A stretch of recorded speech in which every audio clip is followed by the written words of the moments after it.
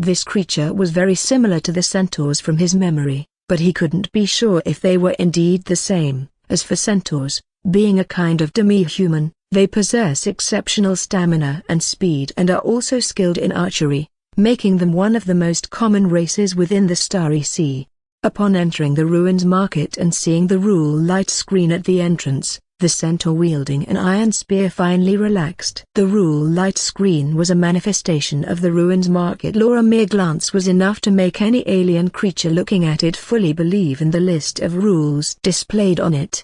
When he saw Song Kai drifting from one shop to another, the first-rank centaur seemed to think of something. It began to stride quickly towards the various shops on its four hooves. The centaur had no interest in military or civilian exoskeleton armor. To be more precise, it was incapable of having any interest as the Torch civilization, a Starry Sea human civilization, produced exoskeleton armor tailored for humans or humanoid species of similar size, which centaurs like these were unable to wear.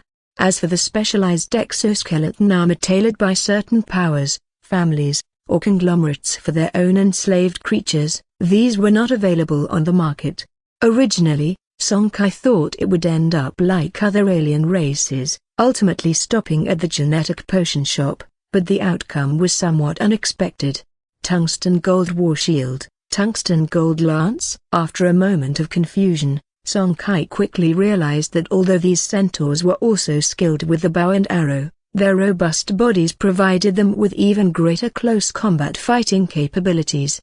This could be inferred from the blood-stained iron spear in the centaur's hand. When it came to deciding the outcome of close combat, besides physique and strength, sharp weapons and solid defense were also key factors. Compared to the iron spear in the hands of this first-rank centaur, a tungsten gold lance naturally fell short. The spear seemed to be made of fine iron, and although the craftsmanship was lackluster, the material itself made the spear sharp and durable, better than a tungsten gold lance. However, Song Kai speculated that there might be a tribe behind this first-rank centaur. There should be many zero-rank centaurs in its tribe, otherwise, it would not be interested in these zero-rank shields and weapons. Of course, this was before it reached the shops selling high-quality titanium alloy battle shields and long swords, otherwise these first-rank armaments would likely make this centaur even more covetous. As he expected, not long after leaving the tungsten gold armor shop, the first-rank centaur arrived at the high-quality titanium alloy armament shop. Then, excitement completely replaced the expression on its face. Its tribe was only a medium-small tribe with less than 10,000 centaurs. There were no centaur blacksmiths capable of forging fine weapons, which was why the casualties in its tribe were consistently higher than other tribes in conflicts, also the fundamental reason why the centaur numbers in the tribe did not increase. After paying 50 strands of first-rank floating land origin, it obtained a silver-white high-quality titanium alloy longsword. Swinging it back and forth for several seconds, the centaur felt increasingly satisfied. The high-quality titanium alloy longsword was better than it had imagined, several levels above those weapons crafted by so-called elite blacksmiths from other tribes. Compared to the price, 50 strands of first-rank floating land origin was not very expensive. In the past, the surrounding tribes took advantage of the fact that this tribe was unable to forge fine weapons, selling their weapons at high prices and of mediocre quality that needed replacing often. The tribe's finances were largely spent on purchasing weapons every year. Looking at the 100 titanium alloy battle shields and long swords laid out in the shop, the centaur suppressed the excitement in its heart, quickly left the shop, and headed towards the entrance of the ruins market. It did not have enough floating land origin on it and had to return to its tribe as soon as possible. Seeing the centaur's urgency, Song Kai was in an excellent mood. As long as the force behind it had sufficient financial power, with just these 200 pieces of high-quality titanium alloy armaments, he could earn nearly 10,000 strands of zero-rank floating land origin or, conversely, almost 1,000 strands of first-rank floating land origin. Suddenly, the weight that had been previously on his heart due to the huge financial gap warmed up considerably. It wasn't long before the first-rank centaur returned to the ruins market, and this time, It was followed by hundreds of other centaurs. The majority of them were 0 rank, and there were also more than 10 first-rank centaurs. Unsurprisingly, upon returning to the ruins market, the group of centaurs all followed closely behind the first-rank centaur that had entered the market, heading straight for the armament shops. Making their way through the central street of the ruins market, some of the younger centaurs who appeared to be underage kept looking around, their eyes filled with curiosity about the unknown. Seeing this, Song Kai became even more pleased. From this momentum, it seemed that the group of centaurs was planning to take all the items from both armament shops. 10 minutes later, as the group of centaurs emerged from the two shops, each of them carried at least 10 sets of armaments. Yet even so, this round had taken only over 1,000 items. Nearly 20,000 tungsten gold combat shields and lances awaited them to fetch from the tungsten gold armor shop. Indeed, the group of centaurs was quite generous, and they really took everything from the two armament shops in one go. Currently, Song Kai's hands had already gained an additional 2,000 strands of first-rank floating land origin plus 10,000 strands of 0-rank floating land origin. The speed of making money was astonishing. Besides, several first-rank centaurs did not leave but continued wandering through other shops, and soon they became interested in genetic potions and body tempering potions. However, it was unclear whether it was because their bodies were already very strong, rendering the genetic potions and body tempering potions less effective for them, or perhaps after purchasing those combat tools they didn't have much money left. In any case, they only bought 100 vials of each, the genetic optimization potion, and the primary body tempering potion, and didn't want even one vial of the intermediate body tempering potion. Song Kai didn't mind this. After the few dozen minutes of buffering, other aliens had also entered through the spatial gates. Now, apart from the 100-odd centaurs in the ruins market, there were several hundreds of other alien races present. There was bound to be a life form that would purchase these genetic potions. What was giving him a headache was the hundreds of pieces of exoskeleton armor, as up to now, none of the various alien species that had entered the ruins market were humanoid, let alone from the Starry Sea human race, which led to the exoskeleton armor being left untouched.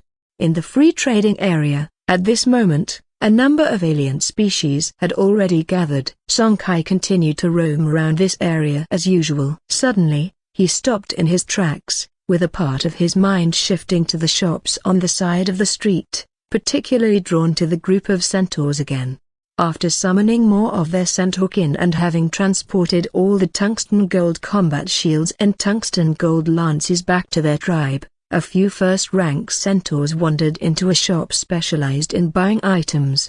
This was not the focal point, as many other alien races had previously entered this shop. However, after realizing that the shop was purchasing titanium crystals, all the aliens without exception quickly shook their heads and left. But currently, these few first-rank centaurs had already stayed in the shop for over 2 minutes. Song Kai's mind whirred, driving the power of laws within the ruins market secret realm to scrutinize the facial expressions of those few first-rank centaurs. He was soon taken aback. From the subtle changes in the eyes of the few first-rank centaurs, it seemed that they truly possessed, or at least knew of, the existence of the mysterious substance, the titanium crystals, that the shop was purchasing. Thinking of this, he immediately became excited. Since the last trade fair, this shop had been specially used for purchasing strategic resources such as titanium crystals, even though he had added another type of item for purchase, which was not any other random thing but rather Starry Sea oddities of purple quality or above.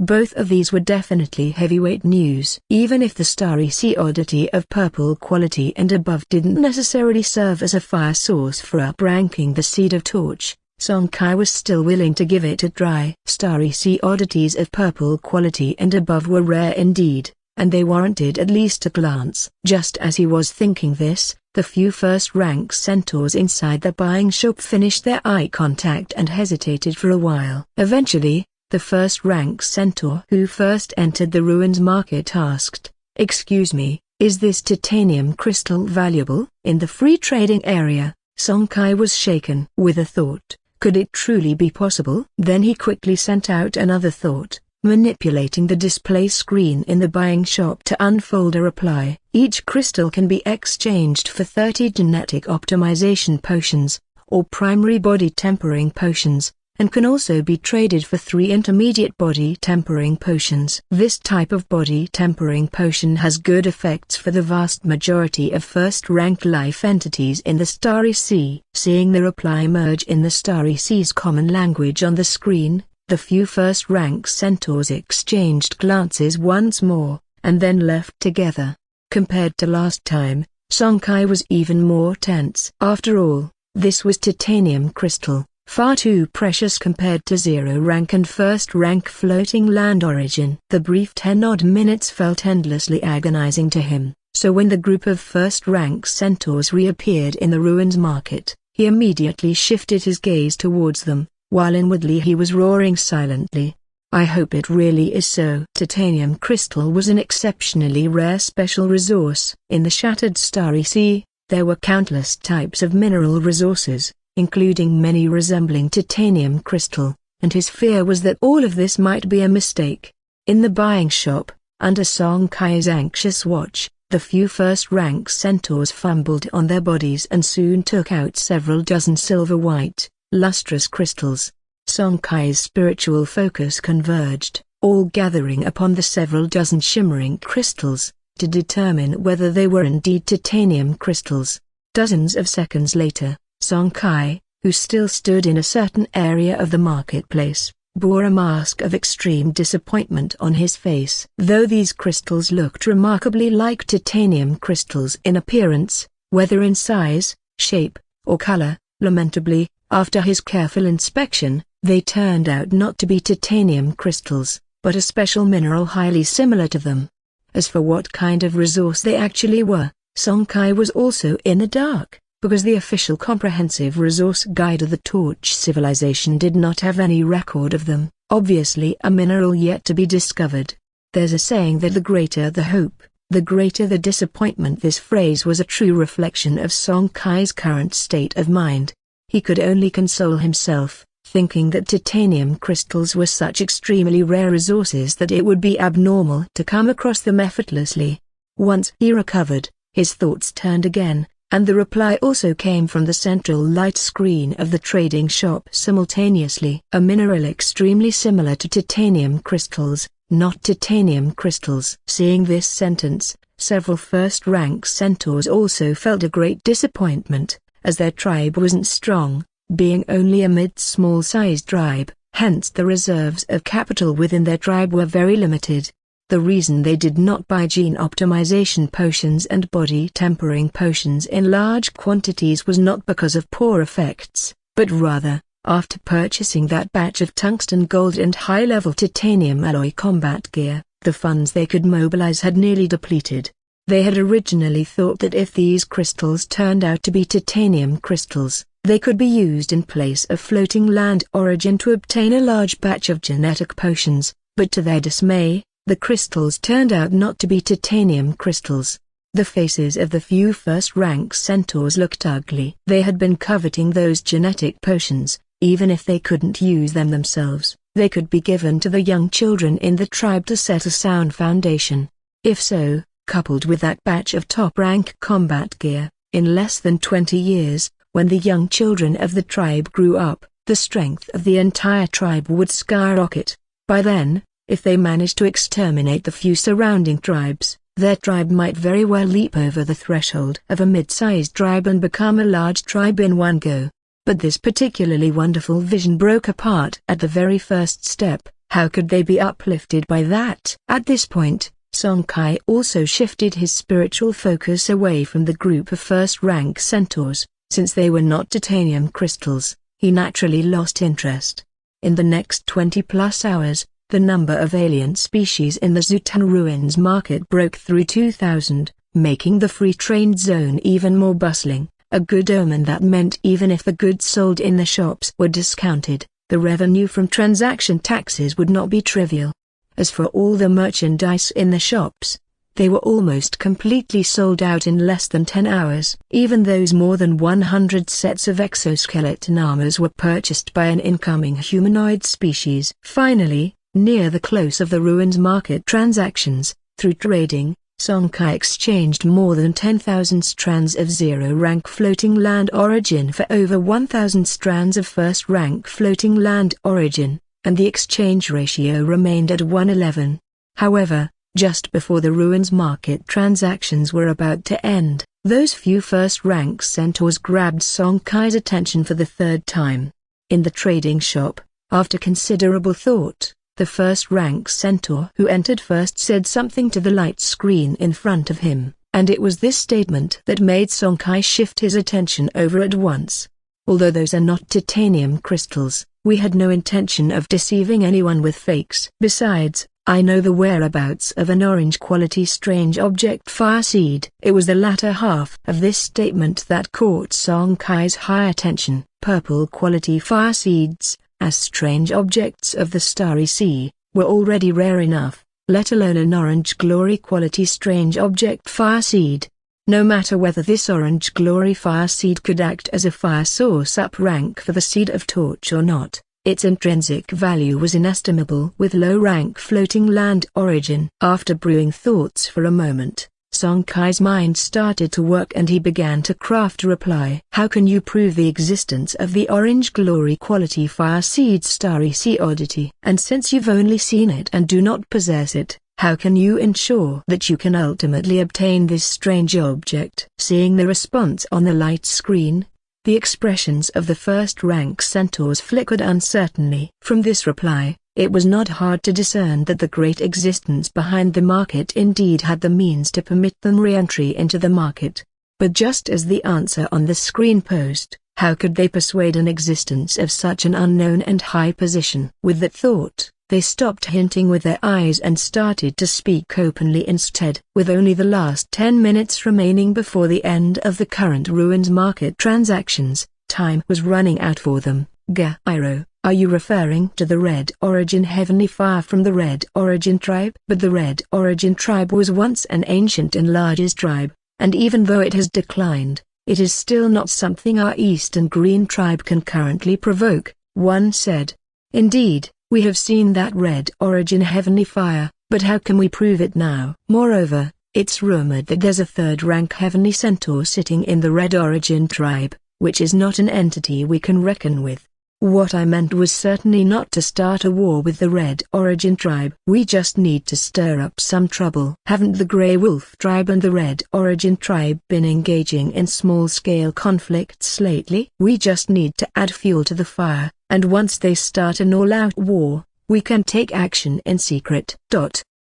Listening to these ongoing discussions, Song Kai's thoughts raced. He could tell that the other party was unable to provide proof of the orange-quality fireseed marvel, or else they wouldn't be beating around the bush like this. What he was contemplating now was whether to trust this group of centaurs even once. Even if they couldn't present any evidence and there was no assurance of obtaining that so-called Red Origin Heavenly Fire, it was, after all, an orange-quality fireseed involved.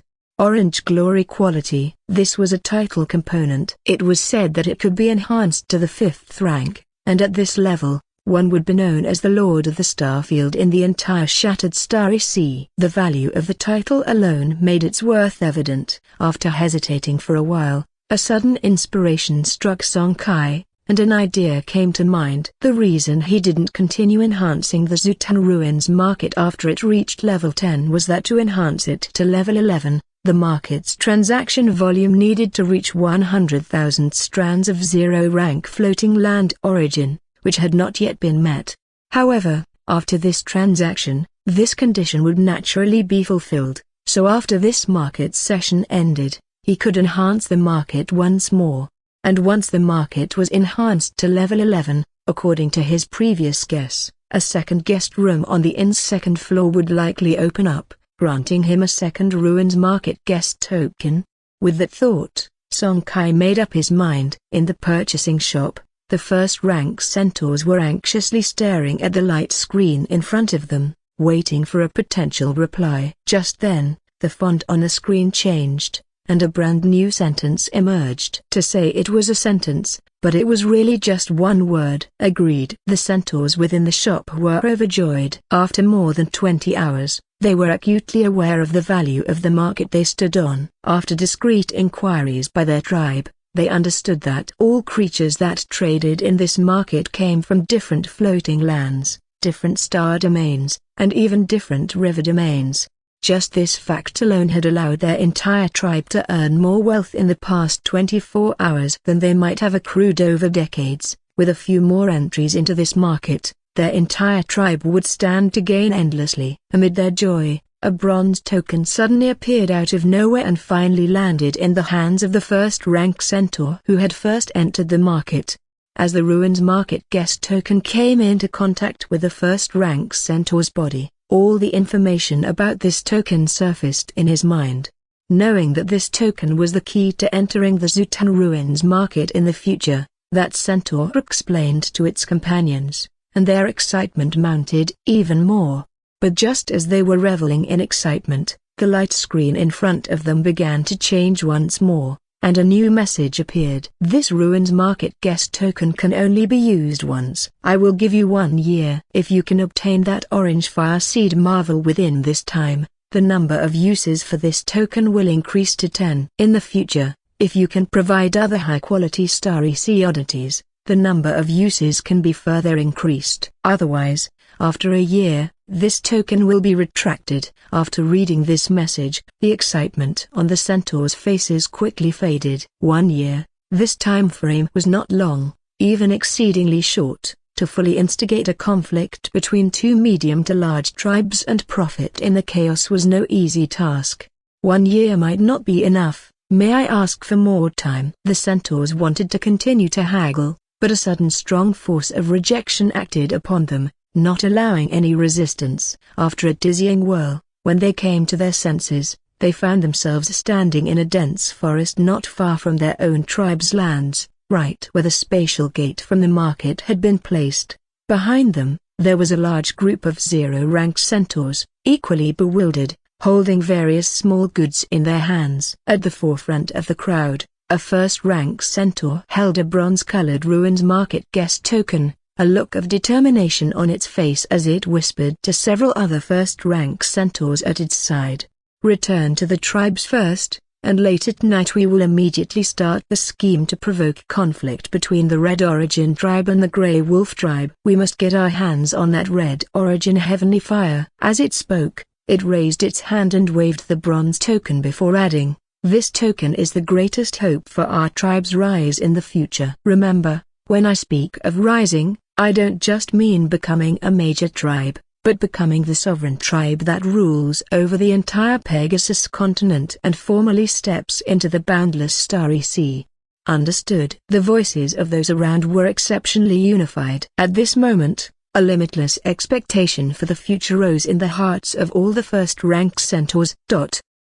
Zutan Ruins Market. As the market's trading period officially ended, all alien species were transported back to their original locations before they entered the market, leaving the space of the entire market empty.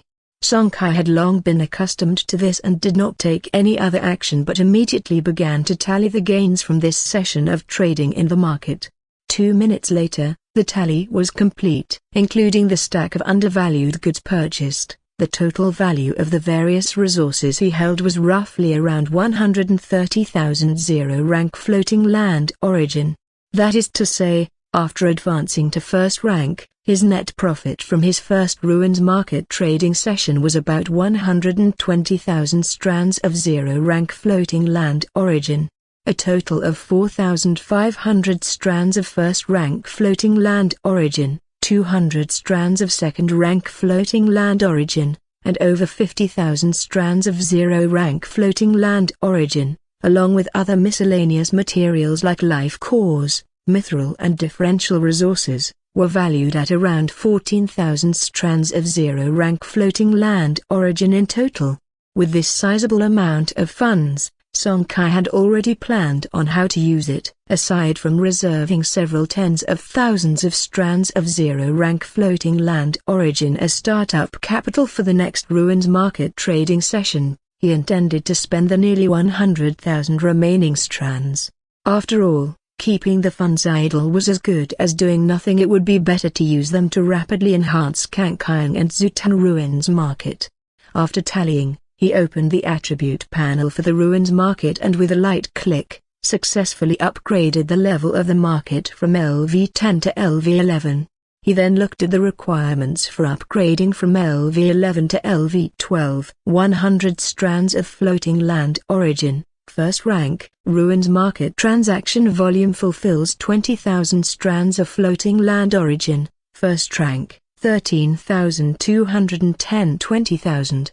Obviously, another upgrade would have to wait until after the next Ruins Market trading session. Since there was no way to further enhance the Ruins Market itself, he naturally turned his attention to the ultra-long-distance space gate random deployment platform, spectral energy protective array, and all attributes cultivation room. Are these three basic configurations. He spent nearly 100 strands of first-rank floating land origin to upgrade each of them to LV11. For the ultra-long-distance space gate random deployment platform, the number of spatial gates deployed increased by 1, totaling 37 gates now.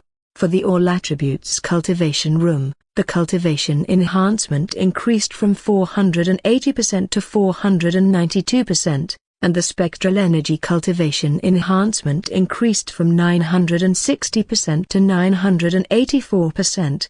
As for the spectral energy protective array, its shield value also showed some change. Defense, 1,220. Shield value, 122,100 and 22,000. However, overall, the increase wasn't very significant. Song Kai was not surprised by this, as the previous large enhancements were due to increasing the major rank, and this was just a slight rank progression, making such marginal increases normal. He was only disappointed by one thing: when the Ruins Market level upgraded from LV10 to LV11, the second feature spatial anchor point did not change at all. The number of anchor points did not increase and remained at 1. In this case, many of the ideas he previously had in mind would not work out. He would have to wait until after exploring the Buluo civilization ruins and cancelling the anchor set in that star domain to see what could be done. After enhancing the Ruins Market, next was their brainwave remote control system and constant state purifier on the Kangkang. Song Kai did not rush to enhance the brainwave remote control system as he did not have any soul crystals on hand at the moment. The blue component, the constant state purifier, was directly upgraded to LV20 without any issue. Constant state purifier LV20, apostrophe apostrophe. Apostrophe apostrophe.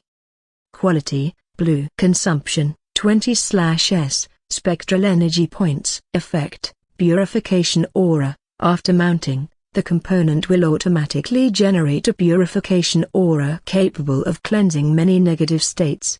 Up rank requirement, 17 strands of second rank floating land origin, 6,000 spectral energy points. After reaching LV20, Song Kai did not continue with the enhancement, considering that he didn't have much of the second rank floating land origin, only the 200 strands he had just obtained from the Ruins Market transaction, and also because the second rank purification aura would likely be sufficient for the short term. After strengthening this component, Song Kai did not rush to leave the Ruins Market to purchase the soul crystal, but instead took out the remainder of the queen insect's meat, which was only about 10 jin, processed it, and then entered the all attributes cultivation room. Due to various reasons, he had not yet had the opportunity to eat this piece of queen insect meat, and now, with some time on his hands, he wanted to try to use the LV11 all attributes cultivation room to see if he could make a breakthrough to LV8 in the spectral energy guidance technique. Over the course of 2 months, the foundational instability caused by the use of advanced body tempering potion and deep water clam pearl powder had been replenished. Now using this piece of queen insect meat came at just the right time. After consuming the 10 jin of queen insect meat in just a few bites, Song Kai immediately adopted the guidance technique cultivation posture and began to circulate the spectral energy guidance technique at full speed. His current level of the guidance technique had already reached LV7, and a pound or two of queen insect meat had little effect on him. Only by ingesting 10 jin all at once was there a sufficient effect. The spectral energy within his body circulated quickly, while a warm and gentle current continuously rose from his stomach, finally flowing throughout his body along with the spectral energy. Just 10 minutes later, his entire body was enveloped in the warmth, and behind this current of warm energy was the rapid circulation of spectral energy. With the aid of a hint of third-rank queen insect's origin energy in the warm current, coupled with the external all attributes cultivation room, the speed of his spectral energy guidance technique cultivation was extremely astonishing at this moment. Song Kai could clearly perceive the continuous advancement of his own guidance technique, which was already not simply novice work at LV7, and was rapidly heading towards LV8. Regarding this, Song Kai was quite impressed by the effectiveness of the queen insect meat under normal conditions with the assistance of the spectral energy cultivation platform on a first-rank torch warship. The guidance technique would take at least 3 years to advance from LV7 to LV8.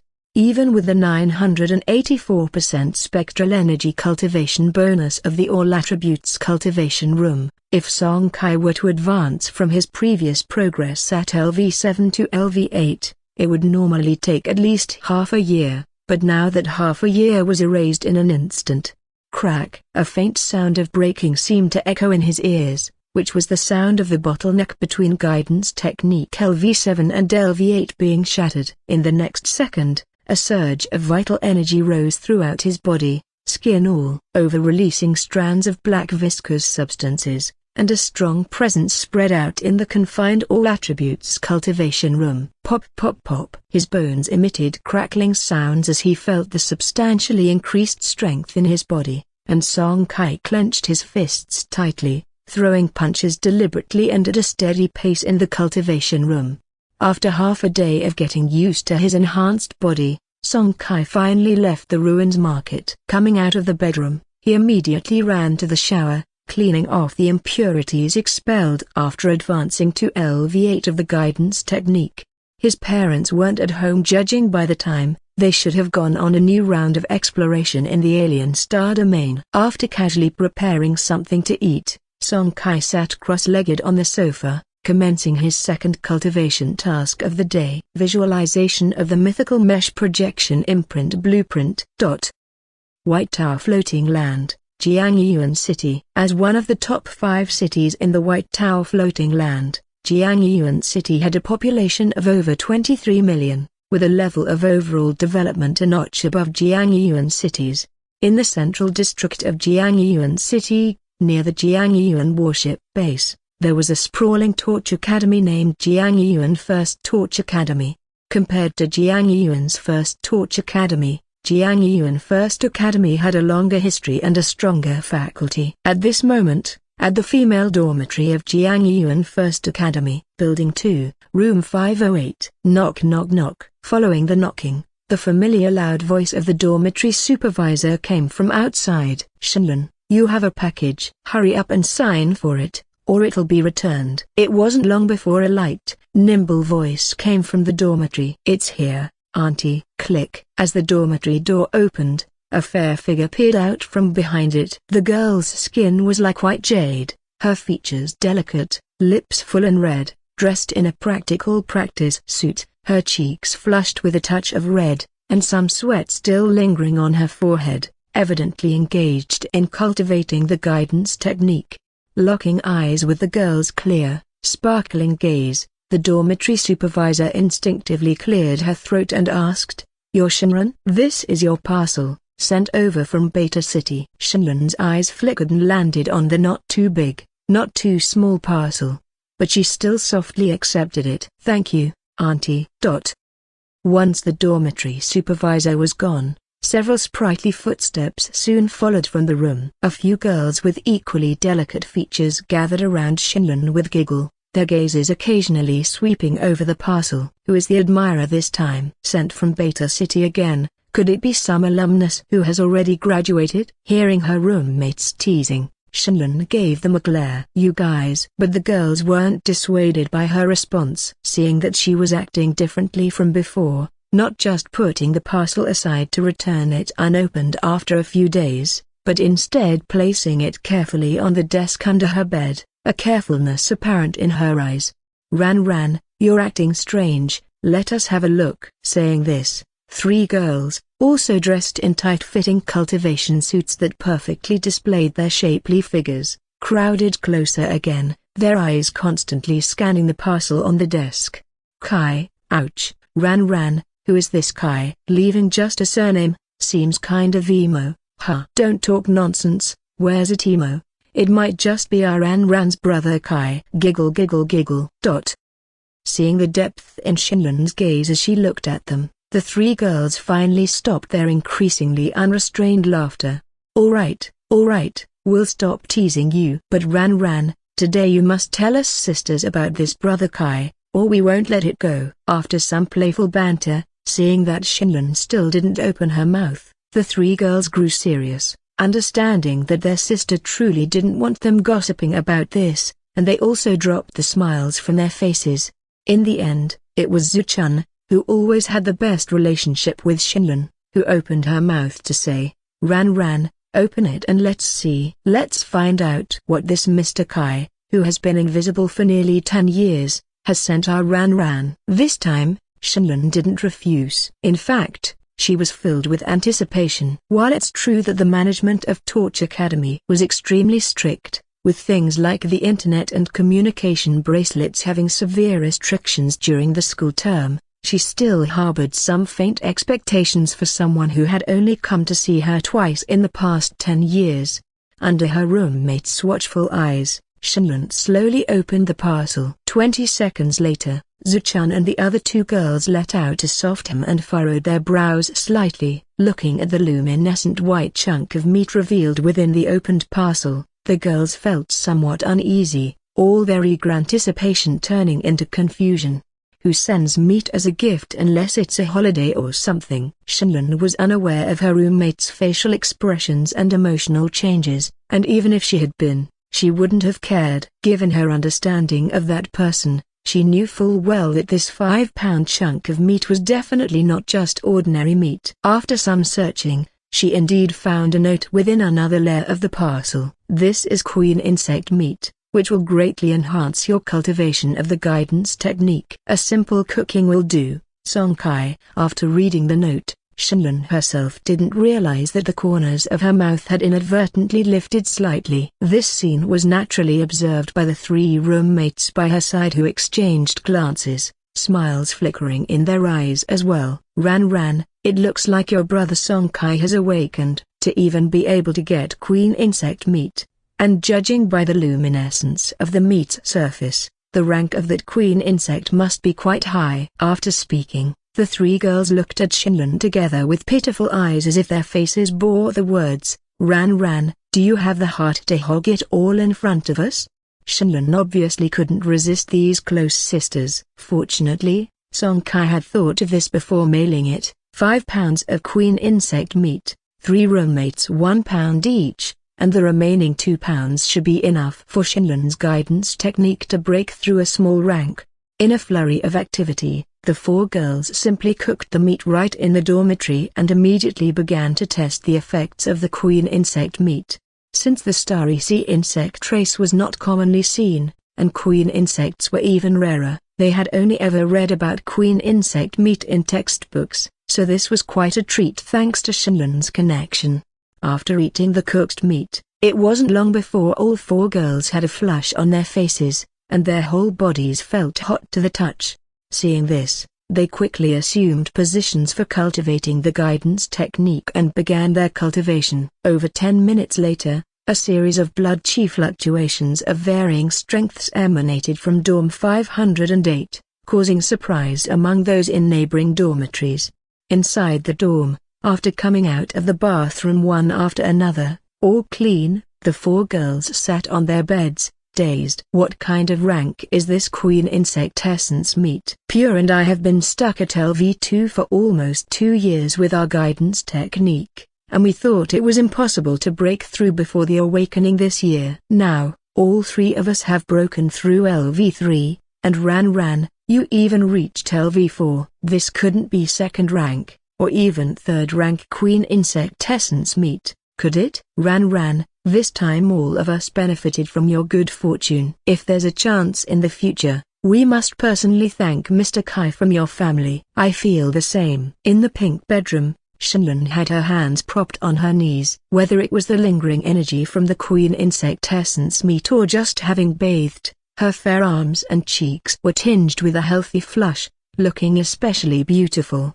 Furthermore, given her eyes that had already curved into crescents, if an outsider were to witness this scene, they would undoubtedly be astounded. P.S. I'm not very skilled at writing female characters. Hope it doesn't feel too awkward. I'll try to write less of them in the future. Torch Online Network, White Tower LAN. Under a post by a Torch ship captain named Solo Brave, Song Kai made a post with a click. Do you still have this Sky Eye patrolling radar? Can we talk in detail? After 2 hours of visualizing the mythical mesh projection imprint blueprint, Song Kai was quite exhausted and stopped the visualization. He then connected to the Torch Online network and began searching purposefully for trade posts related to the patrolling radars. He hadn't found any suitable ones in the Torch Online market, so he was trying his luck in the posting area. Now that the Kankian had been fitted with the Purple River translocation device, a special component, as long as he slightly enhanced it, the maximum distance of its spatial jumps should be at least 10 light-years. However, such long-distance spatial jumps required detailed star charts. Although most of the shattered starry sea is empty space, if one jumps through space haphazardly without a detailed star chart, the jump could end up in a starry sea floating land, a fragment belt, an asteroid belt, or densely packed spatial rifts, black hole absorption areas, and the like. If that happened to a Torch warship, the likely outcome would be the destruction of the ship and the loss of all hands. When a warship performs a spatial jump, it uses spatial technology. The force of space envelops the warship during the jump, and the kinetic energy produced in that moment is unimaginable. A collision would most likely lead to catastrophic results. Therefore, Song Kai had to be cautious, as it was a matter of life and death. Currently, the Sky Eye patrolling radar installed on the Kankian is just a colorless standard radar, with a pitiful precision level of 20 and a detection range of only 20 light-seconds. In contrast to the tens of light-years span of spatial jumps, the effectiveness of the standard patrolling radar is quite insignificant. The poster of the message at hand had listed an attribute chart of the patrolling radar part, which was what successfully caught Song Kai's attention. Sky Eye patrolling radar LV0. Quality, blue. Feature, star chart collector. Consumption, 5/S. Spectral energy points. Detection range, 10 light-seconds. Precision, 25. Up rank requirement, 5 strands of 0 rank floating land origin, 500 spectral energy points. Judging from the attribute chart, this blue-quality Sky Eye patrolling radar is undoubtedly a top-rank blue radar. Not only does its initial attributes surpass that of a standard radar enhanced to LV9, but it also includes the Star Chart Collector feature. Star Chart Collector. After entering a new star domain, the patrolling radar can generate a detailed star chart 10 times its detection range. After an hour of collection, this feature might not increase the radar's precision or extend its detection range, and it seems quite ordinary, but it's actually far more significant than other features for a Torch warship equipped with a translocation device, especially when exploring alien star domains. If it were within the Torch human civilization domain, every time a Torch ship captain reached a new star domain, they could obtain local star charts through various means. These charts have larger scopes, so there's no need for the star charts produced by the patrolling radars. But in alien territories, it's a completely different situation. In alien territories, no entities will actively provide you with local star charts, and it's difficult to obtain accurate ones even at a high price. In this situation, the value of the star chart that the patrolling radar can generate becomes evident. However, this Sky Eye Patrol radar also has a significant drawback. Its quality is still somewhat low. Even if enhanced to second rank, its detection range would probably not be very large, so it could only form a small area of the star chart, which isn't very useful. During his contemplation, a series of beeps came from the Torch network, indicating that the post named Lonely Bravery had replied to him. This blue radar is still in my possession. If you're serious about buying, let's chat privately, they said. Just after reading this message, it wasn't long before Song Kai received a friend request. He chose not to accept, because he didn't plan to use the identity of Kang Kyung. Instead, he used his account's incognito feature and opened a temporary chat window. The two of them began discussing the details of the Sky Eye Patrol radar. How about this? 1,200 strands of first-rank floating land origin. That's all the floating land origin I have left. If this won't work, I'll have to look for other patrol radars for sale. After he typed out this message, the other party seemed hesitant and did not reply immediately. Just when Song Kai was preparing himself for a rejection, the other party's response came through. Okay, let's agree on a time and place for an offline transaction. They agreed. Since the transaction was not completed through the Blaze Market, there were no dedicated delivery personnel, so they had to conduct an offline trade themselves. Naturally, the advantage was that there was no transaction tax. Then let's meet today at 2 p.m. at the gates of East Mountain Park on the northern outskirts of Jiangyuan City. Good. At 2:30 in the afternoon, Song Kai returned home. The transaction process went smoothly without any hitches, and after paying 1,200 strands of first-rank floating land origin, he successfully acquired the Sky Eye Patrol radar. Zutan Ruins Market, the free stall area. Kang Kyung was summoned once again, and before heading to East Mountain Park for the transaction, he had visited the Torch Market in East Jiang to buy a batch of soul crystals required for enhancement. Now, along with the Sky Eye Patrol radar and the Purple River translocation device components, the Brainwave remote control system component also needed to be enhanced. Phew. He took a deep breath, uncertain how much of his remaining resources would be left after this round of enhancements. Inside Kang Kyung, Song Kai took down the standard patrol radar and began enhancing the Sky Eye Patrol radar. He spent 203 strands of zero-rank floating land origin, 221 strands of first-rank floating land origin, and 180 strands of second-rank floating land origin, directly enhancing the top-rank blue radar to LV-29. Sky Eye Patrol radar LV-29. Quality, blue. Feature, Star Chart Collector. Consumption, 40/s, Spectral Energy Points. Detection Range, 240 light hours. Precision, 260. Up rank requirement, 50 strands of floating land origin. Second rank, 20,000 Spectral Energy Points. Note: the current enhancement level has reached the structural limit of the warship itself and cannot be further upgraded. As expected, after enhancing it to LV-29, its attributes greatly improved. The detection range reached 10 light days, and the range of the Star Chart Collector, previously 10 times the detection range, increased to 50 times, meaning the star charts the Sky Eye Patrol radar could generate had a diameter of 1,000 light days, 500 by 2. A star chart range of nearly 3 light-years still pales in comparison to the jumping distance of the Purple River translocation device but far exceeds the previous standard radar.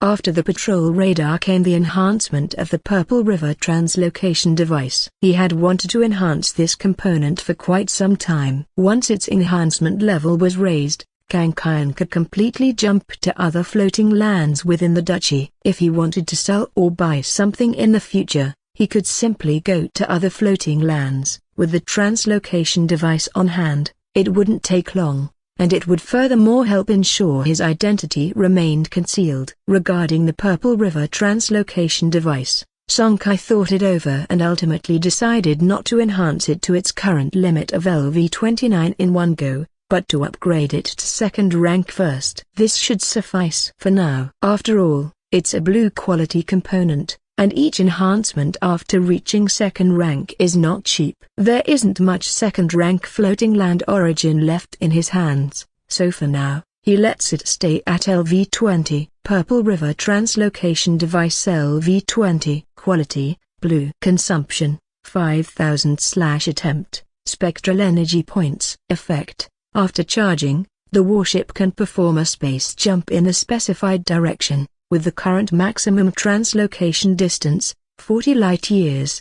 Charging time, 30 minutes. Buffer time, 12 hours. Up rank requirement, 17 strands of floating land origin. Second rank, 17,000 spectral energy points, 21 void crystals. 0 rank. After reaching LV-20, the translocation distance increased from 1 light-year to 40 light-years, and both the charging time and buffer time were reduced by half.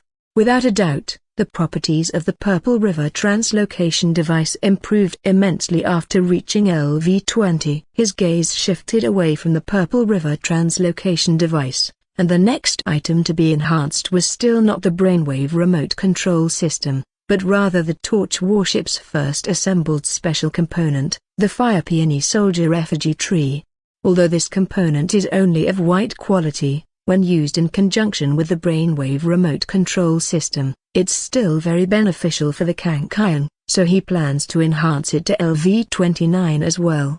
However, if he gets his hands on a higher quality soldier figurine component in the future, he will immediately replace it. The quality of the Fire Peony soldier figurines is too low. Not only is their maximum limit low, but their combat power at the same rank is also relatively weak. Aside from a passive as intense as fire, they do not have any active attack methods. This is a significant drawback. Of course, that's under the precondition that there are not enough special component slots. If there are enough, equipping 2 soldier figurine components is also quite advantageous. After another expenditure of resources, the Fire Peony Soldier Effigy Tree successfully enhanced from LV-15 to LV-20. Although he really wanted to enhance it to LV-29, unfortunately, the supply of second-rank floating land origin isn't sufficient. After enhancing the Sky Reconnaissance Radar, there were only 20 strands of second-rank floating land origin left in his hands, which he needs to keep on hand for now,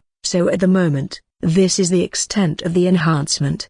Fire Peony Soldier Effigy Tree LV-20. Quality, white. Consumption, 1000/unit. Spectral energy points. Effect, Fire Peony Soldier figurines, summons 10 LV-20 Fire Peony Soldier figurines. As long as the figurines do not die, they can exist indefinitely. If they die, they can only be resummoned after 24 hours. Up rank requirement, 10 strands of floating land origin. Second rank, 10,000 spectral energy points. After the Fire Peony Soldier Effigy Tree, it was finally the turn of the Brainwave remote control system, the only purple quality special component currently on the Kankion. Though it has not been enhanced since being self-installed, it is still sufficient for current use. 10 light seconds, in the vast starry sea, may seem like an insignificant distance, yet from a different perspective, a distance of 10 light seconds is enough to circle the entire White Tower floating land dozens of times.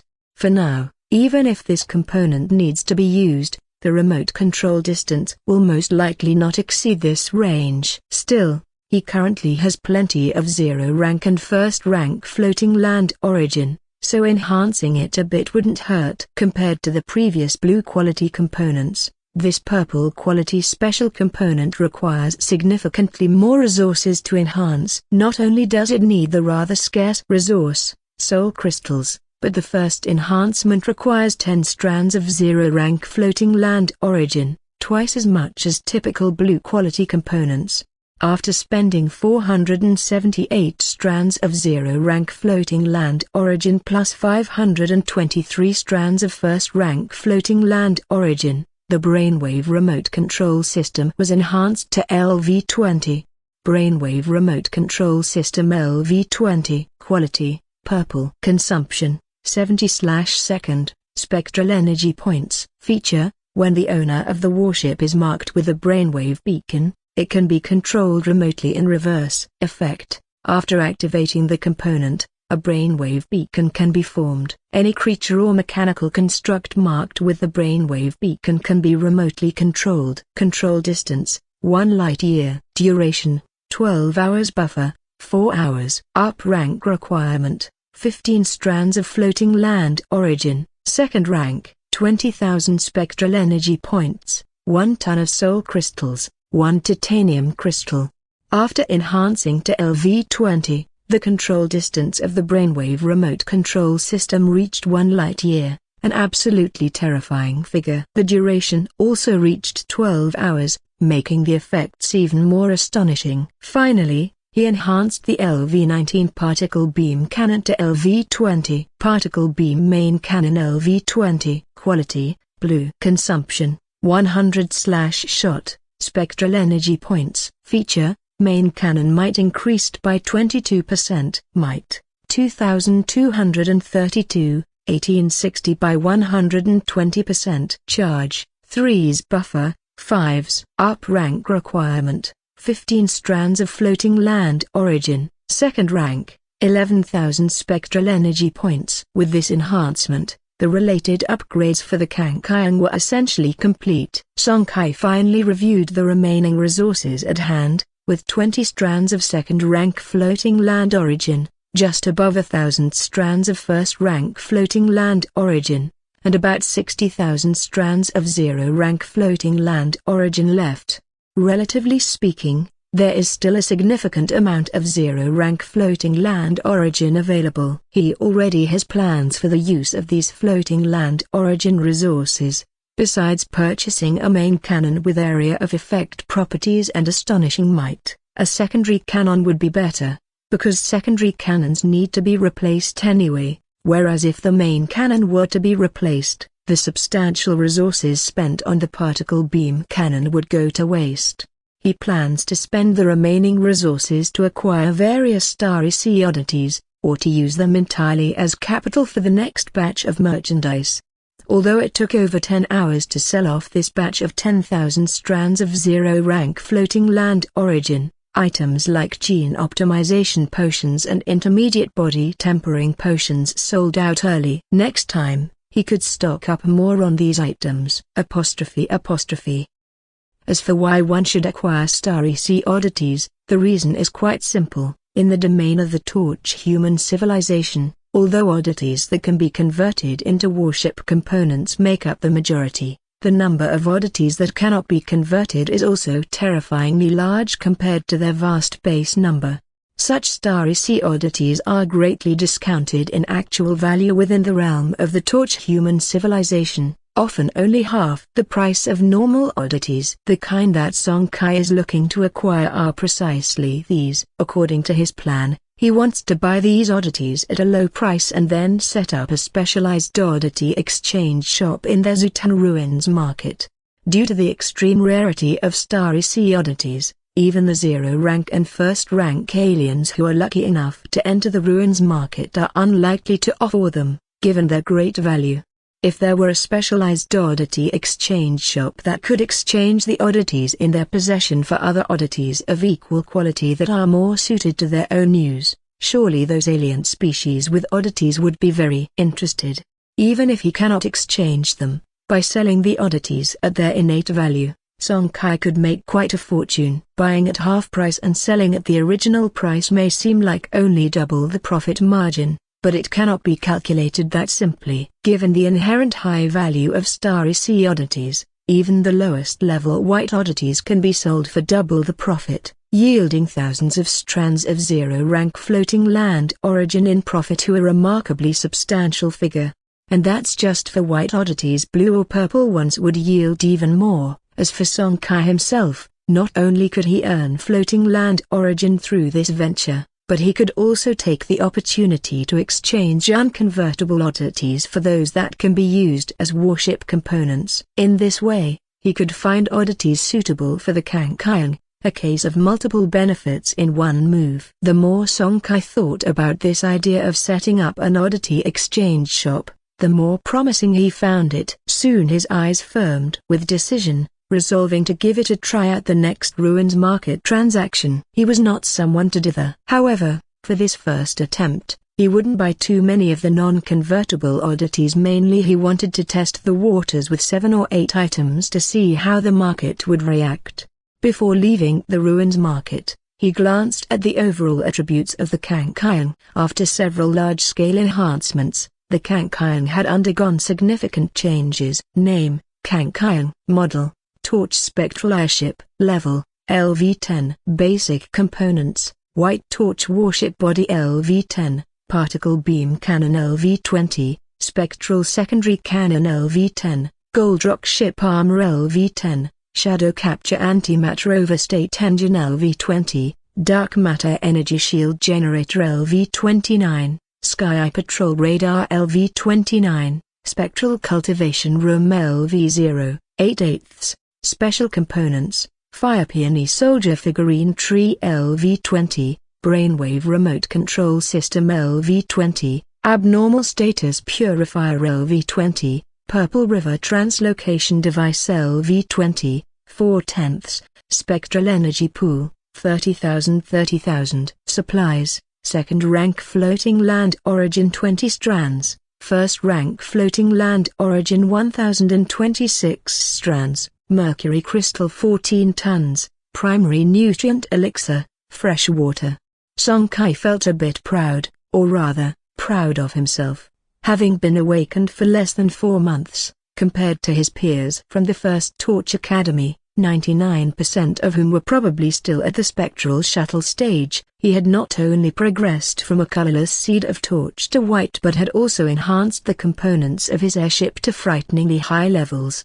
Most of the components had been enhanced to LV-20, which, for a torch ship captain who had been awakened for less than half a year, was an unimaginable speed and required an unimaginable amount of resources.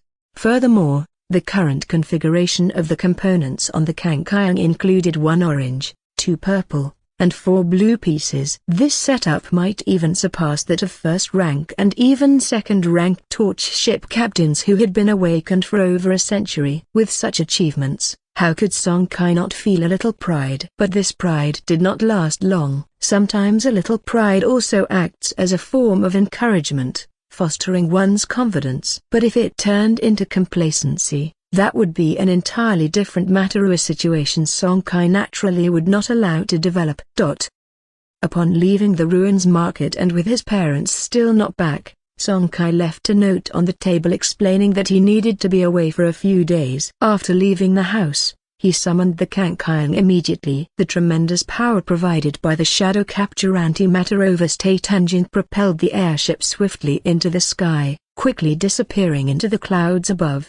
Under Song Kai's control, the Kangkayang did not head towards any other cities of the White Tower floating land but shot straight up into the sky. Indeed, his destination this time was not any city on the White Tower floating land but rather to head to other floating lands of the duchy. Above the White Tower floating land, the Kangkayang, having escaped the floating land's gravitational pull, paused in its ascent, its vessel enveloped in a dark energy shield as it hovered quietly. Its streamlined body and warship armor, shimmering silver with a tinge of gold, made the Kangkayang look quite spectacular. Inside the vessel, Song Kai's consciousness converged, linking with the White Tower local network once again. The Purple River Translocation Device component had been enhanced to LV-20, but he still needed a star chart. Although star charts were available on the civilian network of the White Tower floating land, those charts were outdated by who knows how many years. With numerous changes in the surrounding star domains over the years, it was essential to get an updated star chart for safety reasons. Fortunately, star charts are quite common, considering that every day many torch ship captains are traveling between the surrounding floating lands. The star charts are basically updated in real time. However, this only applies to the surrounding 100 light years or so. If one wants to acquire a broader range of star charts, additional money needs to be spent. From a hot post on the Torch network, Song Kai downloaded the most upvoted real-time star chart. This star chart covered an area of about 80 light-years and was said to have been updated recently, with a very high accuracy rate. Inside the Kangkayang, having exited the torch network, Song Kai studied the projected star chart in front of him while quickly planning his next move in his mind. The 4 starry sea floating lands recorded on this star chart included the White Tower floating land, and the other 3 were the Chaotic Stars floating island, Guangyuan floating land, and Golden Shark 023 floating land, respectively. Among them, the Chaotic Stars floating island, situated on the edge of the chaotic star field, was notorious for its disorder with frequent occurrences of murder, arson, and alien civilization creatures committing robbery and murder. Song Kai immediately ruled out this floating land. Both Guangyuan and Golden Shark 023 were like the White Tower floating land, belonging to the Starry Sea floating lands under the jurisdiction of the Chenxing Principality's Golden Shark star field, and were both level 1 floating lands. Guangyuan floating land was a life-type floating land, its population even exceeding that of the White Tower floating land, close to 200 million. Golden Shark 023, on the other hand, was a resource-type floating land. However, after nearly 1,000 years of exploitation, the resources on this floating land were nearly depleted. Based on this situation, Song Kai ultimately set his sights on Guangyuan floating land. With a population close to 200 million, it was imaginable that there would only be more torch ship captains congregating there, naturally increasing the chances of encountering various rare resources and starry sea oddities.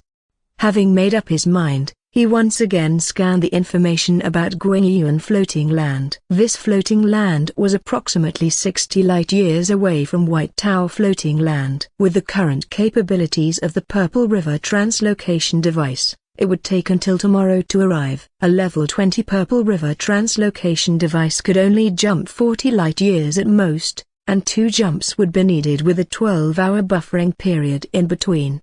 Humming. The roar of the airship's rear engine sounded again, signifying that the Purple River translocation device had been charging for a while and had just completed its jump charge. At the very moment the charge was completed, a violent spatial fluctuation suddenly emanated from right in front of the Kangkayang. Looking up, a spatial vortex about several tens of meters in diameter silently appeared before them. The next second, the Kangkayang plunged directly into the vortex, and the sensation of disorientation during the jump was much fainter compared to the long-distance Starry Sea deployment, as it was just tens of light-years as opposed to the typical millions of light-years for the latter, the two being incomparable. Furthermore, Song Kai had just advanced to level 8 in guidance technique, so this spatial jump had little impact on him. Unaware of how much time had passed, when the Kangkayang emerged from the state of spatial jump, Song Kai found that the airship had appeared in an unfamiliar star domain. Looking at the star chart before him, sure enough, the Kangkayang had precisely emerged at their predetermined jump point, now only 20 light-years from Guangyuan floating land. While waiting for the 12-hour buffering period of the Purple River translocation device, Song Kai naturally wouldn't just sit idly on the Kangkayang. He stored the airship into the ancestral torch and then entered the Zutan Ruins market. Unfortunately, after enhancing the brainwave remote control system component to level 20, he tested it several times and realized that upon entering the Zutan Ruins market, he could still not sense the Fire Peony soldier figurine that was left in the outside world and marked with his brainwave beacon.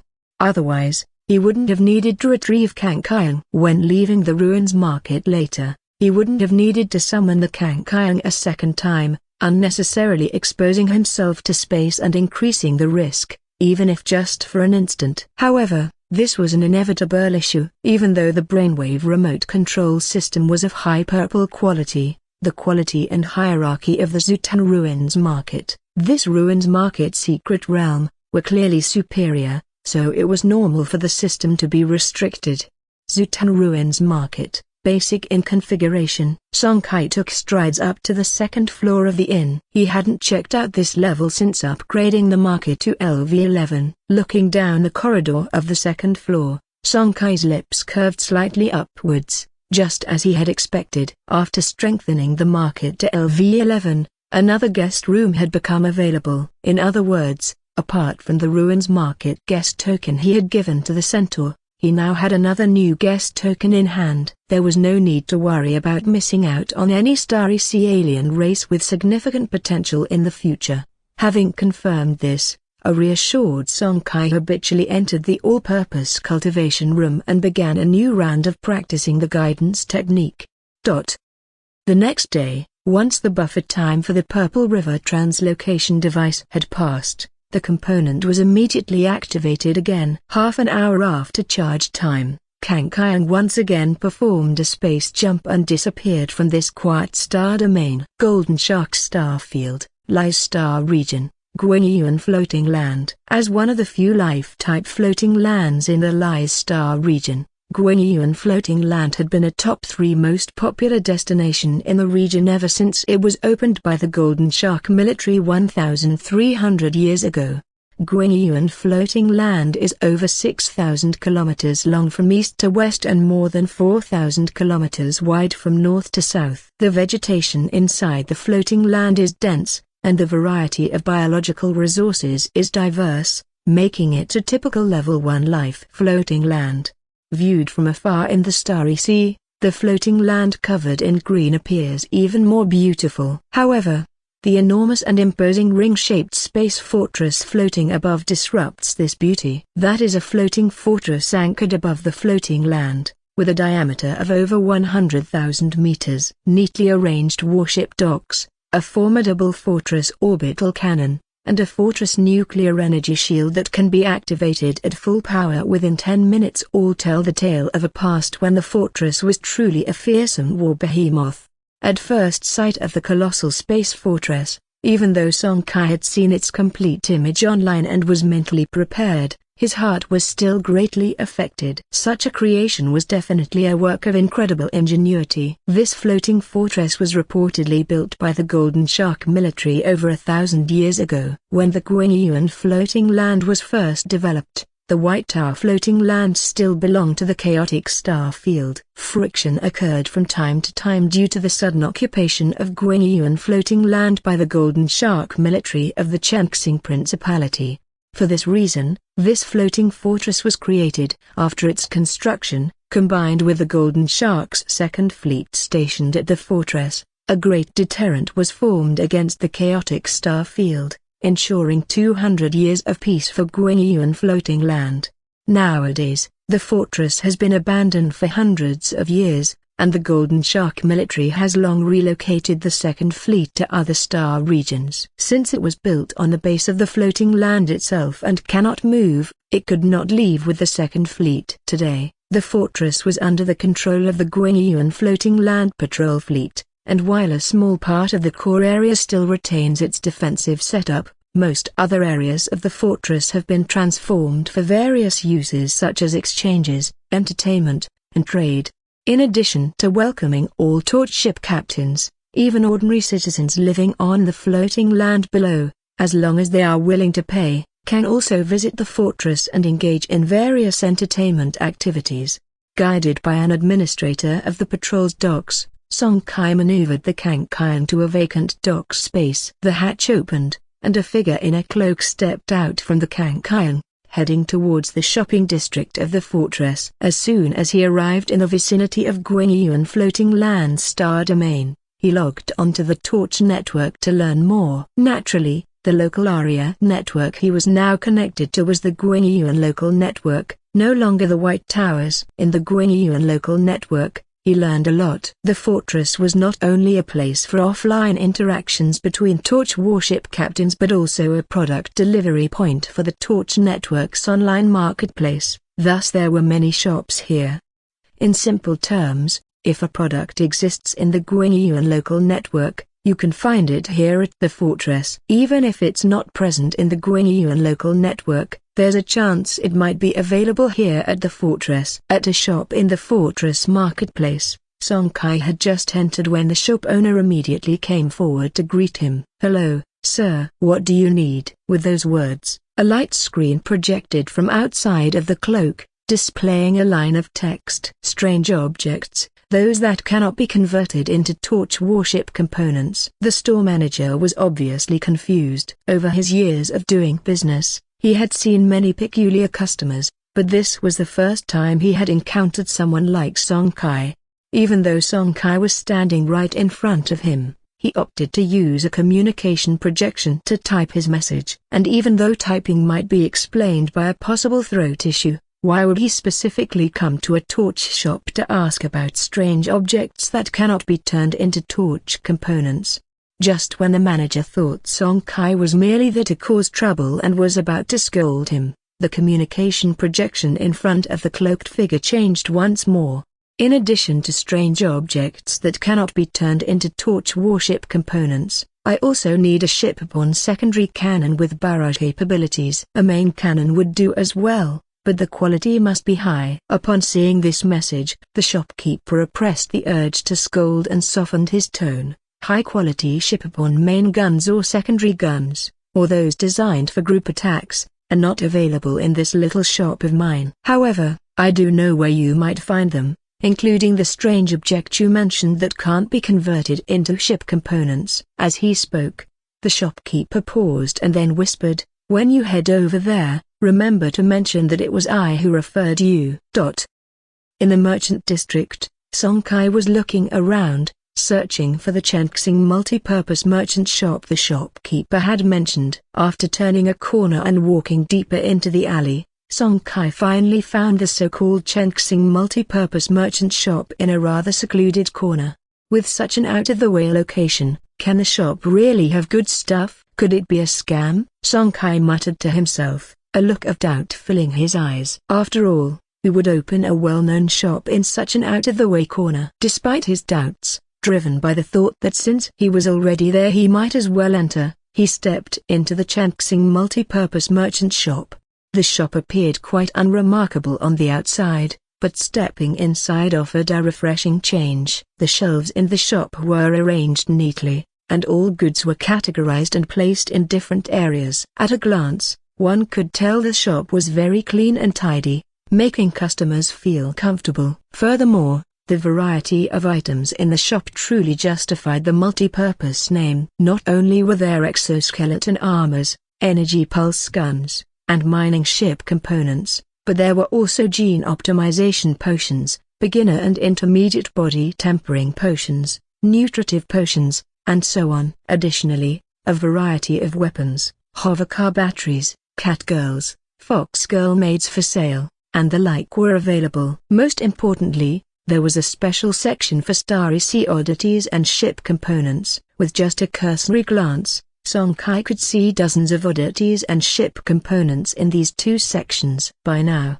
Song Kai had put aside his skepticism. Clearly, the owner behind Chenxing multi-purpose merchant shop was not to be underestimated. Dozens of Starry Sea oddities, some of which appeared to be of purple quality. What did this indicate? It indicated that the shop was backed by a tremendously powerful financial chain. Otherwise, it would be impossible to stock such valuable goods. Even not considering the other items, the oddities alone were valued at nearly 1 million strands of zero-rank floating land origin, and if the rest of the shop's goods were added, a rough estimate put the total value of goods in Chenxing multi-purpose merchant shop at several million zero-rank floating land origin, or maybe even more.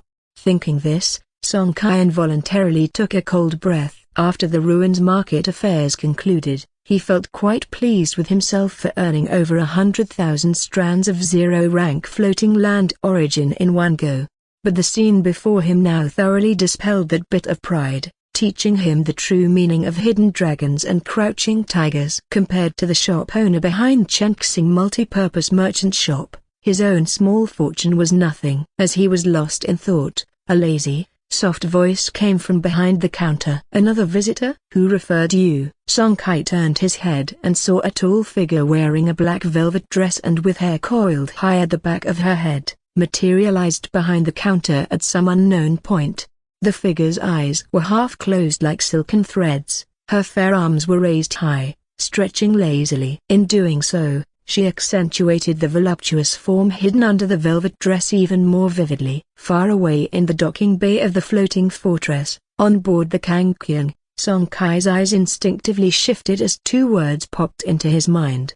Enchantress. At the same time, the cloaked figure in Chanxing multi-purpose merchant shop turned away slightly, averting its gaze. Yes, the figure wrapped in the black cloak wasn't Song Kai himself, but a combat robot controlled by a brainwave remote control system.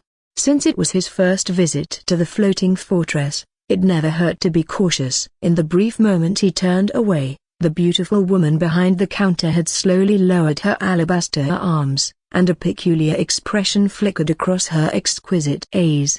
Song Kai disregarded all this, controlling the combat robot beneath the black cloak, activating the communication bracelet again. Simultaneously, a projection screen emerged. I was referred here by the owner of Oak Merchant Shop. Do you have any strange objects that cannot be converted into ship components, as well as high-quality ship-borne main guns or secondary guns with area of effect attributes?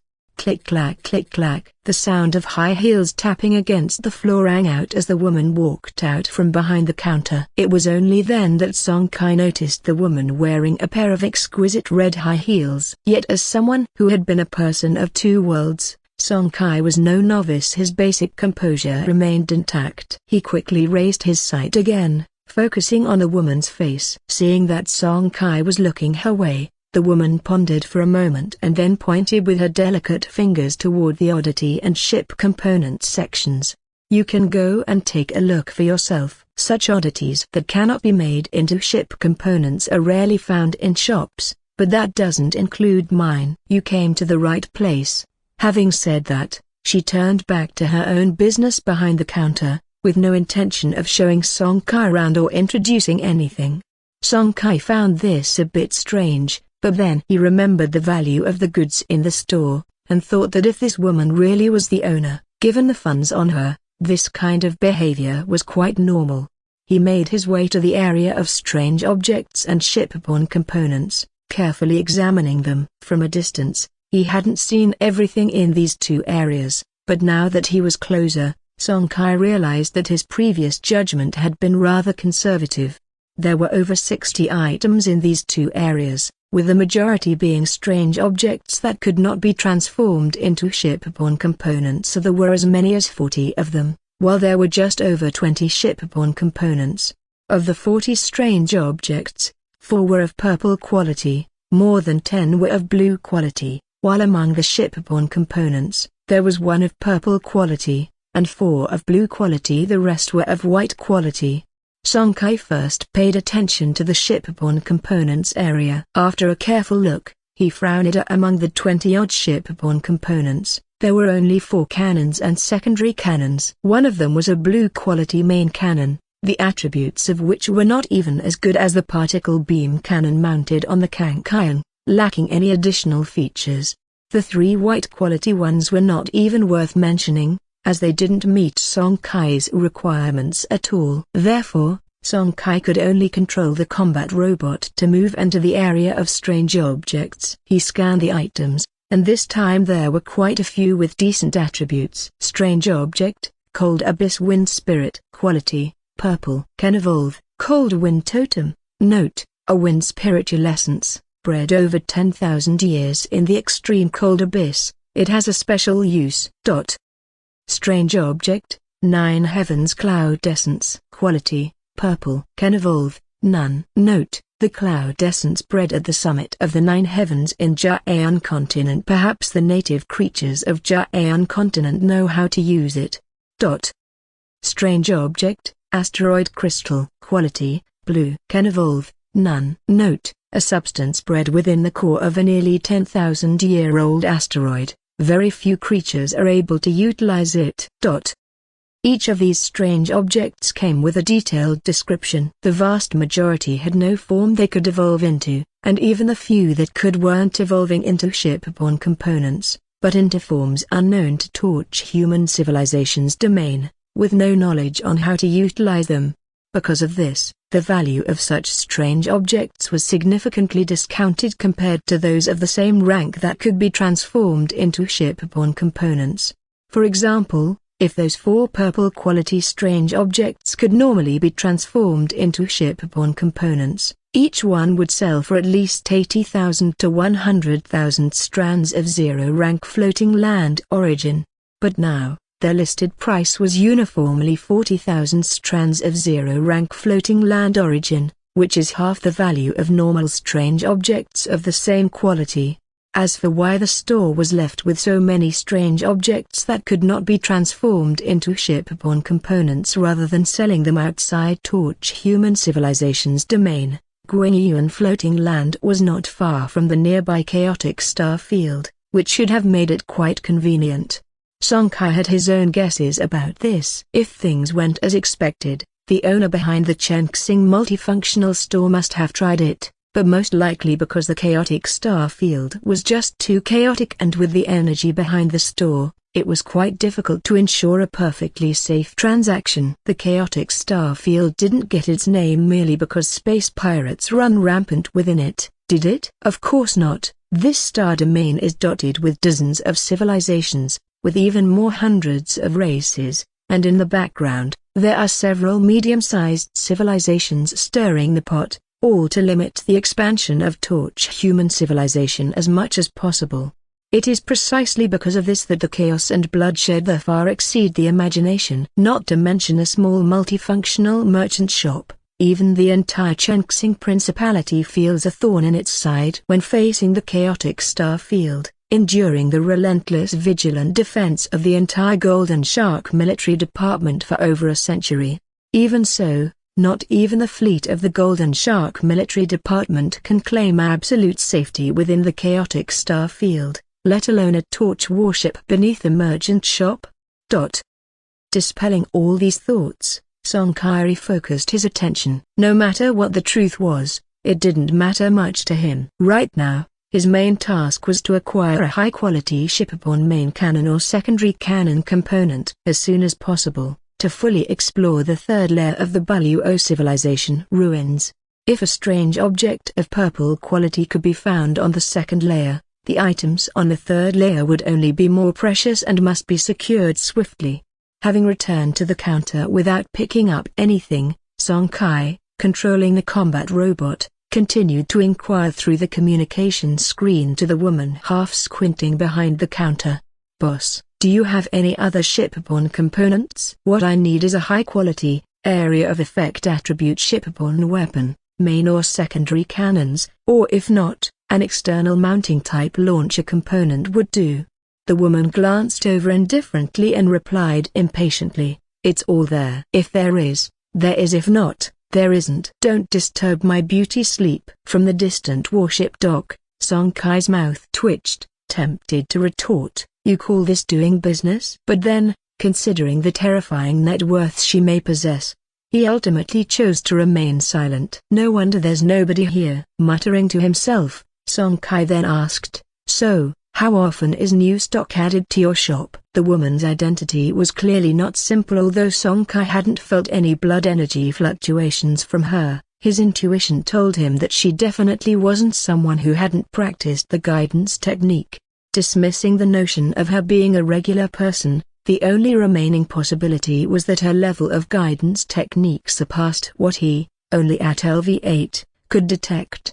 At least 3rd rank level in guidance technique, and not just a beginner, the kind that's above LV33. Considering this, Song Kai felt a chill in his heart. Even with his real body more than a kilometer away, he still didn't feel very safe. A torch ship captain of 3rd rank level would certainly have their own powerful trump cards, and if she were to impose something like a spatial blockade, even a kilometer's distance wouldn't allow him to control the Kangkang and escape. Half a year, but the next restock isn't too far off. Come back in 2 months. By then, there might be the area of effect main cannon you want. The woman, naturally unaware of Song Kai's thoughts miles away, gave an offhand reply. Song Kai silently nodded. If there would be new stock in a little over a month, he could make it in time. According to the previous arrangement by his father and grandfather, they could stay at the White Tower floating path for another 2 months or so, which would fit the timing perfectly. Having confirmed this, Song Kai changed the subject. now inquiring about something else. "Boss, aside from the Hornet class, do you have any other models of drones, with stealth capabilities, endurance, and also ensuring minimal noise?" As he spoke, Song Kai's brainwave connection with the combat robot focused entirely on the woman behind the counter, quite expectant of her answer. The Hornet-class drones, though widely used in interstellar exploration and indeed of respectable performance, focus primarily on endurance and defense to carve a safe operational path for a torch warship in space exploration, ensuring the drones wouldn't be scrapped after just going a little farther or having minor collisions. However, this model is quite large and does not have an advantage in stealth, and its operational noise is not inconsequential. Song Kai's intention to purchase a new drone aimed for surveillance around the Bloodblade Star Thieves territory. With the enhancement of the brainwave remote control system component to LV-20, the remote control distance had reached a horrifying 1 light-year. With such powerful capabilities, he certainly intended to utilize them. With brainwave control, not only would he not need to worry about exposure, but he could also carry out a continuous, real-time surveillance of the Bloodblade Star Thieves territory for more than 10 hours every 4 hours, ensuring he could monitor most of their movements with ease. Of course, the prerequisite was that the remotely controlled drone wouldn't be detected by the Bloodblade Star Thieves, so Song Kai's first choice was naturally a drone with strong stealth capabilities, definitely not the Hornet class. "Drones?" The woman seemed to perk up with interest, her half-closed eyes now open and staring at Song Kai's robot's cloak and robe for a while before she said, "I do have a top-of-the-line drone here, but it won't come cheap." With that, she rummaged beneath the counter for a moment, and seconds later, a palm-sized, butterfly-patterned, delicate drone was presented before Song Kai. Taking advantage of the moment Song Kai received the drone and examined it, the woman began to introduce, "This is the Mini Phantom Butterfly drone, the latest release from the Ducal Research Academy, equipped with the newest Dawn Type 3 energy cells. It has strong endurance, minimal noise, and the surface of the body is also coated with a stealth layer. Paired with its compact body, the stealth capabilities are absolutely top-notch." After looking it over, Song Kai requested a trial, and the woman did not refuse. The two walked out to the street outside the shop and began to test-fly the so-called latest Phantom Butterfly drone. 10 minutes later, Song Kai satisfactorily brought down the drone, and the woman had not overstated its capabilities. The performance of this Phantom Butterfly drone was indeed remarkable and nearly perfectly met his needs. "What's the price exactly?" "If it's right, I'll take it." Without making a definitive statement, considering the woman's financial standing, having previously mentioned that it was expensive, the sale price of this Phantom Butterfly drone was likely quite staggering.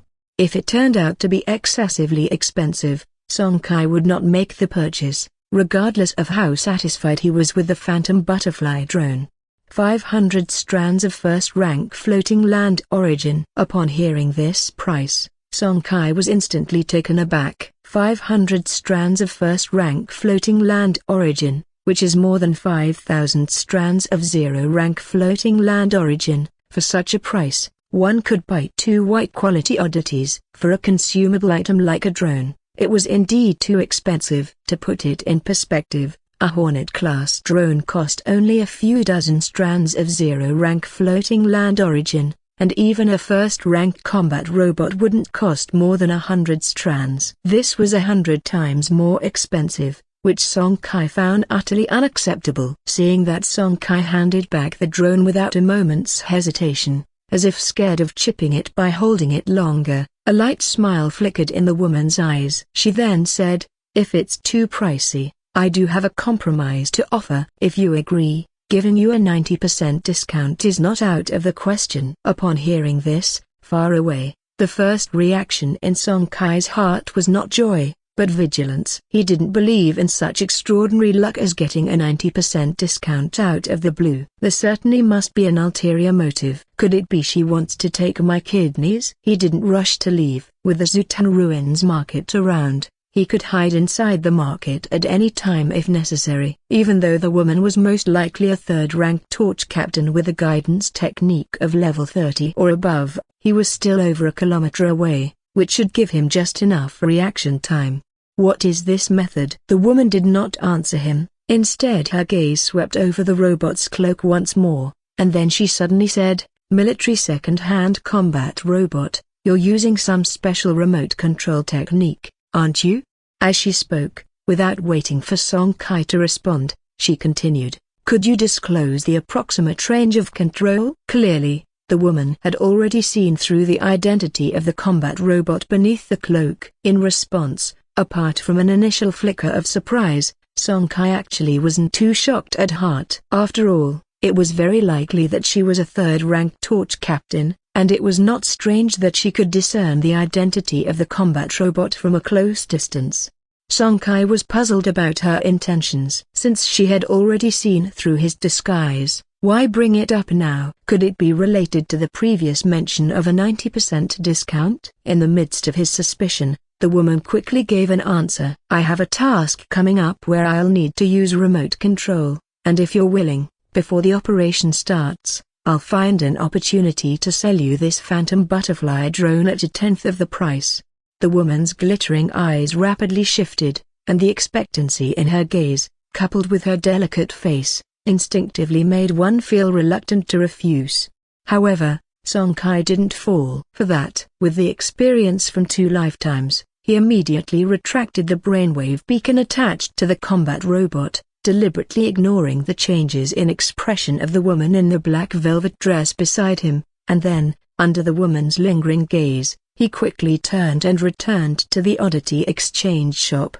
Minutes later, the combat robot clad in a cloak emerged again from the Chenxing multifunctional shop, and in its backpack, 10 odd items were now stashed away.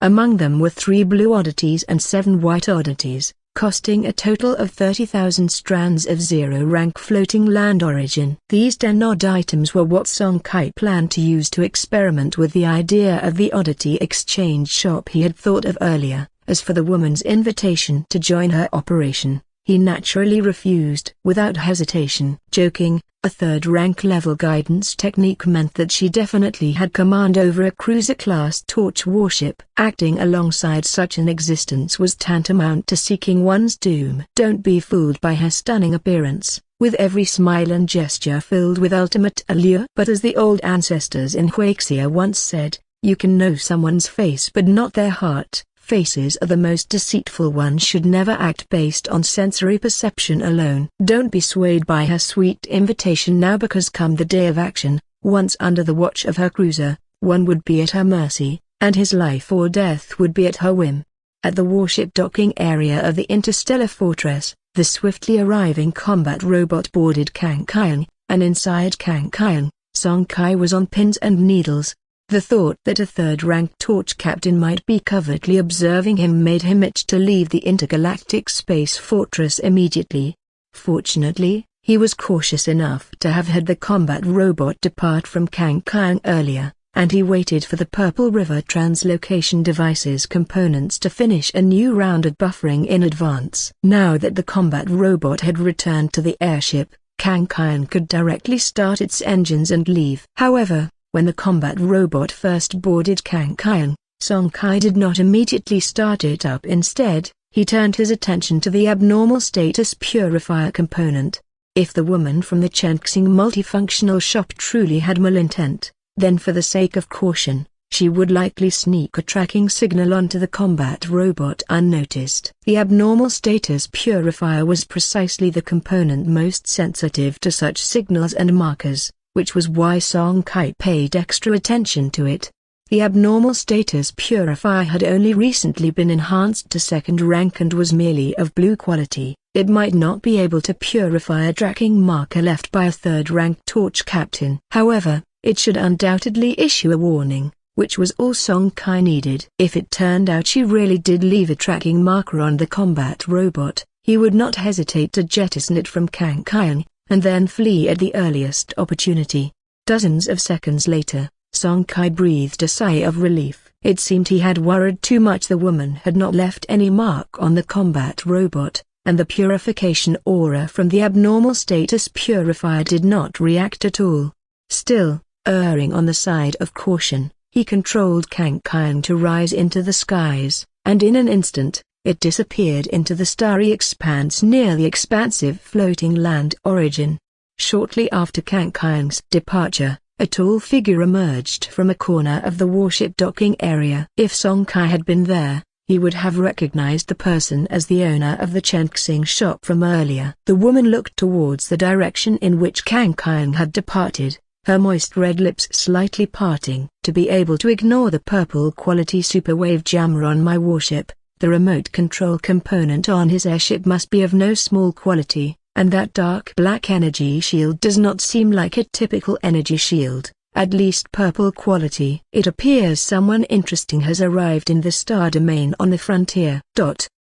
At White Tower floating land, within the vast expanse of space surrounding the floating land, a spectral airship encased in light golden armor quietly hovered in the cosmos. This spectral airship was none other than Kang Kyung. More than 20 days had passed since it returned from the expansive floating land origin. Today marked the day when Kang Kyung's alien star domain deployment function completed its latest buffering. As the deployment function activated, the familiar sensation of weightlessness hit. Soon after, following intense spatial fluctuations, Kang Kyung entirely vanished from the open star field. Boom! As Kang Kyung emerged from the spatial vortex, before Song Kai could recover from the overwhelming sensation of weightlessness, sharp roars filled his ears.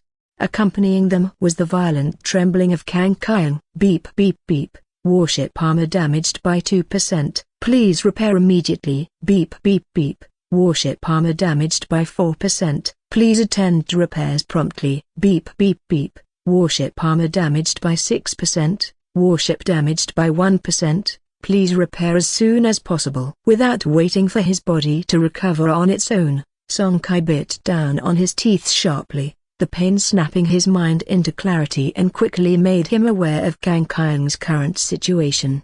Looking ahead through the projection screen, he saw a mass of starships in strange shapes battling it out in a frenzy, with artillery fire nearly lighting up the dark starry sky. In this stellar battlefield with tens of thousands of warships, the arrival of Kang Kyung didn't cause much of a stir, but the indiscriminate artillery fire was unavoidable. In the few short seconds since Kang Kyung had appeared, it had already been hit by several rounds of scattered fire. This luck. Last time I was cast into the starry sea hollow zone, and now it's a starry battlefield, and it's even near the central area of the battlefield, impossible to get away in short order. Thinking so, Song Kai cursed under his breath, complaining about his somewhat speechless fortune, and could only hope that the dark matter energy shield generator, activated at the first opportunity, would finish charging soon. Though the scale of the battlefield was not small, most of the starships were of 0 rank and 1st rank, with not many warships at the 2nd rank energy level. As long as the dark matter energy shield activated at level 29, there would no longer be a need to worry about Kang Kyung's own safety.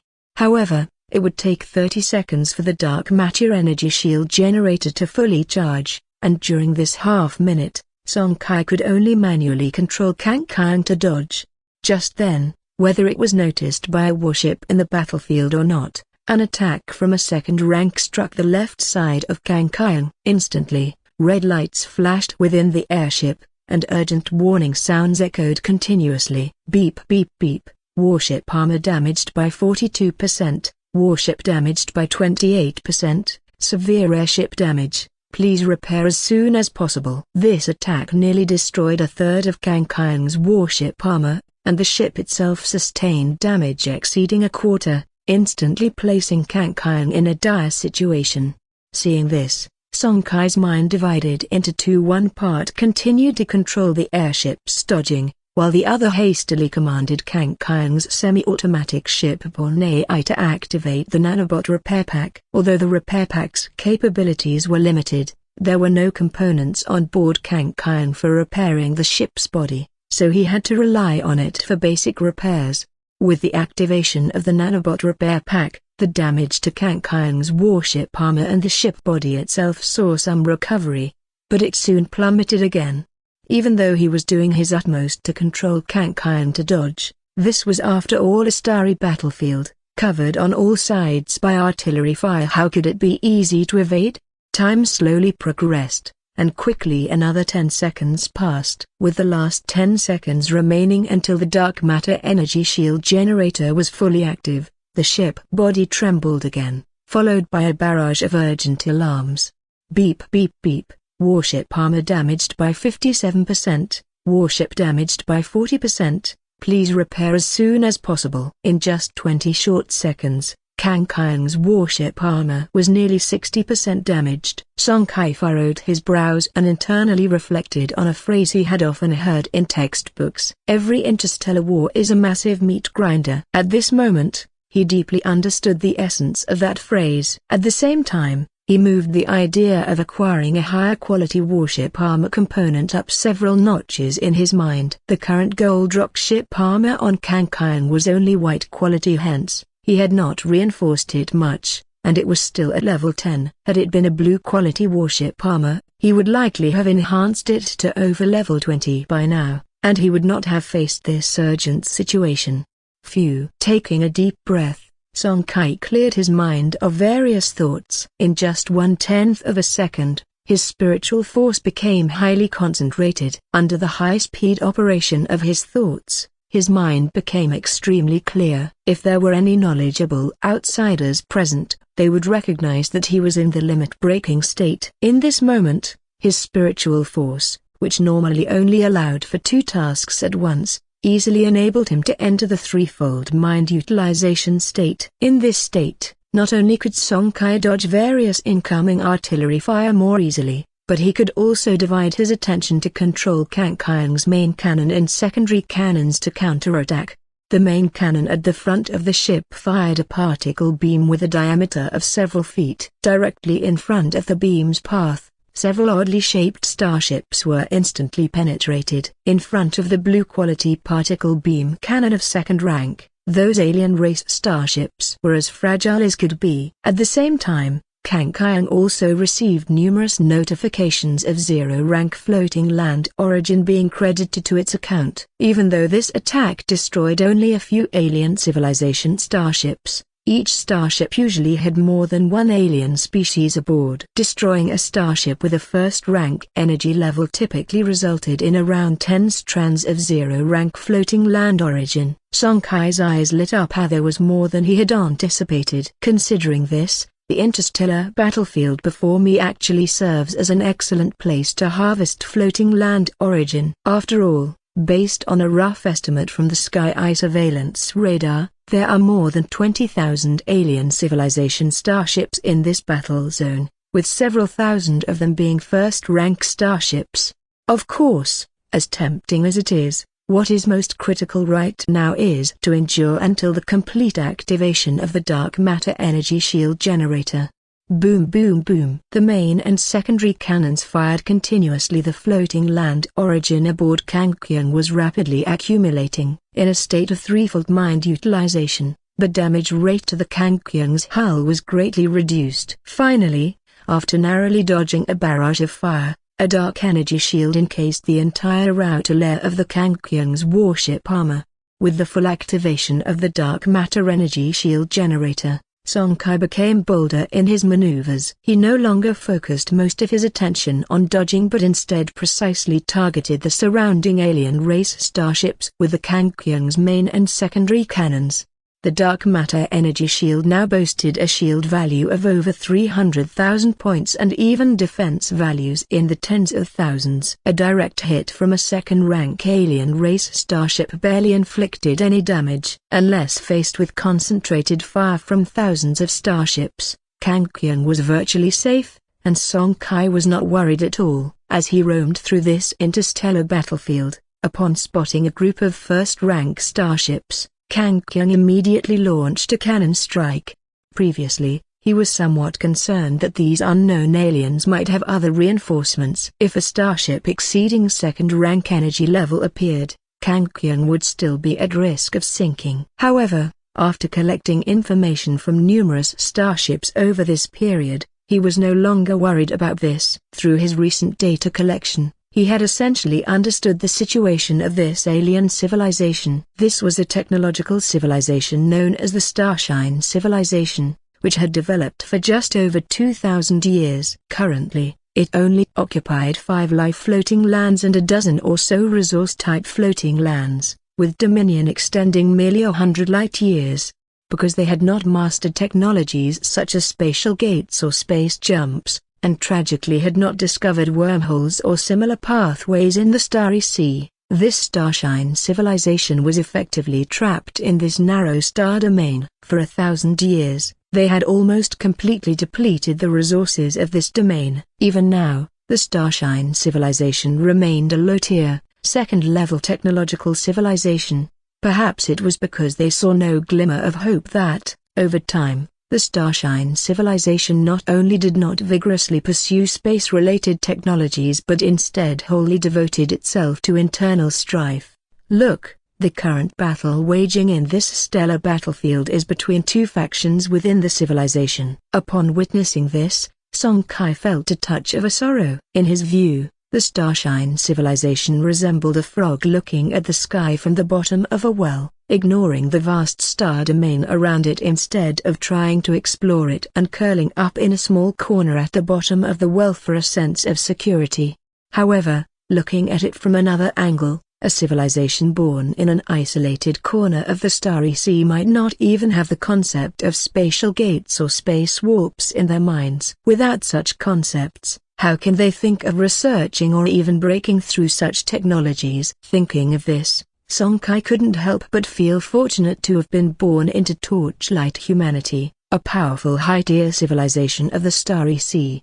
As he wandered along, time quickly passed, and half an hour flew by in the blink of an eye. At that moment, a starship with a length close to a kilometer appeared in the direction Kang Kyung was heading. This starship had a nearly 100-meter gaping hole on its right side, and the ship cannons at the bow were leaking copious thick smoke, clearly having been through a fierce battle. Seeing this, Song Kai's eyes flickered and then settled into resolute determination as he steered the Kang Kyung straight towards it. At the golden bow of the ship, a dazzling array of smooth lights rapidly converged. The particle beam cannon was charging. With the dark matter energy shield generator in place, along with an enhanced second-rank particle beam cannon, Song Kai naturally wouldn't miss this excellent opportunity. Despite this star domain being extremely remote, it does have over 20 Starry Sea floating lands, among which there must be Starry Sea oddities. As the highest-class starship of the Starshine civilization, a second-rank starship has a non-negligible probability of possessing Starry Sea oddities. With this assumption, Song Kai became even more resolute about sinking the heavily damaged second-rank starship. It seemed that the engine of this starship had been severely damaged in the previous battles, and facing the charging main cannon of the Kang Kyung, it didn't attempt to dodge or avoid.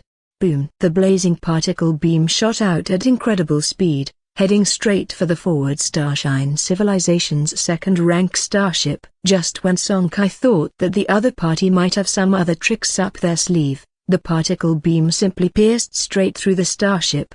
Yes, pierced right through. Despite the starship's impressive size, nearly a kilometer in length and comparable to the cruisers among the Torch warships, whether it was warship armor, firepower strength, cruising speed, or radar precision, all of it was far inferior to a cruiser. Not to mention cruisers, even escort ships could crush it in all aspects, and even a small number of spectral airships could do the same. Therefore, it's not true that the larger the warship, the stronger its combat power. Only when aspects such as armor defense, firepower strength, and cruising speed are all elevated, can one take advantage of the larger volume. Otherwise, it's just a moving target.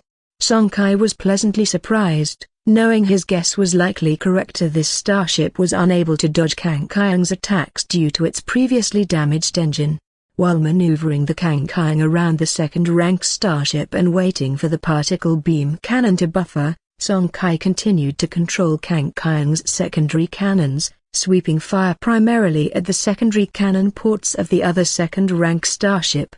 Its main cannon had already been destroyed in previous battles, and now the only threat to the Kankian were these secondary cannons. Boom! Whirring. Amidst Kankian's secondary cannons sweeping fire, the alien race in the second-rank starship naturally wasn't just waiting to be destroyed, they were also controlling their starship's secondary cannons to attack Kankian, landing shots on the dark matter energy shield and causing ripples to spread across it. But that was about it. An orange quality shield generator enhanced to level 29, how could it possibly be shaken by the second-rank secondary cannons of a low-rank technological civilization? It wasn't long before the particle beam cannon's buffering was complete. Once the charge time passed, another roaring beam of intense light shot out, piercing through the second-rank starship ahead once more. This time, the area pierced was the main control room of the starship, and following this round of attacks, the starship's secondary cannons, which had been continuously firing, came to an abrupt halt. It seemed that this round of particle beam cannon attacks resulted in the death of all the aliens aboard the second-rank starship. Sonkai wasn't in a hurry, though. Although many starships from the Starshine civilization had rushed over, they were only zero-rank and first-rank starships, which posed no threat to Kankian. Therefore, he didn't rush to summon the Fire Peony soldier figurines for boarding action, but instead used the particle beam cannon to hit the starship several more rounds. Only when he was reasonably sure that most of the aliens on the second-rank starship were dead did he summon 10 Fire Peony soldier figurines. After equipping second-hand military exoskeleton armor, he placed a brainwave beacon on one of the figurines, and only then did he open the hatch of Kankian. Under the leadership of the Fire Peony soldier figurine marked with the brainwave beacon, 10 figurines clad in military exoskeleton armor, holding high-level titanium alloy longswords and combat shields, charged directly into the engine room of the starship ahead. Seeing the 10 Fire Peony soldier figurines board the starship ahead, Sonkai immediately controlled Kankian to distance itself from the second-rank starship. Given that it was a second-rank interstellar warship, there was no guarantee it wouldn't have any tricks left, and with caution being paramount, Sonkai didn't want to stay too close to it. After all, the control distance of the brainwave remote control system was sufficient, and even though he had long exited the limit-breaking state, even in a dual-tasking state, he could still afford to remotely control the 10 Fire Peony soldier figurines that had already charged into the starship's engine room. The area connecting the starship's engine room and the main control room was already heavily guarded by dozens of alien species with large heads and slender builds, walking upright on two legs. Sonkai had never seen this type of alien species before, and they were not recorded in any compendium of species or civilizations of the Torch civilization. However, it was, after all, a low-rank technological civilization, so Sonkai did not expect these creatures to possess any special abilities. Therefore, the 10 fully armed Fire Peony soldier figurines did not hesitate. With high-level titanium alloy battle shields in their left arms, they advanced rapidly, holding off the dense barrage of enemy fire. At a glance, it was obvious that these aliens were not a race known for their physical prowess. As long as they could withstand the firepower of the enemy's thermal weapons, once they got up close, the 10 Fire Peony soldier figurines would become wolves entering a flock of sheep, slaughtering with one-sided ferocity. Clang, clang, clang. Cannon fire poured relentlessly on the titanium alloy battle shields, sparks flying, and the echo of sharp metallic impacts enveloped the entire engine room. However, terrifying as the barrage seemed, it did not inflict fatal damage on the Fire Peony soldier figurines, who continued to advance without pause.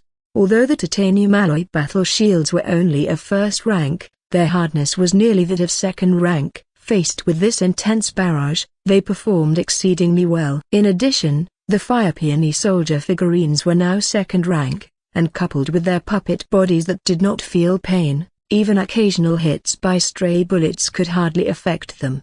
Because of these two factors, it did not take long for the 10 Fire Peony soldier figurines to break into the defensive line established by the aliens. Swish, swish, Swish. Just as Song Kai had anticipated, these alien species likely allocated over 90% of their nutritional intake to support their large heads. This caused their bodies to be frail, and under the titanium alloy longsword, almost every swing by a fire peony soldier figurine meant 4 or more aliens were beheaded.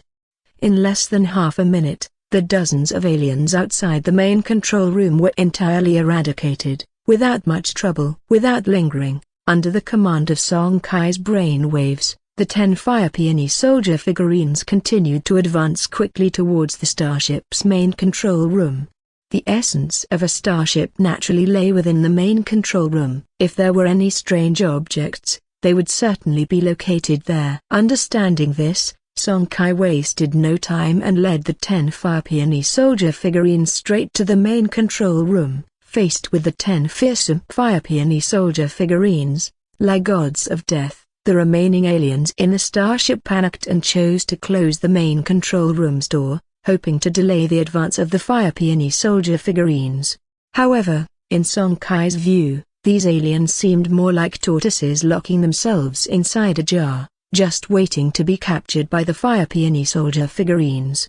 Spectral energy flowed hotly within the fire peony soldier figurines. Their second-rank puppet bodies bestowed upon them terrifying strength. Under the ferocious power of their blows, 10 silver titanium alloy longswords kept hacking at the metal door of the main control room. At first, the heavy metal door held up, but as the number of slashes increased, the flexibility and hardness of the titanium alloy came into play. The metal door began to crack while the 10 high-level titanium alloy longswords remained unscathed, without even a nick on their blades. Crack. After another round of hacking, the metal door could not withstand any longer and collapsed with a thunderous bang, revealing the scene inside the main control room to Song Kai. There was little difference from the typical starship main control room, except for the dozen or so first and second rank alien species. The most attention-grabbing feature for Song Kai was the fruit-like item, floating in midair at the center of the control console. Resembling a pomegranate, this item was emitting a blazing white luminance, clearly a white-quality starry sea oddity. Unfortunately, apart from this white oddity, there were no other starry sea oddities in the control room, which left Song Kai somewhat disappointed.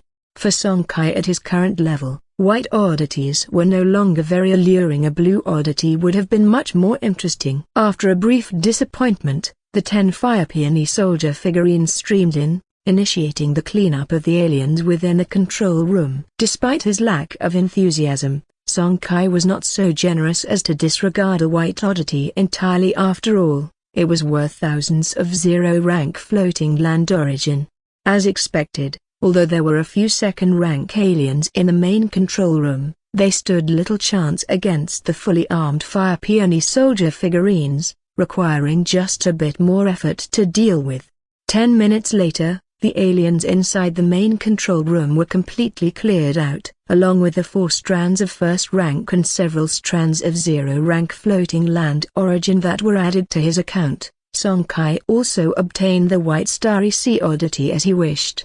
Strange object, 500-year torch tree fruit. Quality, white. Evolvable, 1, healing fruit. Note, a special fruit nurtured by a unique floating land plant, which over many years, has transformed into a white starry sea oddity. Once the spectral energy within the fire peony soldier figurines entirely eroded the fruit, the attributes that it transformed into as a ship-borne component also became apparent.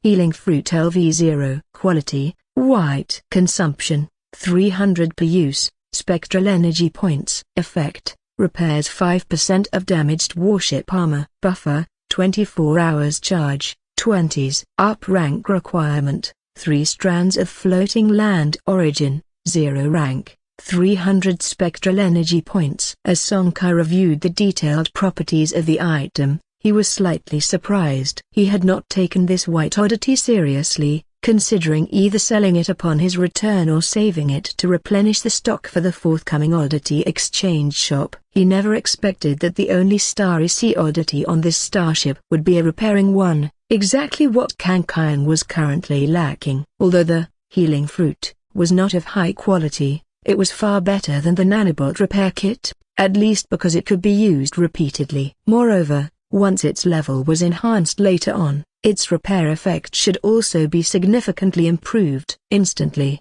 Song Kai's mood lifted. After directing the 10 Fire Peony soldier figurines to return to Kang Kyung, he did not forget to unleash another blast from the main cannon, completely destroying the second-rank starship that was on the brink of sinking. After acquiring another strand of first-rank floating land origin, he maneuvered Kang Kyung to continue roaming other areas of the battlefield.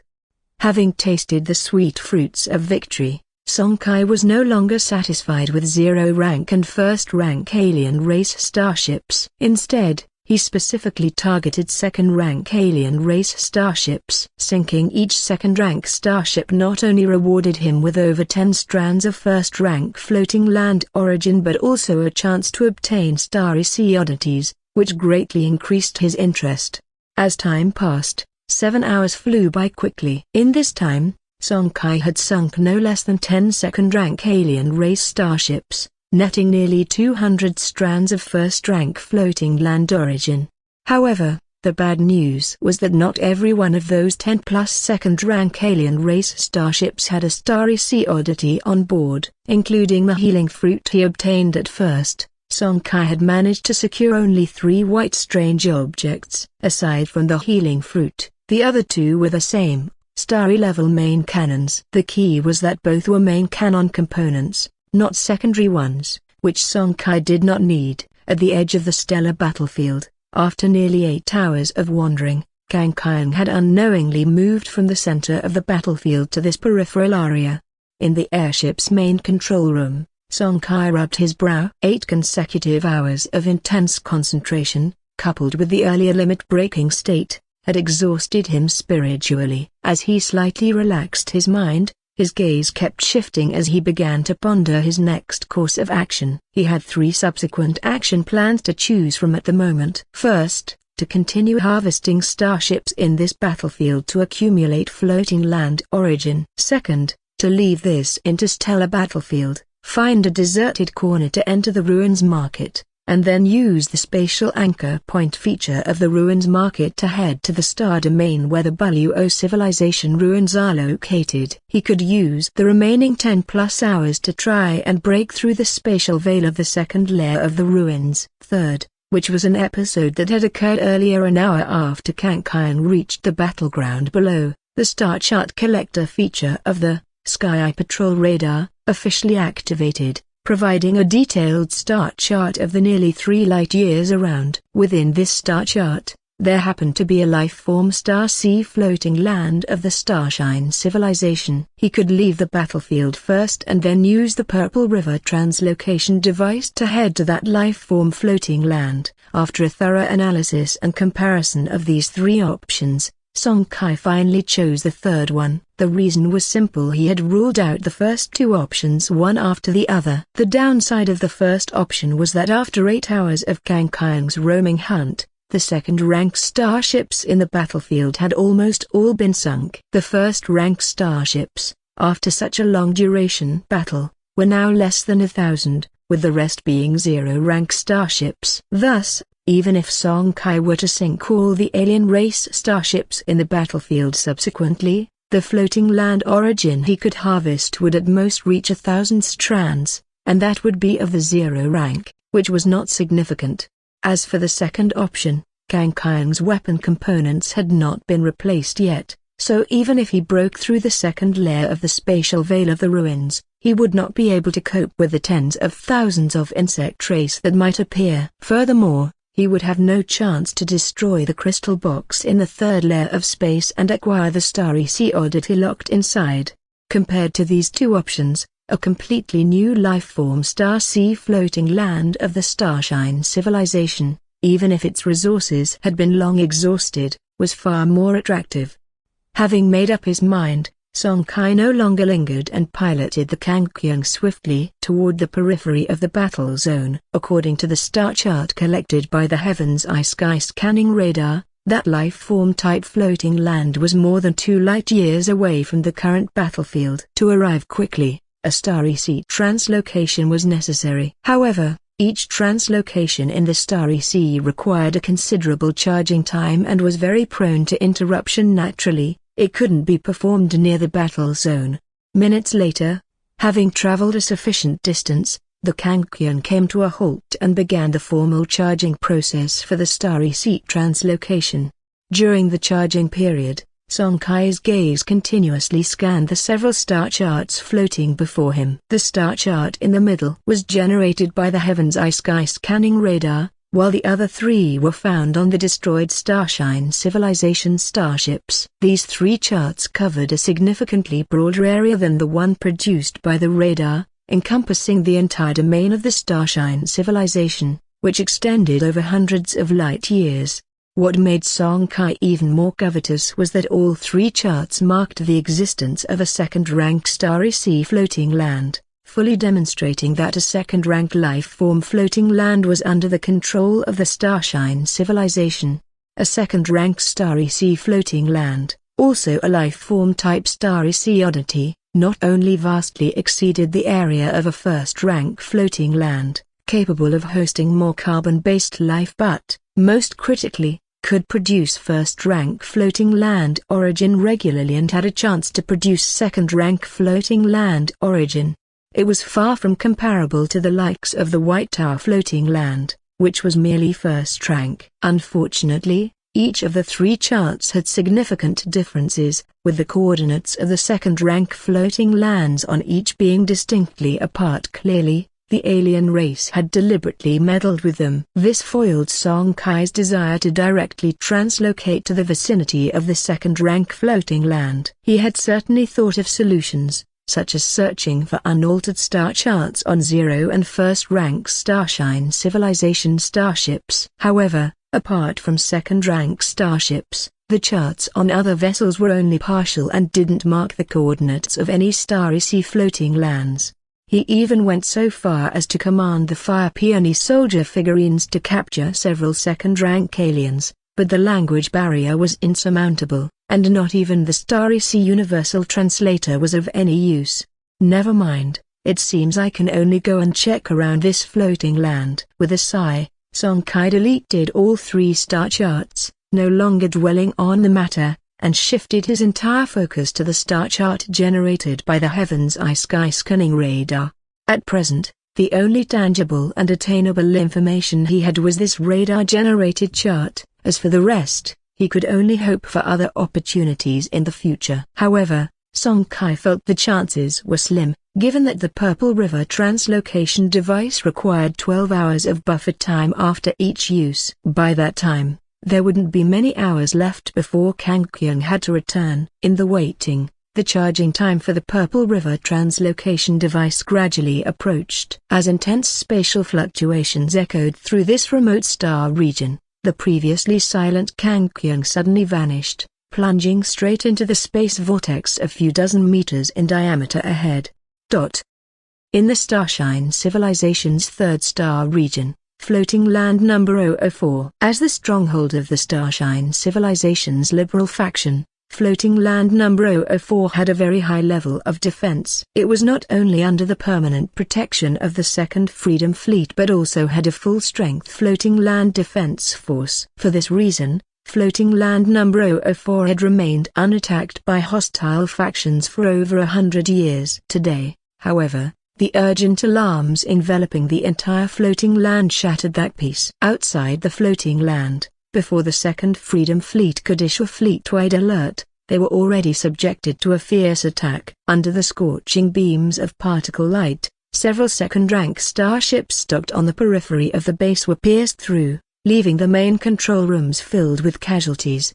In the distance, the Kangkyun, having reactivated its dark matter energy shields, emerged into view. Facing these starships that had already lost their vigilance, Song Kai couldn't help but silently applaud them in his heart. This truly saved him a lot of trouble. While controlling the Kangkyun to continuously attack each second-rank warship, doing his utmost to destroy the fleet's fighting forces, Song Kai also did not forget to search for the location of the logistical units of the space built on the small fragment belt. Since he was going to plunder resources, the logistical units were naturally his primary target, Before long, he successfully located the enemy's logistical units. Song Kai first eliminated most of the living forces in that area with a blast from the main cannon, and then he deployed 10 fire peony soldier figurines and a military combat robot. The brainwave beacon that had been activated earlier was still within its duration, so he could continue to remote control them. It was not much different from when he landed on the second-rank starships before, except that he faced even more astonishing firepower this time. The 10 fire peony soldier figurines and the combat robot faced hundreds of Starshine civilization aliens armed with thermal weapons. Despite several forceful charges that failed to break through the enemy lines, it was the energy grenades that Song Kai had prepared in advance that proved to be highly effective. Once the 10 fire peony soldier figurines and the combat robot closed in for melee combat, what followed was merely a one-sided massacre. After completely cleaning up the aliens inside this logistical building, the 10 fire peony soldier figurines opened the doors of the fleet's logistical warehouse located deep within the building. As his gaze swept across the inside of the warehouse, even Song Kai, remotely viewing from the Kangkyung, was slightly taken aback, followed promptly by great joy. The warehouse was huge, covering an area of several thousand square meters. Though most of the items stacked inside were specialized weapons and ammunition of this Starshine civilization, he also found quite a few valuable items. There were over 10,000 strands of floating land origin, including over 1,000 of first rank and tens of thousands of zero rank. Additionally, there were various common mineral resources like electrum, mithril, and purple copper. Besides that, there were several starry sea oddities. Not to mention the 5 white ones, there were also 2 blue oddities and 1 strange object that could be transformed into a shipborne main cannon. A rough estimate concluded that the value of the resources in this warehouse would not be less than 80,000 strands of zero-rank floating land origin. After a moment's thought, without lingering outside any longer, Song Kai seized an opportunity to retrieve the Kangkyung, donning a set of military exoskeleton armor, and rapidly rushed into the warehouse on the side of the logistics department. The variety of mineral resources in the warehouse was substantial, and it would take who knows how long if he relied solely on the fire peony soldier figurines and the combat robot to move them. He must use the Kangkyung as an intermediary to be able to transport these materials to the Zutan Ruins market as quickly as possible. As for the reason for such haste, he joked, this was the lair of a leading faction in a second-level technological civilization. The Kangkyung could assault the enemy's fleet base so effortlessly because the enemy had not encountered such an emergency situation for many years, but such a situation wouldn't last long. Once the enemy came to their senses, and thousands upon thousands of starships converged, the concentrated fire from countless shipborne main cannons would fall upon them. By then, even the dark matter energy shield generator would not guarantee the Kangkyung's absolute safety. After all, the Starshine civilization was a second-level technological civilization, and strictly speaking, the Kangkyung was merely a first-rank starship. How could it truly act without any restraint? Fortunately, the space in the logistical warehouse was big enough to summon the Kangkyung inside. With the appearance of the Kangkyung, the 10 fire peony soldier figurines and the combat robot began to transport various resources from the warehouse rapidly. Yet Song Kai was still unsatisfied, feeling it too slow, as he could already imagine the swiftly gathering Starshine civilization starships outside, leaving him little time. In the end, he simply brought out 2 floating land mining carts, allowing the vehicle intelligence to control them automatically. The mining carts instantly transformed into temporary transport vehicles, rapidly moving the gathered mineral resources into the Kangkyung. As soon as the cargo bay of the Kangkyung was filled, Song Kai immediately transported it into the ancestral torch and then transferred it into the ruins market.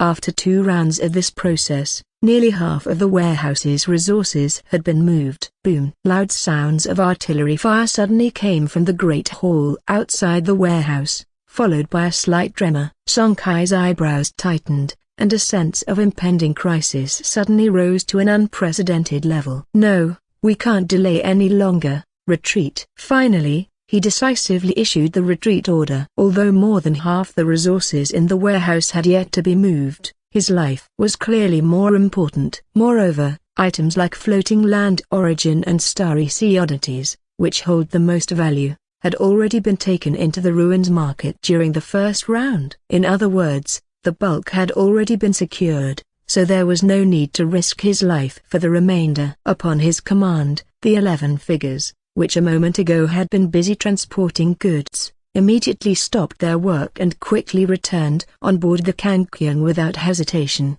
Song Kai himself also returned to the Kangkyung at the first opportunity. He did not choose to store the Kangkyung in the ancestral aperture in order to summon it after leaving the warehouse. Instead, he prepared to directly break out.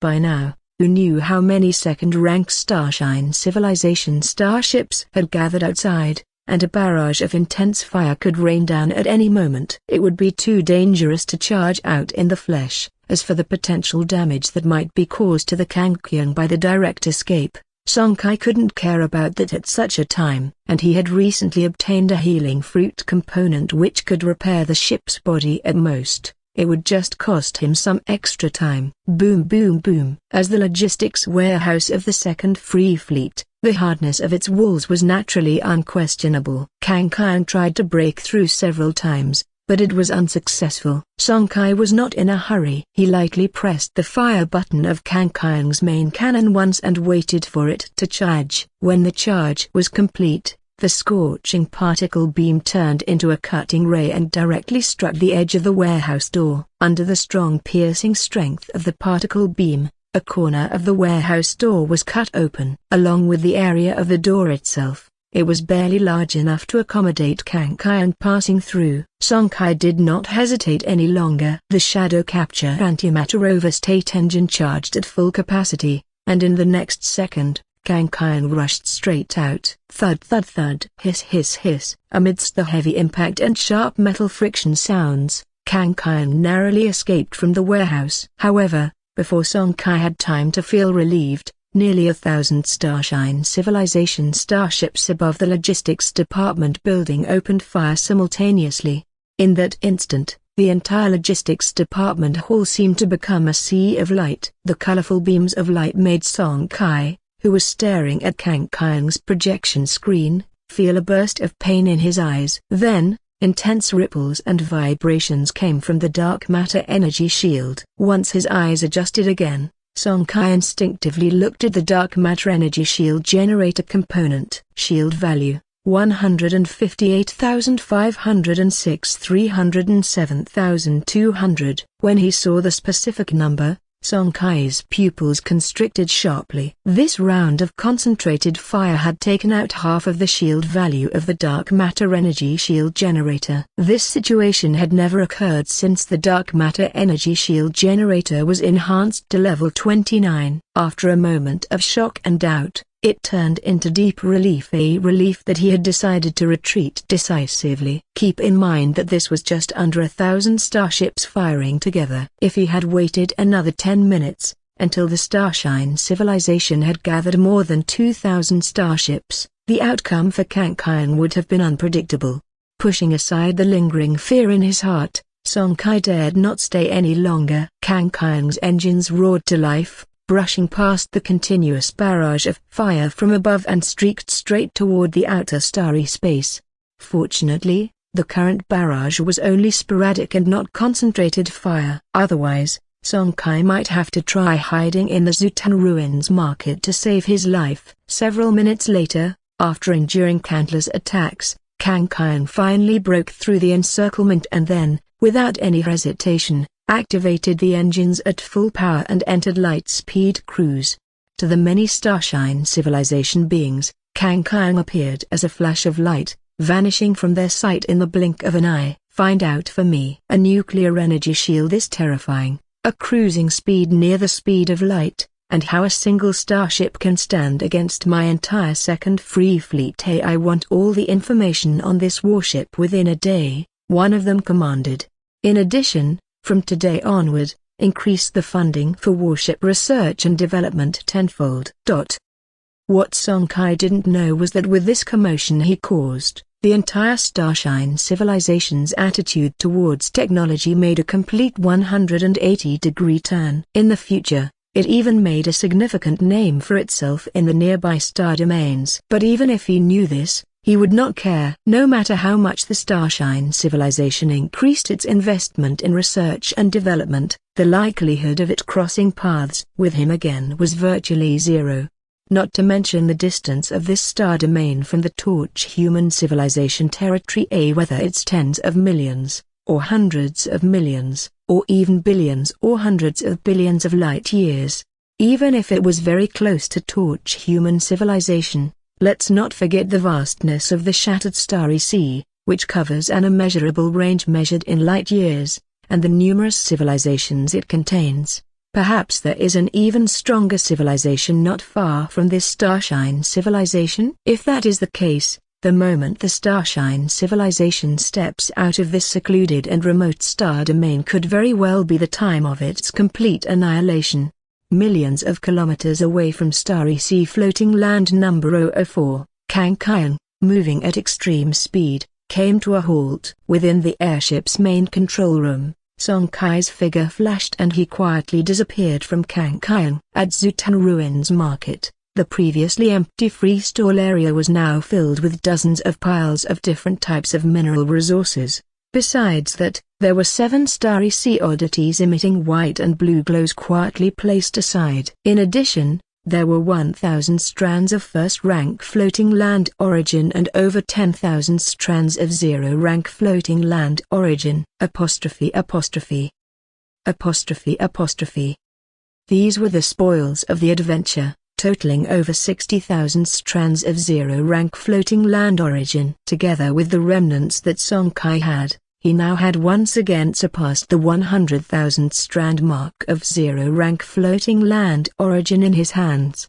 In his excitement, Song Kai's gaze shifted towards the 7 strange objects, focusing on 2 blue oddities. Starry 3-type starship cannon LV-0. Quality, blue. Consumption, 20/shot. Spectral energy points. Attack, 15. Charge, 5. Buffer, 10s. Up rank requirement, 7 strands of floating land origin, 0 rank, 700 spectral energy points.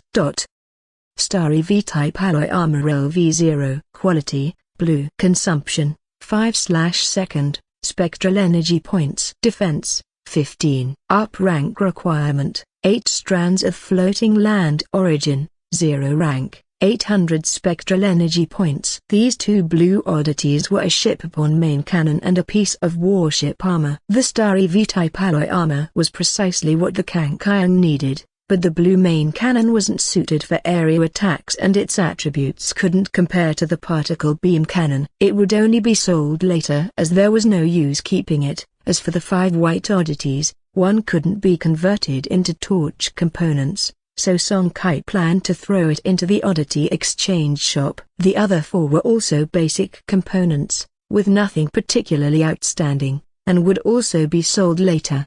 Having accounted for the newly acquired resources, Song Kai logged out of the ruins market, of course, not without taking with him their healing fruit, and Starry V-type alloy armor components.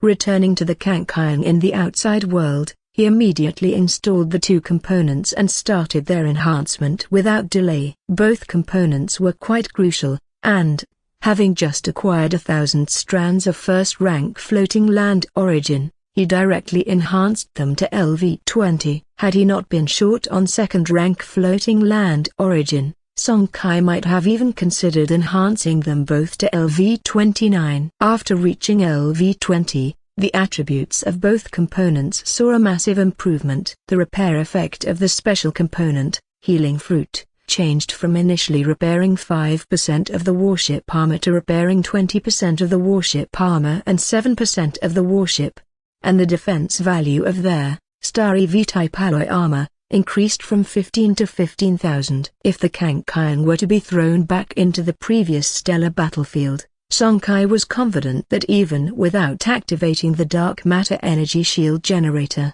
the Kang Kyung could last for over 3 minutes without any issues. Having enhanced the 2 newly acquired shipborne components, Song Kai's gaze turned to a brand new star chart beside him. This wasn't generated by the eye-in-the-sky scanning radar but was specially sought by Song Kai during his earlier venture at the Second Freedom Fleet base. He hadn't forgotten about that second-rank life-form Star Sea floating land, so during his raid on the base, he deliberately acquired this star chart from a destroyed second-rank starship. Due to its unexpected acquisition, the star chart was unaltered, and Song Kai quickly obtained the precise coordinates of the second-rank Starry Sea floating land he had been yearning for. Realizing that this second-rank floating land was less than 40 light-years away from the Kangkang's current location, Song Kai was exceptionally excited within. This meant that he still had a chance to explore it. With 15 hours left until the return, and just over 11 hours before the Purple River translocation device completed its buffering, this meant that he would have about 3 hours to explore the second-rank floating land. Such a prospect, naturally, left him far from calm. A second-rank Starry Sea floating land's importance wasn't due to its vast expanse, but in its stable production of first-rank floating land origin. Moreover, there was a chance to find second-rank floating land origin there, which, for Song Kai, who was in dire need of it, was the greatest temptation. In the present, the various components on the Kangkang, except for the dark matter energy shield generator and the Sky Patrol radar, which had already been enhanced to the limit, still required a second-rank floating land origin, like their shadow capture antimatter overstate engine, brainwave remote control system, particle beam cannon, and the like. Just a rough calculation made Song Kai realize the deficit he faced regarding the second-rank floating land origin had reached a frightening degree. This further solidified his resolve to explore that second-level Starry Sea floating land. For the next 10+ hours, he didn't practice the guidance technique, nor did he train with the mythical mesh projection imprint blueprint, but instead took a good sleep in the ruins market. Because of his limit-breaking state, his spirit was utterly exhausted, and without recovery, he feared it would affect his subsequent actions. As time flowed, within the solitary starry sky, the Kangkang initiated its second warp. Starshine First Star Region, Starry Sea Floating Land Number 001. As the largest neutral faction of the Starshine civilization, the Dove Party of Life commanded this largest Starry Sea floating land of the civilization. However, as a cost of neutrality, the result was that the military strength under the Dove Party of Life was very limited. Having only a fully staffed floating land guard corps, they could only defend themselves, as an external expansion was out of the question. Of course, whether they were the Free faction or the Restriction faction, unless absolutely necessary, none would bring war to this most flourishing floating land of civilization. As the most industrially developed and most populous floating land of the Starshine civilization, the 001 Starry Sea floating land possessed nearly half of the entire civilization's industry, with a population exceeding 3 billion. The starships constructed and assembled daily on the floating land would be immediately sent to the respective star domains of the Free faction and Restriction faction. Looking down from the starry sky, it wasn't hard to see that this Starry Sea floating land was dozens of times larger than the White Tower floating land. Unlike the vegetation-rich White Tower floating land, this Starshine 001 Starry Sea floating land was engulfed in smoke, with large factories rising everywhere on the floating land that released emissions day and night, shrouding the sky above this rare second-level floating land in smog. In the pitch-black starry space not far from the floating land, Song Kai's eyes betrayed a hint of confirmation as he looked at the Starry Sea floating land that had no guards whatsoever. The news of the attack suffered by floating land number 004 had not yet reached this far-away floating land, 40 light-years away. Real-time star intercommunication, even within the Torch human civilization territory, came with significant limitations, almost impossible for ordinary people. How could a low-rank second-level technological civilization possess such technology? This suited Song Kai just fine, as the fewer defenses the life forms on the floating land had, the easier his subsequent actions would be. His gaze shifted rapidly as Song Kai began to quickly capture all sorts of information about this second-level starry sea floating land. Soon, he had a general understanding of the situation on this floating land. More than 3 billion creatures of Starshine civilization currently resided on this floating land, primarily concentrated in the major cities. After multiple screenings, Song Kai selected 12 target cities, including 7 with populations over 50 million, 3 with populations over 100 million, 1 with over 300 million, and 1 with over 500 million. These 12 cities encompassed more than half of the entire floating land's population and were the essence of this second-rank floating land. If there were indeed any treasures on this floating land, it was highly likely they would be hidden in these 12 cities. The first target for Song Kai was the giant city with a population over 500 million. As the capital city of this second-rank floating land, it undoubtedly contained the most resources. Once the Kankian made its move, it would surely alert the entire floating land. To prevent these alien races from being prepared in advance and hiding their most valuable resources, Song Kai naturally chose the capital city, which held the wealth of the floating land, as the starting point. City Center, Administrative Building. The Kankian, hurtling down from the horizon, was aimed directly at the tallest administrative center of the city. Whoosh! Under the deluge of the particle beam cannon and the ship-borne secondary cannons, the guards around the administrative building were wiped out, and then the bay doors of the Kankian opened, and 11 fully armed figures leapt down, rushing into the administrative building with utmost speed. As the capital city of a second-rank floating land and one of the highest security administrative centers in the city, the number of armed aliens in this building exceeded expectations. The Fire Peony soldier figurines that had stormed inside were literally stopped in their tracks by intense gunfire. Under this frightening barrage, even their high-level titanium alloy battle shields began to deform, a sign they were unable to bear the continuous bombardment. Upon seeing this, the strand of Song Kai's brainwave attached to one of the Fire Peony soldier figurines immediately issued a command to deploy energy grenades. As the universal combat grenades of the Chenxing Principality military, their power was unquestionable. Coupled with the simultaneous explosion of 11 grenades, the gunfire inside the building halted for several seconds as expected. Seizing the moment, Song Kai was the first to control the Fire Peony soldier figurine that was marked with the brainwave beacon, quickly rushing forward. Behind this figurine, the other 9 followed closely. In this way, the 11 figures successfully broke through the web of fire and charged into the defense lines formed by the administrative guards. Top floor of the administrative building. After more than 20 minutes of advancement, the 10 Fire Peony soldier figurines finally reached this point. During this time, the military combat robot fell under the alien race's gunfire of Starshine. It was, after all, only first rank, still quite a ways behind the second-rank Fire Peony soldier figurines. Pushing open the top floor door, a number of safes arranged side by side were revealed, and judging from the ghost light emanating from the exteriors of these safes, they were certainly crafted from the most durable alloys of the Starshine civilization. Of course, this does not mean they were particularly hard to open, but realistically attempting to open all of them in a short span of time was clearly impractical. Boom! Just then, the wall to the side of the top floor suddenly boomed, blasted open from the outside with cannon fire, creating a large hole. The 10 Fire Peony soldier figurines were not panicked in the slightest. Instead, they quickly took action, forcefully pushing several of the safes in the room towards the hole created by the blast. Looking outside, the Kankian was quietly floating parallel, less than 5 meters away from the hole. As the safes were pushed one after another to the opening, Song Kai inside the Kankian urgently activated the airship's traction beam. Although the true traction stance requires a spectral warship of the torch variety, a pseudo-traction field of a slightly lower level is still available for spectral shuttles and spectral airships.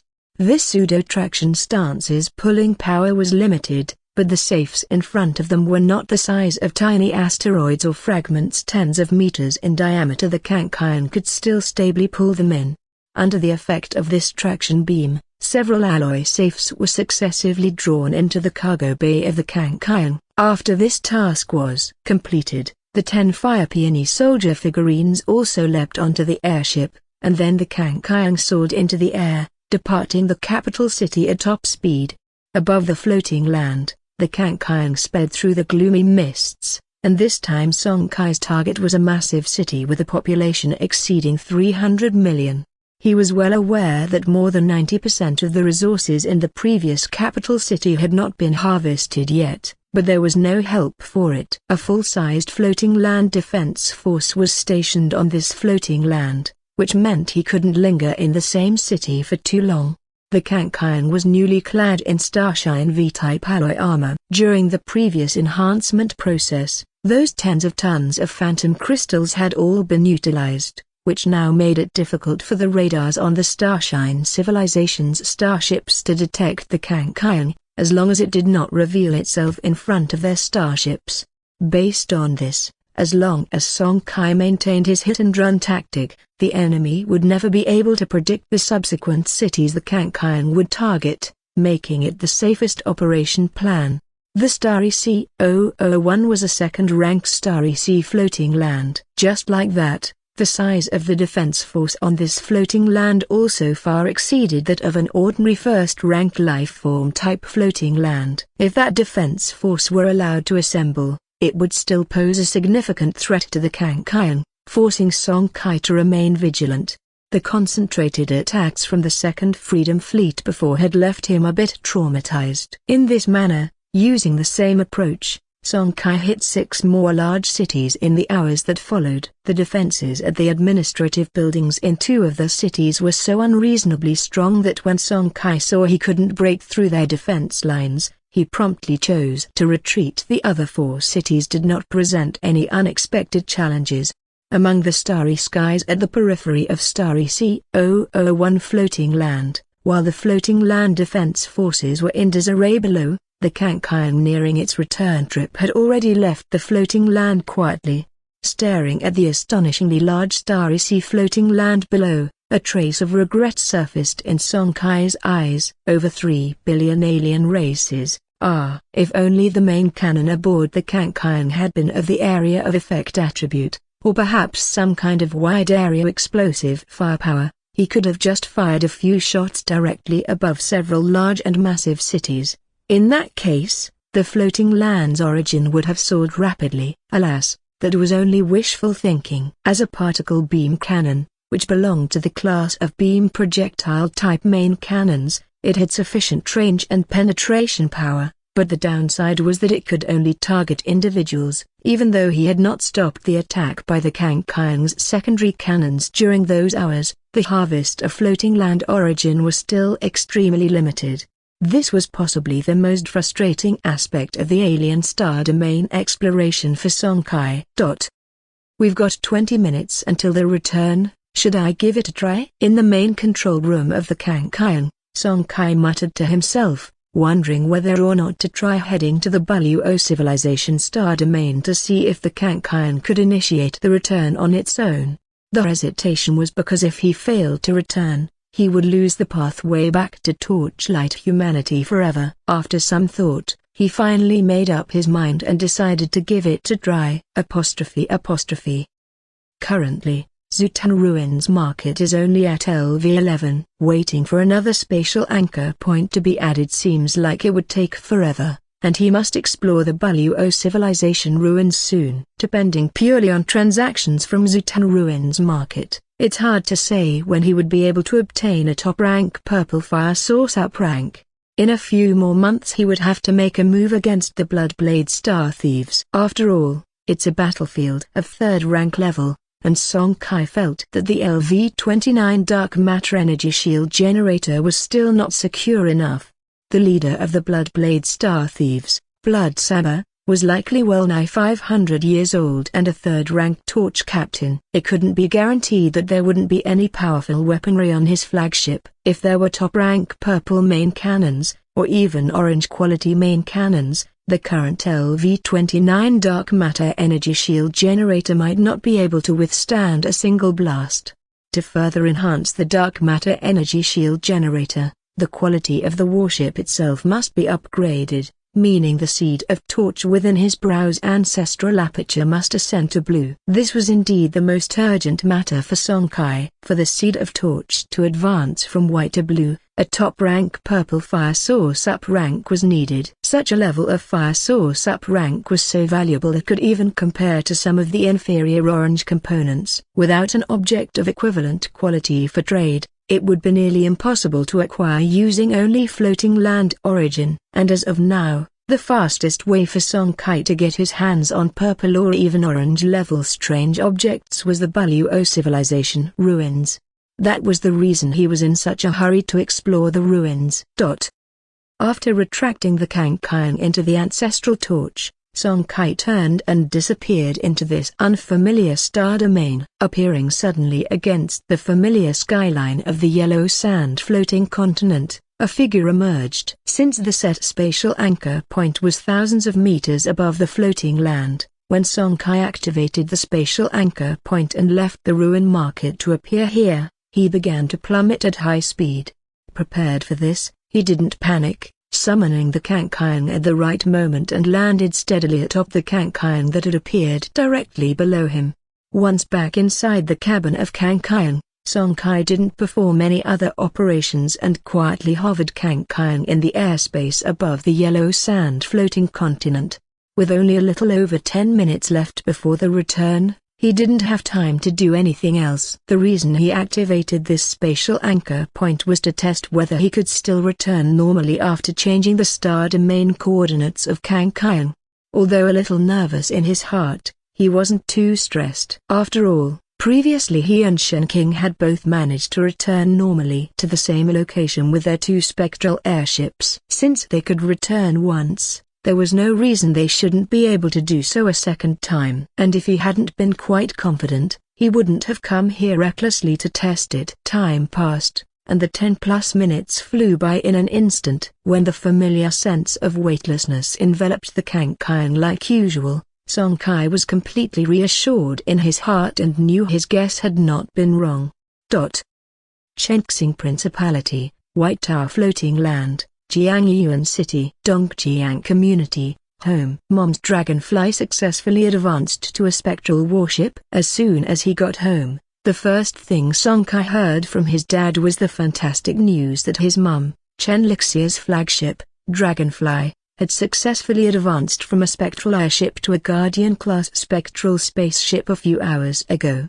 For his family, and even the entire White Tower Song family, this was a significant piece of good news. A brand new escort ship was sure to increase the success rate for the family's future endeavors. After a moment of joy, Song Kai quickly heard another piece of not-so-great news from his father. Now that his mother had successfully advanced, they had to set off as soon as possible to take over from his second uncle and the others. To prepare for the potential action against the Bloodblade Star Thieves in the few months, Song Kai and the younger generation had to familiarize themselves with the environment surrounding the lair of the Bloodblade Star Thieves.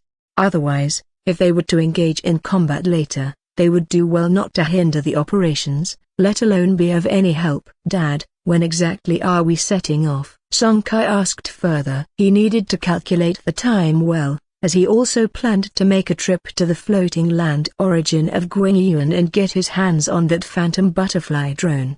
Expensive as it was, the performance of the Phantom Butterfly drone was truly beyond reproach. The upcoming action against the Bloodblade Star Thieves was meant to make up for the oversight of a red-quality shipborne component. The family had already devoted decades of effort to this end. Its importance was self-evident. In addition, having just acquired a large batch of floating land origin, including quite a few of the first rank, Song Kai, after some consideration, decided to purchase the Quantum Illusion Butterfly-class drone.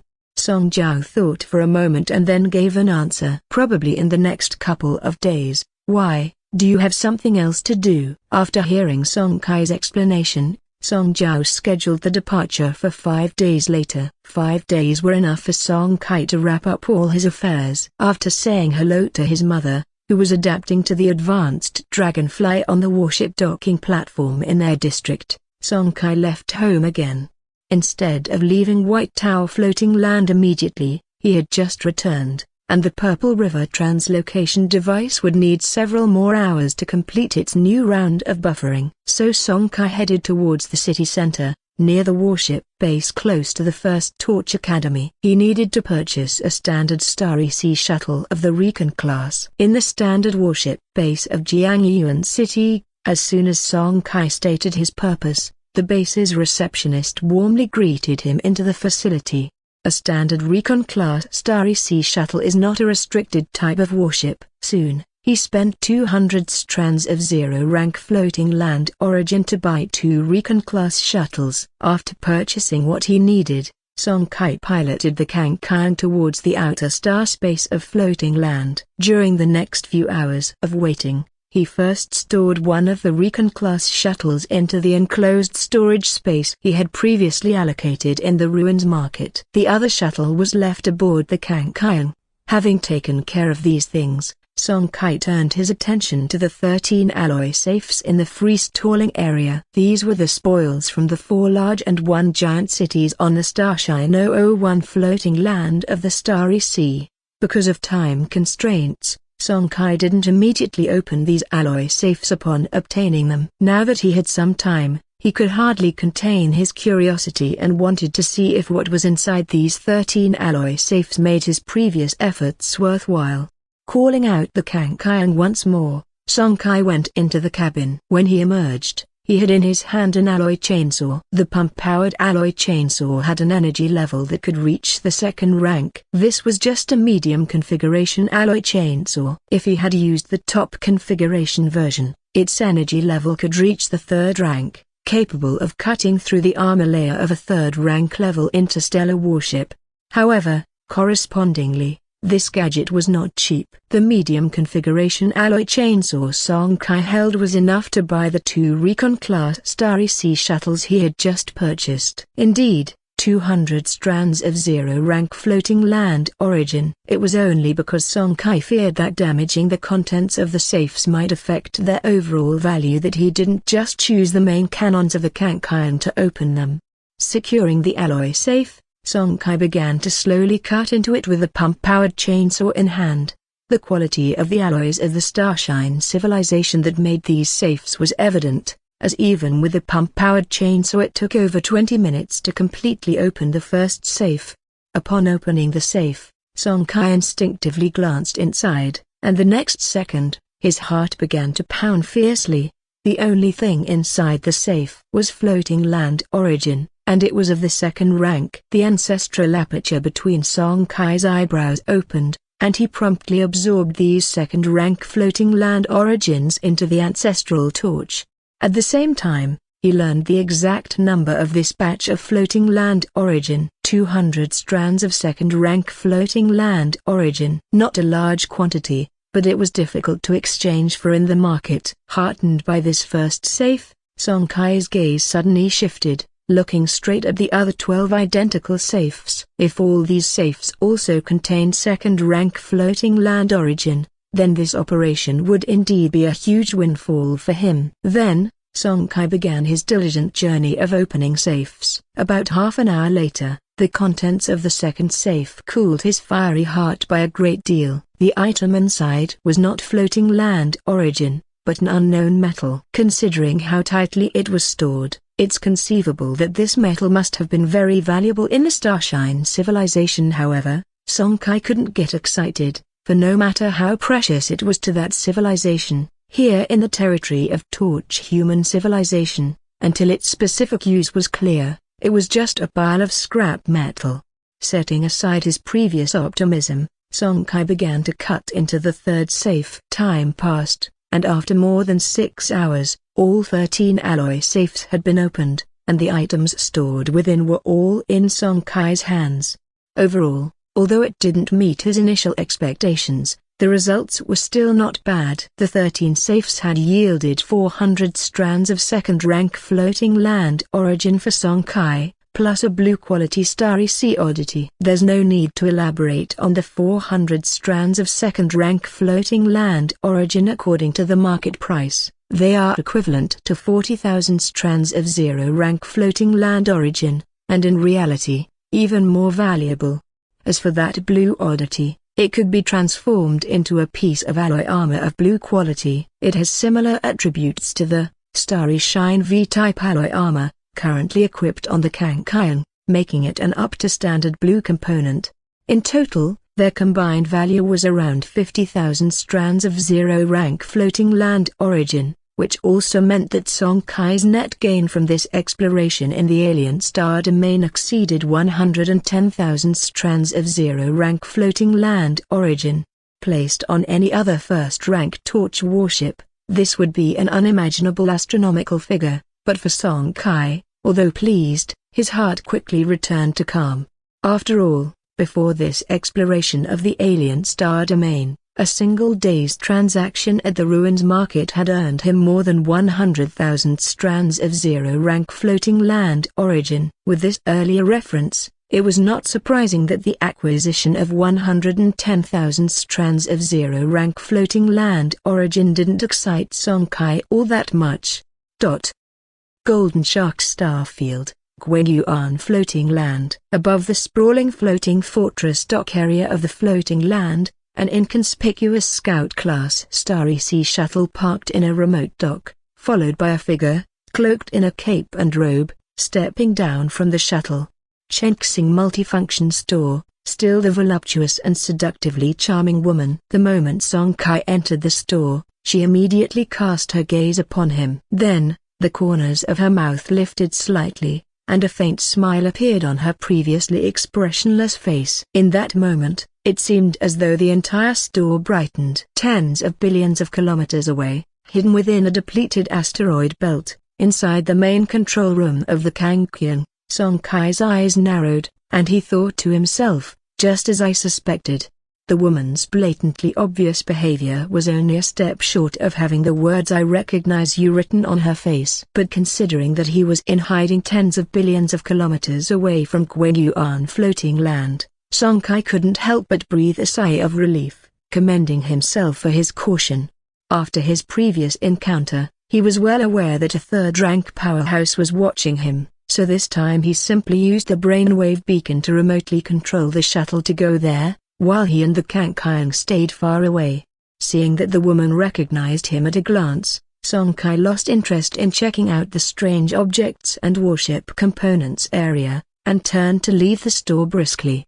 Although his true body was tens of billions of kilometers away, the remotely controlled puppet he was using was carrying a substantial amount of funds. For safety purposes, he preferred to trade at another shop, even if the items were far inferior to those of the Chengxing Multifunction Store. He decided it was worth visiting a few more shops if necessary. Whoosh! Song Kai only felt a breeze, and then the woman who was behind the counter a second ago suddenly appeared in front of him. Before he could take any defensive action, the woman's ethereal voice resounded first. "Am I so fearsome that it makes you this scared? Rest assured and choose. Within this store, no one will force you to do anything you don't want to do." After saying that, she stepped back behind the counter on her crystal high heels, each step accentuated with a twist. After her words, Song Kai also stopped, not because he trusted what the woman had said, but because if she really wanted to keep him, his puppet wouldn't be able to leave the store today.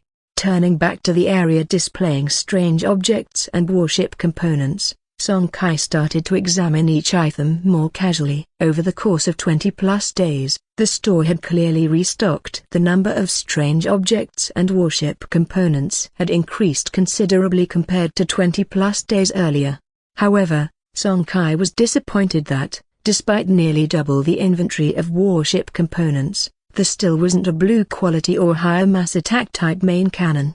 Frowning, he returned to the counter and restrained his brainwave activities, refraining from looking at the woman who was now watching him with a keen interest.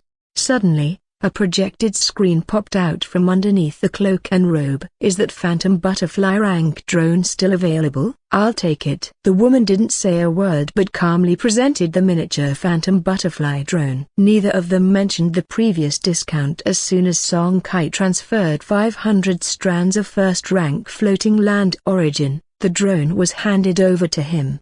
Before the group attack type main and secondary cannons could be assaulted, Song Kai naturally also had no intention of staying longer in this shop. Carefully stowing the Phantom Butterfly drone in his backpack, he promptly turned and left without any reluctance. Wait a moment. Just as he took a step, a woman's voice came from behind him. Tens of billions of kilometers away, aboard the Kankian, Song Kai's body trembled, a strong sense of tension arising in his heart. He was afraid that this enigmatic woman had ill intentions. If that were the case, the large sum of money carried by the newly made combat robot would surely be lost completely. However, the woman's ensuing words made him relax a little. You were looking for high-quality group attack type main and secondary cannons, weren't you? Well, take a look at this component. Saying that, she took out a component that emitted a blue glow from underneath the counter. Song Kai paused, and eventually, under the woman's somewhat smirking gaze, turned back to approach the counter. Ignoring the woman's unusual gaze, his eyes fixed strictly on the blue component lying on the counter. Electromagnetic Ray Cannon LV0. Quality, blue. Feature, lightning arc splash. Consumption, 3 per shot. Spectral energy points. Might, 2.3. No need for buffering and charging. Up rank requirement, 3 strands of 0 rank floating land origin, 300 spectral energy points. This electromagnetic ray cannon wasn't a main cannon, but a secondary cannon. The electromagnetic thunderbolts it fired were already of an explosive nature. Coupled with the lightning arc splash feature, this secondary cannon became an exquisite group attack type secondary cannon. Lightning arc splash. Creatures hit by electromagnetic thunderbolt damage will have 10% of their received damage splashed onto the nearest 3 creatures. Suppressing the excitement in his heart, Song Kai once more sent a subtitle message through his communication bracelet. What's the price? This time the woman didn't rush to speak, but continued to stare at the combat robot under the cloak, giving Song Kai the illusion that she wasn't looking at the robot, but at the brainwave beacon attached to it. After almost half a minute, the woman finally broke the silence. The same question I asked you more than 20 days ago. How far does your special ability for remote control extend? Or should I ask whether it exceeds 0.1 light years? After hesitating for a moment, Song Kai still controlled the combat robot to nod. With a positive response, the woman's smile became even more brilliant. Her delicate eyes spun around, seemingly finding it bothersome, and then straightforwardly said, I suppose you would not agree to join me in that mission. How about this instead? You lend me the remote control component, for a time, and in exchange, I'll give you this electromagnetic ray cannon as compensation. What do you think? Song Kai was taken aback, having never anticipated such a proposition. Lending out a purple quality component, he really had never heard of such a practice. He did give it some serious thought but did not agree right away. What he was being asked to lend was the brainwave remote control system, a purple quality special component, and the electromagnetic ray cannon she offered was only of blue quality. If she later went back on her word and refused to return the brainwave remote control system, he would clearly be at a loss, despite his urgent need for the group attacking secondary cannon. Seeing that Song Kai did not respond immediately, the woman seemed to guess what he was contemplating. After a moment of thought, she once again reached under the counter, searching for something. For a moment, Song Kai raised his eyebrows, seeing that the other party was clearly preparing to take out something else. Given the woman's wealth, whatever she would present was unlikely to disappoint, but he still felt some aversion deep in his heart. The brainwave remote control system, as a top-rank special component in the realm of remote controls, was undeniably crucial to Song Kai, especially now that his family was about to take action against the Bloodblade Star Thieves, and the need for this component was more urgent than ever. Lending it out at this time, regardless of whether the other party would return it later, was extremely unwise. Just as he was determinedly resolving not to agree, the woman seemed to have obtained what she wanted, and her slender jade hands once again rested on the counter. Along with them, on the counter, appeared 3 items radiating a strong purple light. 3 purple relics. Aboard the Kankian far away, Song Kai's heart skipped a beat. At this moment, he gained a whole new understanding of the woman's wealth. The woman was even more affluent than he had guessed. To know that there were many purple quality items in both the relic area and the shipborne component area, and now she had taken out 3 more without batting an eye. In comparison, it appeared that even his grandfather wasn't as wealthy as this woman. Who exactly is this woman? As soon as the doubt arose, Song Kai's attention was swiftly captivated by the 3 new purple relics that appeared on the counter. These 3 were all among the better attribute relics in the purple category, especially the item on the far right, which excited Song Kai so much that he couldn't hide the thrill in his eyes. Despite his best efforts, all 3 relics could be converted into shipborne components, with the first 2 able to be transformed into a standard shipborne engine and warship armor. Shadow Light Engine LV0. Quality, purple. Feature, 20% additional increase in energy supply efficiency. Consumption, 5/S. Energy supply, 36/S. Post-overload buffer, 30 minutes. Energy pool, 5,000 points, capable of storing 5,000 energy points. Convertible, Shadow Inkstone. Up rank requirement, 7 strands of floating land origin, 0 rank, 500 energy points, 5 life cores, 0 rank. Shadow Inkstone Armor LV0. Quality, purple. Feature, Inkstone Shield. Consumption, 5/second, spectral energy points. Defense, 15. Convertible, Shadow Inkstone. Up rank requirement, 8 strands of floating land origin, 0 rank, 800 spectral energy points. Inkstone Shield, consuming 1000 spectral energy points, activates a temporary stone shield for a duration of 3 minutes. These 2 purple components, being of the same origin, both derived from Shadow Inkstones, aroused Song Kai's curiosity. However, it was also something he couldn't directly inquire about. Of these 2 components, what he favored was indeed the Shadow Inkstone armor. Putting aside the fact that he already possessed the Shadow Capture Antimatter Overstate engine, even without it, he would most likely choose the Shadow Inkstone armor. The active attribute feature is not commonly seen. Generally, most features take effect passively, for example, improving a certain effect of the component or adding an additional passive attribute, whereas those which require active triggering typically have exceptionally astonishing effects.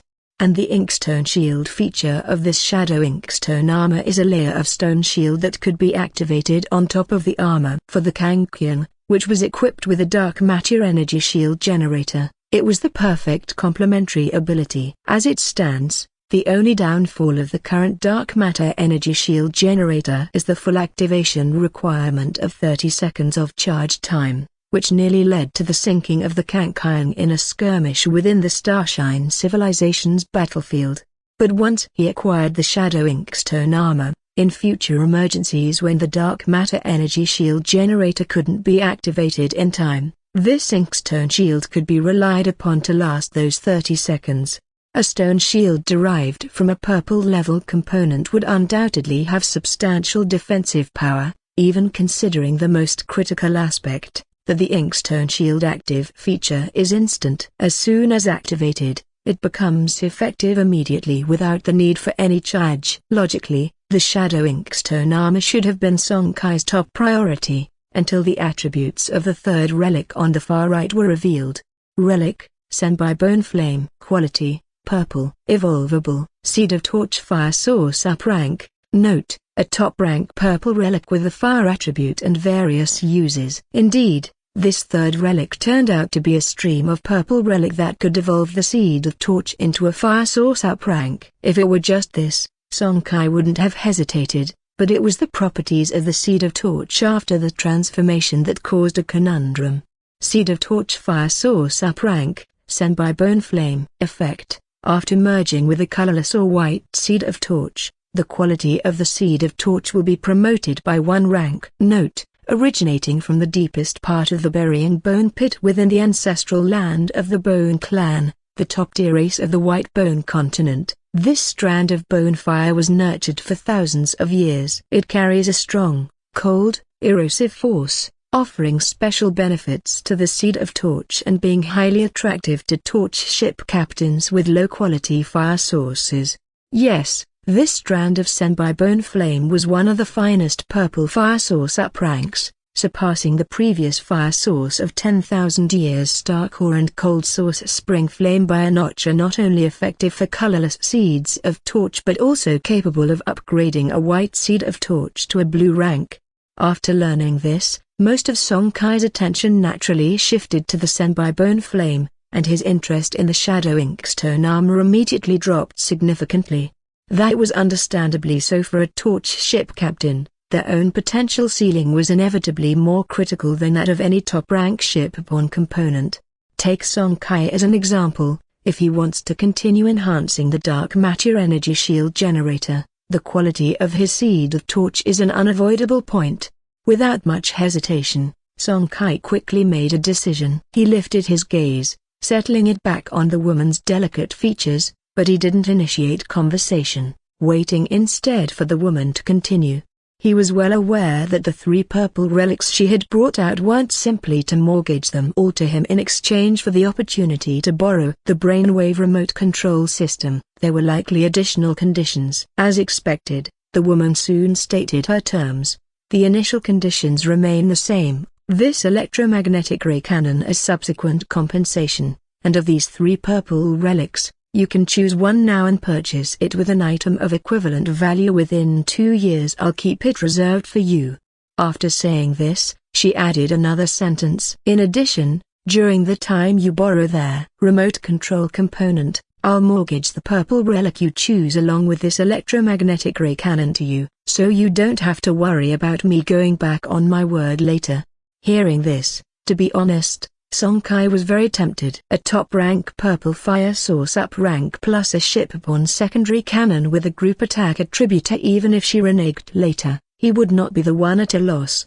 Furthermore, the brainwave remote control system component installed on the Kankian was currently at enhancement level LV20, having only consumed some 0 rank and 1st rank floating land origin. Even if it was uninstalled and the enhancement level reset to 0, with his current assets, it would be no more than a trifle. As for needing to purchase with an item of equivalent value, that was instinctively dismissed by him. Never mind 2 years. He was about to embark on a second expedition to the Buluo civilization ruins soon. Once successful, obtaining new purple relics would not be difficult. However, he quickly thought of his father. He had to depart for the Bloodblade Star Thieves' Lair in 5 days, and returning to the White Tower floating land would take several months at least. Plus, once there, the brainwave remote control system would prove very useful. Lending it out now would create a time conflict. After mulling it over for a moment, Song Kai projected a line of subtitles. How long might you need to borrow it? I also need to use this component shortly. The woman's slender fingers tapped her red lips, and after pondering for 2 seconds, she gestured at 2. How about 20 days? Song Kai looked troubled. 20 days was still too long. Even if he discussed it with his father later, the time frame was excessively lengthy. Seeing that he hadn't replied for a while, the woman bit her silver teeth anxiously. 10 days. That's the absolute limit. If that doesn't work, then there's really nothing I can do. Gathering, traveling, the return journey are all that takes time, and I genuinely can't do it any shorter. After a few seconds of silence, just as a deep look of disappointment emerged on the woman's face, Song Kai finally nodded his agreement. 10 days were manageable if he talked it over with his father. Of course, the main point was that the terms offered by the woman were indeed very tempting. Whether the top-rank purple fire source up rank or the group attack secondary cannon, both were urgently needed by Song Kai. Besides, the most crucial point was that Song Kai feared that if he truly refused, the woman in front of him would become infuriated and forcefully subdue his combat robot. After all, its backpack carried funds worth tens of thousands of strands of 0 rank floating land origin. After officially concluding the deal, both parties were overjoyed, especially the woman behind the counter. She excitedly blushed, which combined with her already exquisite features, exuded a unique kind of allure. At the warship docking zone of the fortress, Song Kai controlled his combat robot to return to the docking berth of his Starry Sea Spectral Shuttle. Da. The woman, clad in crystal high heels, followed gracefully and, upon seeing the standard issue Starry Sea Spectral Shuttle, her gaze shifted to the combat robot, filled with an amused expression. Seeing this, from the distant Kang-Kyung, Song Kai subconsciously cleared his throat to cover his embarrassment. At the same time, he reassured himself at the bottom of his heart. Third rank. This woman is a third-rank torch ship captain. It's only normal to be cautious. Following this little interlude, Song Kai controlled his combat robot to board the shuttle. He still needed to fetch the brainwave remote control system component from Kang-Kyung. Of course, he was also carrying that strand of Senbei bone flame. As for the electromagnetic ray cannon, the woman would hand it over to him once he brought the brainwave remote control system to her. Humming. Soon after the engine started, the Starry Sea Spectral Shuttle took off swiftly, soaring into the dark starry sky under the woman's quiet gaze. Not long after the Starry Sea Spectral Shuttle disappeared from the starry sky, less than a minute later, two spectral shuttles no more than 5 meters in length took off from a corner of the fortress and shot after the direction of Song Kai's standard issue shuttle. All this was observed by the woman still standing in the docking berth. As her red lips slightly parted, the next second, several figures clad in new exoskeleton armor swiftly approached her from behind. "Go clean up those two filthy rats." "Yes, miss." After taking the command, several figures quickly departed, but before leaving, they asked one more question. "Miss, should we bring that person over?" The woman's crystal clear eyes moved, and then she said in a deep voice, "No need, I'm actually quite looking forward to seeing how this little fellow will grow up in the future given his cautious nature." In the starry sky, after changing course several times, there were no incidents, and the standard shuttle successfully returned to the Kang-Kyung. The first thing Song Kai focused on was still the abnormal status purifier component. After confirming that the woman had not left any special marks, he carefully put away the Senbei bone flame, then stepped over to the slot where the brainwave remote control system component was installed. He paused for about 2 seconds, then reached out his hand. "Are you sure you want to uninstall the brainwave remote control system component?" "Once uninstalled, the component's enhancement level will be reset to 0. Please choose carefully." "Confirmed." At the Chenxing multifunctional shop, Song Kai, having just returned, directly handed over the brainwave remote control system component to the woman in front of him. Since he had already obtained the purple quality Senbei bone flame, there were no other assets carried on the combat robot besides this component. Even if the woman turned hostile at this moment, he would not suffer much loss. Taking the brainwave remote control system, the woman's gaze remained fixed on the purple component. After inspecting its attributes, a bright smile appeared on her face. She threw the electromagnetic ray cannon to Song Kai and instructed him to come back after 10 days. Then paid no more attention to him. She pulled out a special black communication bracelet from under the counter, seemingly contacting the people she was working with. Seeing this, Song Kai, who understood what this meant, quickly turned around and left. Not long after, the standard Starry Sea shuttle rose into the air again, leaving the floating fortress, this time without anyone secretly following.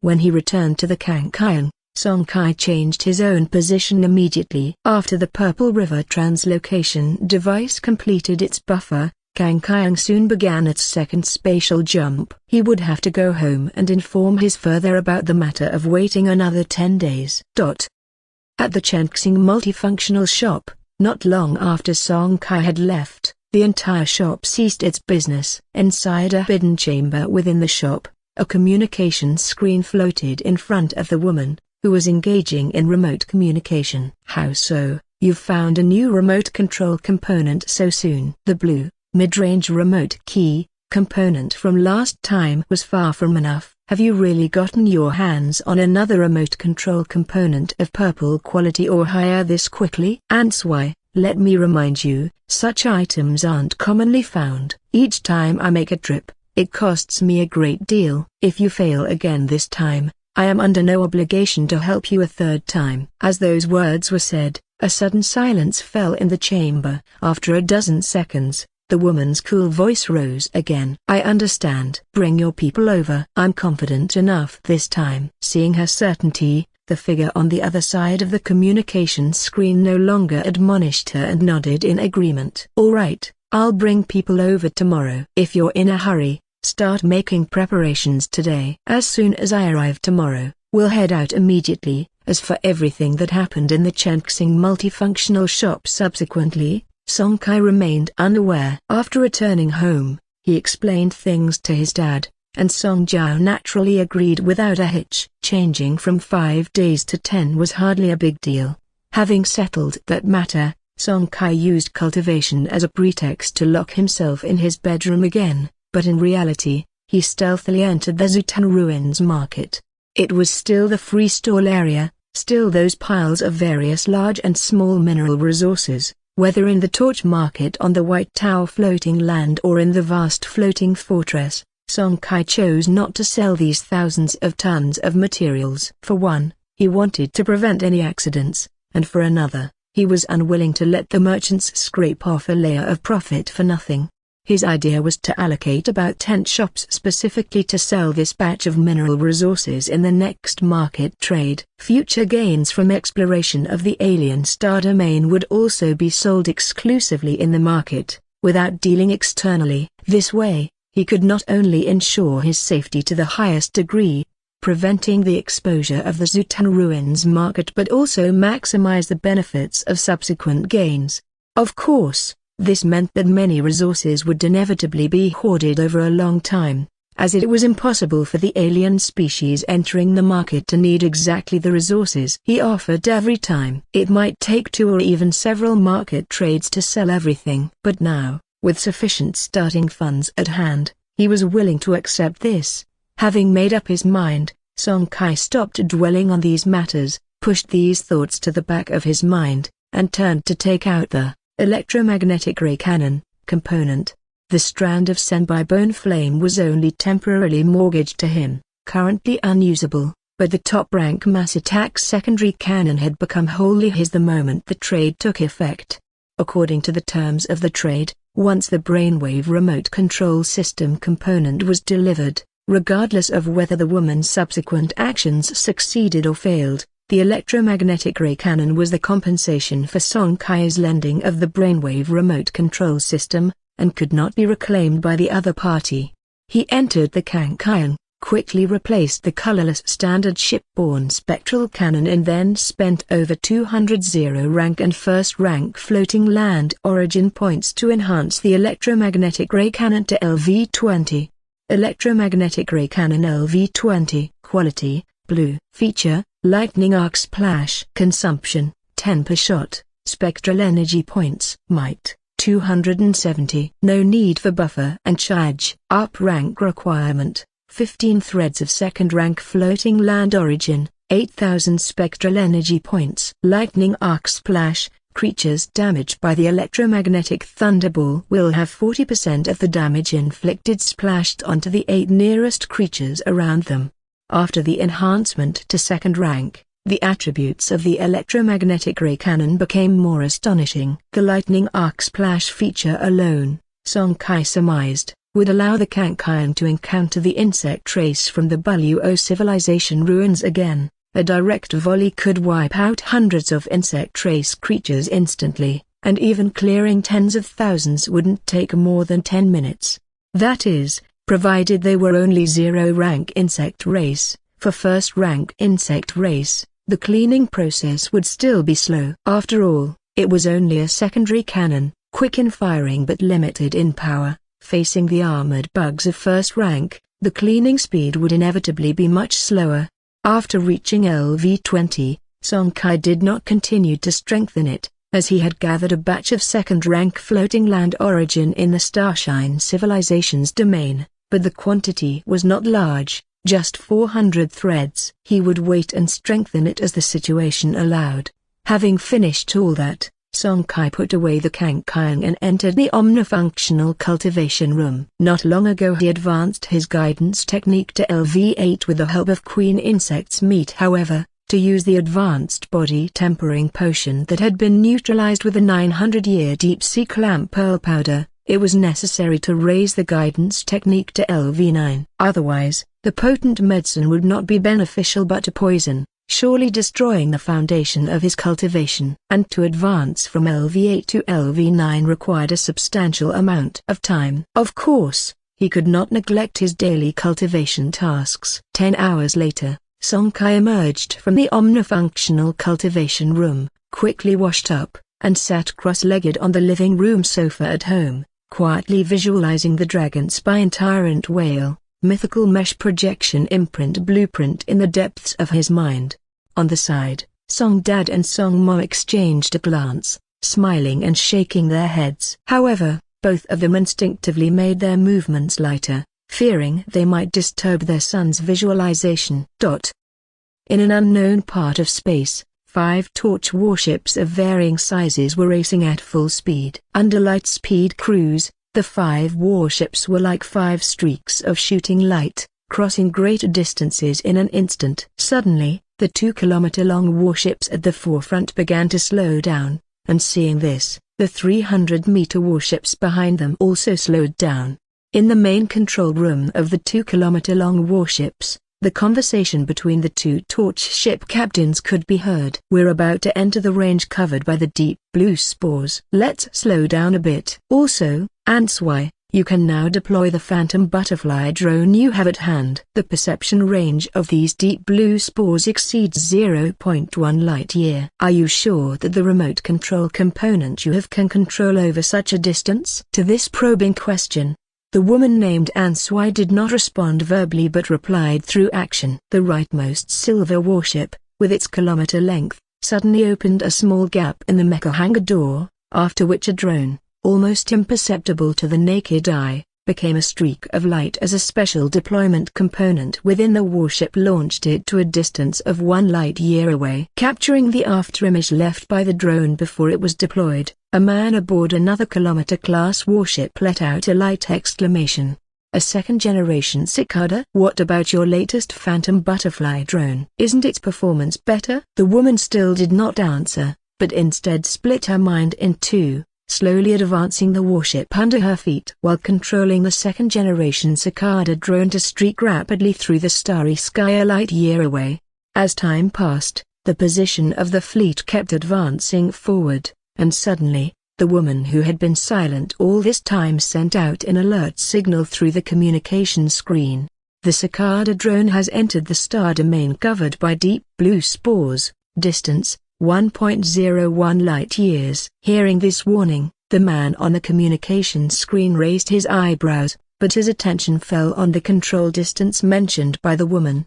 Control over a distance of more than a light-year? Is it really a remote control component of purple quality or above? With that, he shifted the tone of his voice. "Answai, after this operation is over, could you sell that component to me?" The woman's eyes narrowed slightly as she turned to stare at the projection of the man in the communication screen. After a few seconds of looking at each other, she replied icily, "I need this component, and I don't have any plans to sell it for now."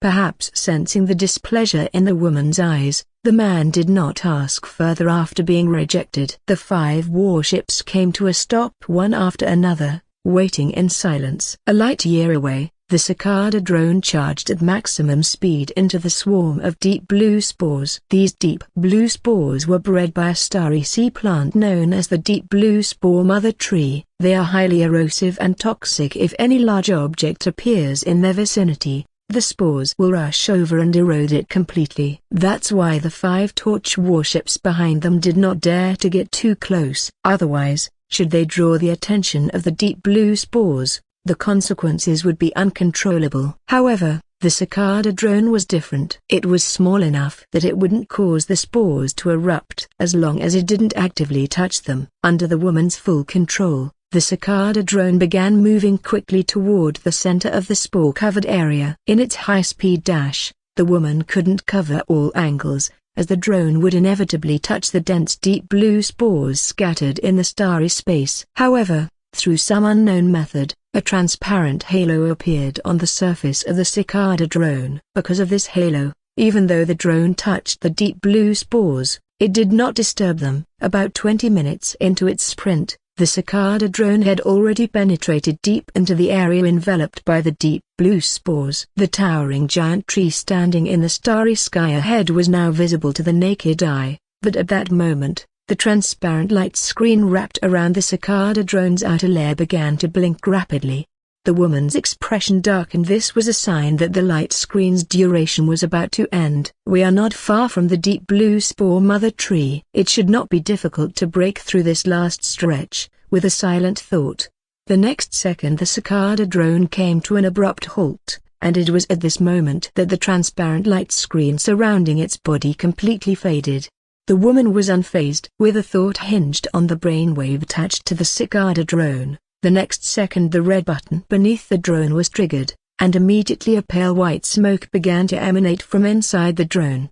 After the emergence of this white smoke, the surrounding deep blue spores seemed to encounter a natural enemy, moving outward as the white smoke continued to spread. Soon, in this central spore-covered area, a spore vacuum zone with a diameter of several thousand kilometers appeared. At the same time, the woman a light year away also responded accordingly. Coordinates, XXXXA middle.XXXX, quick. As her voice sounded in the communication screen, the next second the already charged 5 warships simultaneously initiated spatial jumps. In the central area engulfed by the deep blue spores, after a strong spatial fluctuation, 5 torch warships quietly emerged from the void of vortex.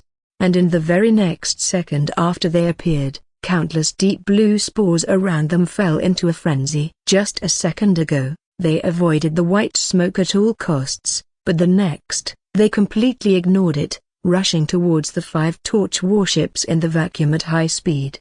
No need for the woman to remind anyone, following behind the 2-kilometer-long warships, the 3 escort ships swiftly adjusted their positions, forming a triangle around the 2-kilometer warships at the center. Then, while the swarms of deep blue spores were surging in, layers of purple light screens sequentially emerged on the escort ships, ultimately overlapping perfectly and solidifying into a closed light screen with a diameter of several thousand kilometers. Move towards the deep blue mother tree. From the kilometer warship on the left, the man's deep voice resounded. The 5 torch warships, encased in the closed light screens, began moving quickly towards the towering tree in the distance. Outside the closed light screens, countless deep blue spores converging were continuously striking the 3-dimensional light screen, and as time passed, the surface of the light screen was quickly dimming. This light screen was called the Trinity Isolation Barrier, an effect of the combination of 3 purple components that shared the same source, but each component occupied 3 special slots, and a single torch warship couldn't bear it, which was why they were loaded onto 3 different warships. Under the rapid movement of the 5 warships, the distance to the deep blue spore mother tree was continuously closing in. Just before the Trinity Isolation Barrier was about to collapse completely, the 5 torch warships successfully arrived near the deep blue spore mother tree. Seemingly sensing the approach of the torch warships, the mother tree, which stood over 20,000 meters tall, began to shed layers of pitch-black bark, which quickly transformed into large deep blue spores after falling off and rushed towards the 5 torch warships. Its advanced deep blue spores, the mother tree has initiated a level 1 stress response, and why, we can't delay any longer. In the communication light screen, the man's voice had unconsciously become several times louder. It wasn't his fault. As a type of starry sea plant, the deep blue spore mother tree was naturally not the harmless kind of ordinary plant. Ordinary deep blue spores were merely its first line of defense, and once an external organism approached its body, it would activate its stress response mechanisms. The stress response of the deep blue spore mother tree had 5 levels, each more terrifying than the last. It was said that at level 5, the stress response could fully activate all the roots of the mother tree in that state. A single deep blue spore's mother tree could directly face dozens of organisms of the same tier, possessing incredibly fearsome combat power. Now, it was just a level 1 stress response. With their fleet, they could still cope, but once it entered a level 2 or even level 3 stress response, by then the 5 warships would definitely be left behind here, becoming fertilizer on the growth path of the deep blue spore mother tree. In the kilometer warship on the right, the woman shifted her gaze, looking up at the treetop of the 10,000-meter tree above her, where huge fruits with a diameter of over 5 meters were hanging. These fruits were called deep blue fruits, and they were the ultimate target of the woman's mission. The deep blue fruits, life extension sacred objects, could extend life by 100 years with just one, a priceless treasure in the eyes of many carbon-based beings in the starry sea.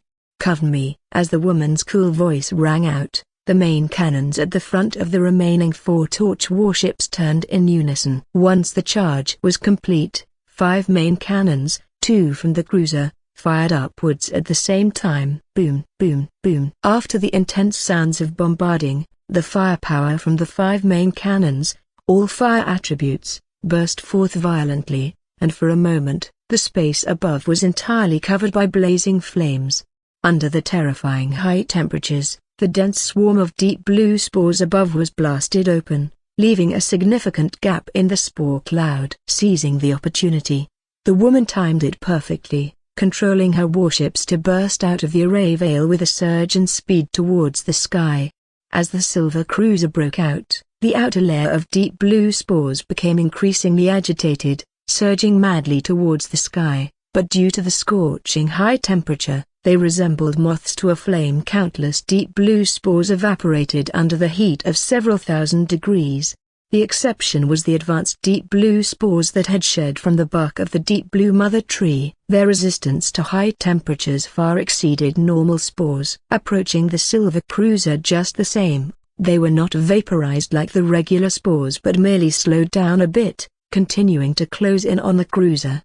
Fortunately, the speed of these advanced spores was not fast compared to the cruiser that had quickly flown beneath the mother tree's treetop. Their rate was negligible. Additionally, their numbers were extremely limited, posing no threat to the woman's flagship in the short term. Beneath the treetop, the silver ship's hatch opened stealthily, followed by a gravitational field that surged out from the cruiser, enveloping the deep blue fruit above and pulling it down into the ship's hangar with all its might. Disturbed by the unexpected touch to its essence fruit, the life form of the space plant at 5th rank began to tremble slightly, and the bark on its trunk started to fall off at a rate 10 times faster than before.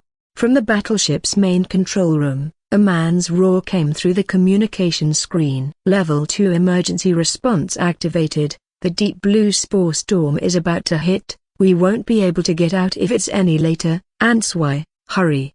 The woman didn't need the reminder. As soon as the first signs of a level 2 emergency response appeared, she had already responded. The main cannon at the bow of the silver warship swiftly rotated, aiming directly at the deep blue fruit above. Whoosh! A jet black beam shot out, striking precisely at the stem connecting the deep blue fruit to the mother tree. Crack! Under the beam's incision, the stem, tougher than ordinary alloys, snapped off. Now unsupported by the stem, the cruiser's gravitational field faced no resistance, rapidly pulling the fruit, over 5 meters in diameter, into the ship's hangar. Catching the moment the deep blue fruit entered the hangar, the woman quickly closed the hatch. While multitasking, she rapidly turned the cruiser around, aiming again towards the Trinity Array Veil, now on the verge of collapse below. As the vessel turned, the woman caught a glimpse of the sky in the corner of her eye, a fleeting glance that reflected a count of deep blue fruits in the hundreds. Yes, the deep blue mother tree bore hundreds, even thousands of fruits, a sight truly covetable. A touch of sorrow flashed in her eyes. A huge price had been paid for this operation. How could she not want to take more? But doing so would significantly exaggerate the mother tree's stress response. In the end, all 5 warships present would be doomed to stay here forever. Crack, crack, crack. The Trinity Array Veil, spawned from 3 purple components of the same source and only slightly less mighty than the orange component, suddenly collapsed. The next second, countless deep blue spores swarmed from all around, instantly enveloping several torch warships, including the silver cruiser that had just swooped down. The energy shields of the 5 warships hummed almost simultaneously, a sign of their struggle against the relentless erosion of countless spores. Moreover, the torch ship captains noticed that not only were the ship's energy shields dimming, but even the warship armor beneath was starting to turn a light blue from the spores and viruses infiltrating in threads and strands. In a moment, all 5 torch ship captains visibly paled, well acquainted with this condition. This was the deep blue virus contained within the spores. Light erosion would slowly turn the surface of an object to a light blue color. And if they didn't quickly leave the area where the spores were, over time, this light blue would progressively shift deeper. Once fully turned to deep blue, it meant the object had been completely eroded and would disintegrate into deep blue dust within minutes, serving as fertilizer for the deep blue mother tree and its spores. William, quickly. In the silver cruiser's main control room, the woman called out urgently. Hearing this, the man in the adjacent black cruiser nodded slightly. With a thought, a special purple component inside the black cruiser was activated. Repulsion field stance, activate. As he declared, a ring of cyan extended from the black cruiser, spreading rapidly in all directions. Boom! The intense repulsion shockwave followed, and all the surrounding deep blue spores, even the advanced ones, were pushed tens of thousands of meters away.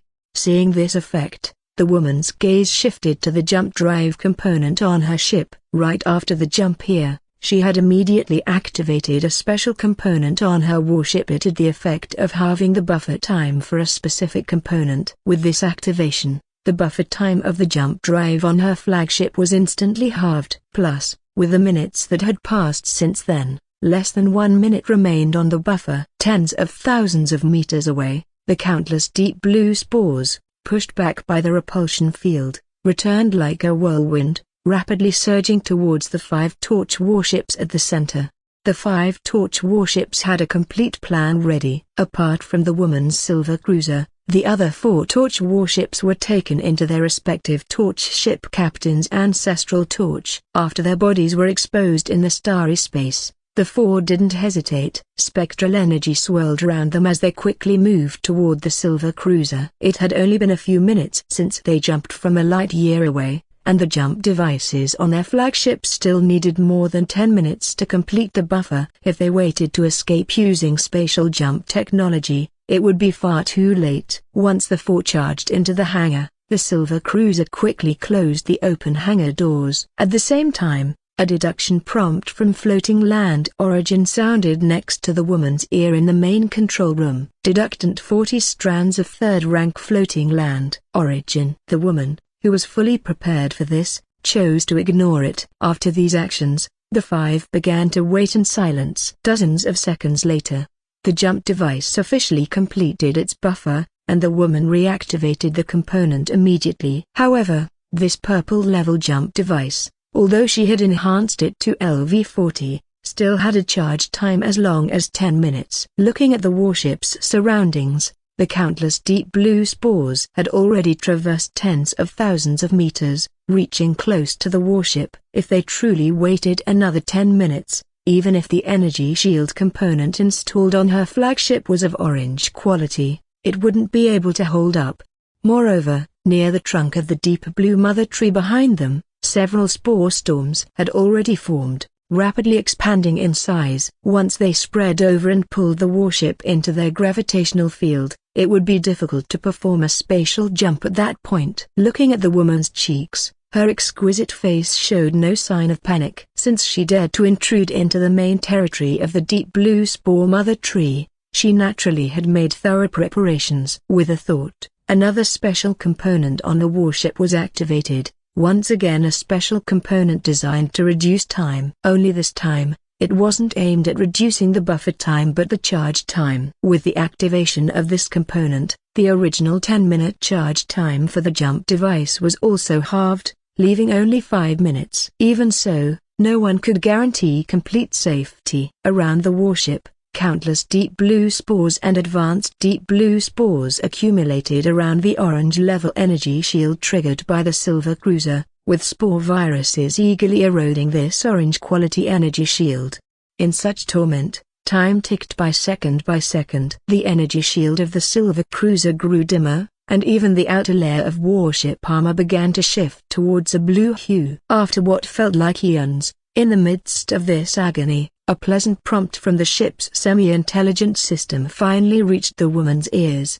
Jump device charge nearing completion. 10, 9, 8, 3, 2, 1, 0. When the countdown reached 0, the tense look in the woman's eyes relaxed. The warship's energy shield was about to collapse. Any further delay and she would have to stay in this star domain forever. Fortunately, things hadn't reached that point. Humming in front of the warship, a spatial vortex a few thousand kilometers in diameter emerged. The nearest deep blue spores were sucked into it and instantly crushed by the terrifying spatial power. The woman eagerly maneuvered the warship forward, and as the warship was about to disappear into the spatial vortex, the deep blue spore storm, which had swollen to several thousand kilometers in diameter, had somehow already reached behind the warship. Under the intense force of the storm, the Silver Cruiser began to tremble violently. The energy shield, already on the verge of overload, suddenly shattered at this moment. Without the defense of the energy shield, the dense mass of deep blue spores swarmed in from behind. Yet, that wasn't even the main concern. The real issue was that the spore storm had transformed into a storm dragon, which roared as it charged straight toward the rear of the warship. The diameter of this spore storm had already reached a terrifying several thousand kilometers, and the energy it carried was beyond imagination. One could foresee that, should this storm dragon make direct contact with the rear of the warship, even if the Silver Cruiser didn't sink on the spot, being swept uncontrollably into the space vortex ahead by this uncontrolled thrusting force would likely result in it being shredded to pieces by the spatial rifts. At this critical juncture, the woman's thoughts moved, and she activated the Inkstone Shield active feature of the Shadow Inkstone warship armor included in the warship's basic components. Whoosh, whoosh, whoosh! A thick black stone shield suddenly formed, tightly enveloping the entire warship. The next second, the storm dragon from behind slammed into the tail of the ship's hull. Driven by the terrifying force, the warship, covered in the Inkstone Shield, shot straight into the space vortex ahead. Hundreds of light years away, a massive space vortex suddenly appeared in the silent star domain, followed by a huge pitch-black object bursting out from within the vortex. This pitch-black armor layer was covered with terrifyingly large cracks. Minutes later, as the Inkstone Shield dissipated, the inner Silver Cruiser also revealed its former. It was just that the cruiser looked rather worse for wear at the moment. The once brightly streamlined silver hull now bore countless cracks of varying sizes, and the ship's bow, where the main cannon was situated, was severed in the middle, completely wrecked by the spatial rifts. Crack! Amidst the sound of steam, the hatch doors of the ship opened, and 4 equally shaken torch ship captains quickly scrambled out before immediately summoning their respective torch warships. For a torch ship captain, only within their own warship could they find a sufficient sense of security. Inside the main control room of the Silver Cruiser, the woman gently massaged her temples, a deep fatigue flickering through her clear eyes. During the previous action, her spiritual force had been running at an overload from beginning to end. Even with the third-rank level guidance technique at her disposal, she still felt somewhat overwhelmed. But that soon turned to joy, for regardless of anything else, the deep blue fruit was finally in her hands, which, of course, was a reason to be happy. Even though the cost was considerable, she didn't care. The person behind her had reached the end of life. Most life-extending items had already been used and were no longer effective for them, but this deep blue fruit was different. Birthed by a 5th-rank level deep blue mother tree, although it couldn't extend the life of the person behind her by 100 years, it could still do so by half. 50 years. So with these 50 years as a buffer, her fleet of warships would have a certain chance of making an assault at the 4th rank. and as long as she advanced to a Zulu warship, she would have the basic right to make her own choices and not passively accept others' arrangements. Dismissing the myriad thoughts in her mind, she commanded with a thought, and the ship's hatch opened once more. 4 radiant lights shot out from the hangar, each drawn to the 4 warships at the side. This was the subsequent payment for inviting these 4 torch warships to take action. Even for her, it wasn't a small sum, but it was necessary to pay. Not to mention personal credit, the identity of the black cruiser on the left was not simple either. Being a direct member of one of the most powerful noble families in the duchy, should she really refuse to pay, once the other party's family exerted pressure, even her status would be subjected to significant strain. After gladly accepting the subsequent payment, the man on the black cruiser still made one more attempt to inquire about the brainwave remote control system component before leaving, but was once again sternly refused by the woman. Only after the 4 warships had all departed, the woman's taut expression finally could no longer be contained. Her exquisite face suddenly turned pale, and simultaneously, the silver cruiser, which had been relatively normal up till then, began to blare a frantic red alert. The power of space was actually not that easy to withstand. Even with the protection of that inkstone shield, the extent of the damage to the silver cruiser was beyond imagination. Time flew by, and in the blink of an eye, 10 days had passed. Guangyuan floating land, floating fortress, Chengxing multifunction shop. Song Kai kept his promise and returned to the shop once again, only this time, without the brainwave remote control system component. He had to come in person.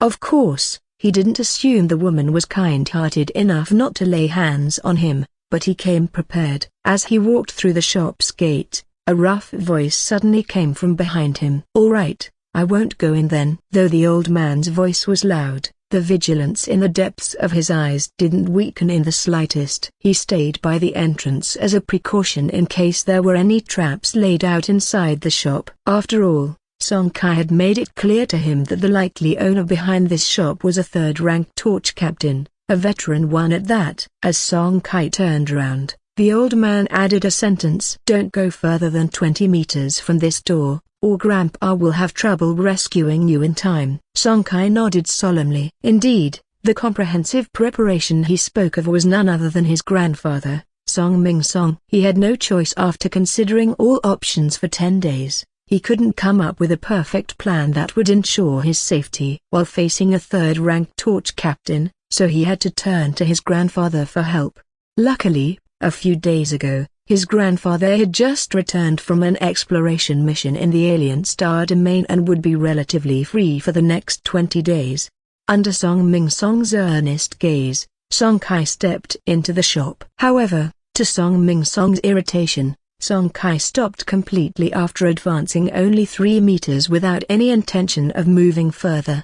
As for Song Kai's thought at that moment, there was but one. Stay away from the door by 20 meters? Grandpa, you don't seem to take your grandson's life seriously. In the distance behind the counter, the woman whose complexion had already recovered her rosiness chuckled and shook her head. Knowing Song Kai's caution, she didn't take it to heart, her cheeks still adorned with a gentle smile. What Song Kai didn't catch was the flicker of concealed surprise in her eyes as they inadvertently swept over Song Ming Song, who was also wearing a black cloak at the doorway.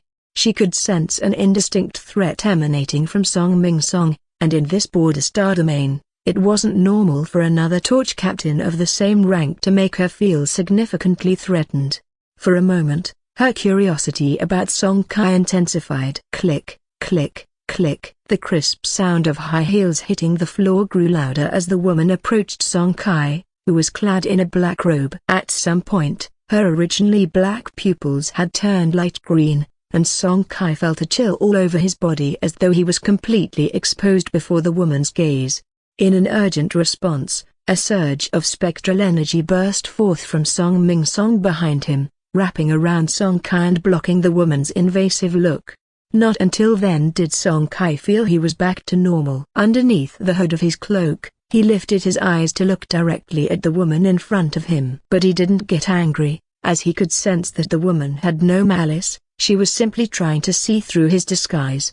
In simple terms, she wanted to ascertain Song Kai's true identity. The woman pouted her red lips, losing interest, and waved her hand to withdraw the strange green glow from her eyes. Then, with a flash of ghost light between her eyebrows, she produced the brainwave remote control system component. Seeing this, Song Kai also began the same process, somewhat reluctantly returning the Senbei bone flame to the woman. Seemingly noticing his reluctance, the woman casually put away the strand of Senbei bone flame while softly saying, "Sister will be leaving Guangyuan floating land soon. However, this strand of Senbei bone flame will stay in the shop. If you bring something of the same quality to trade within 2 years, this strand of Senbei bone flame will naturally be yours." Having said that, she didn't wait for Song Kai's reaction, turned around, and gestured behind her, a sign that it was time for him to leave. Underneath the long cloak, Song Kai's eyes narrowed slightly, but in the end, he said nothing further and turned to walk towards his grandfather. Whether the woman's words were true or not, he had, by lending that component for 10 days, obtained a top-rank blue-quality group attack secondary cannon, which was undeniably real. Even if she ran off with the Senbei bone flame later, he wouldn't be at a loss, missing at most the chance to obtain a strand of top-rank purple fire source up rank. Just before leaving the shop, an all-black communication bracelet was sent to him by the woman's emissary. According to the center, this communication bracelet was a one-way device that could only send messages to a specific kind of bracelet like itself, with no risks of eavesdropping or message leakage. If Song Kai ever visited the duchy capital Star Domain, he could use the bracelet to contact the woman. No sooner had Song Kai taken the bracelet than Song Mingsong's hand quickly reached over from his side. After examining the bracelet for a while, upon reaching the floating fortress dock area and summoning the Furious Lion, Song Mingsong went on board the warship, seemingly using a special component to inspect the communication bracelet. 2 minutes later, the bracelet was tossed out of the warship and quickly caught by Song Kai, who understood the implication. The old man's silence naturally indicated that the black bracelet had not been tampered with. Nevertheless, Song Kai still didn't feel completely at ease. Whether the bracelet had been tampered with or not, he planned to later deposit it into the ruins market. The ruins market existed in the void space, so even if someone had tinkered with the bracelet, there was a high probability that any tampering would be blocked. Moreover, it was unlikely that anyone would venture into the gaps filled with void gangwind and void storms just to verify its location, right? About there, brainwave remote control system, component he held in his hand. Song Mingsong only took a brief glance initially and didn't ask any further questions. Ever since his grandma Bai Xukan's grand birthday celebration, when Song Kai revealed the intermediate energy crystal and by his own strength advanced the seed of torch to white, the elders at home realized that Song Kai must have had some special encounters. Therefore, seeing Song Kai possessing an unheard-of purple component did not surprise Song Mingsong at all. Without saying much more, he summoned the Kangqiang, reinstalled the brainwave remote control system, enhanced it to LV-20, and then made another trip to the ruins market, placing the black communication bracelet into a sealed storage room within. Having taken care of these matters, the 2 warships, one large and one small, soared into the sky and soon disappeared into the starry space surrounding the Waijuan floating land. Even without any women to clear the path, no other warship dared to follow them this time. It was a joke to even think about it. They weren't blind. A kilometer-sized craft was a cruiser, after all. Who in their right mind would fancy their chances against a cruiser?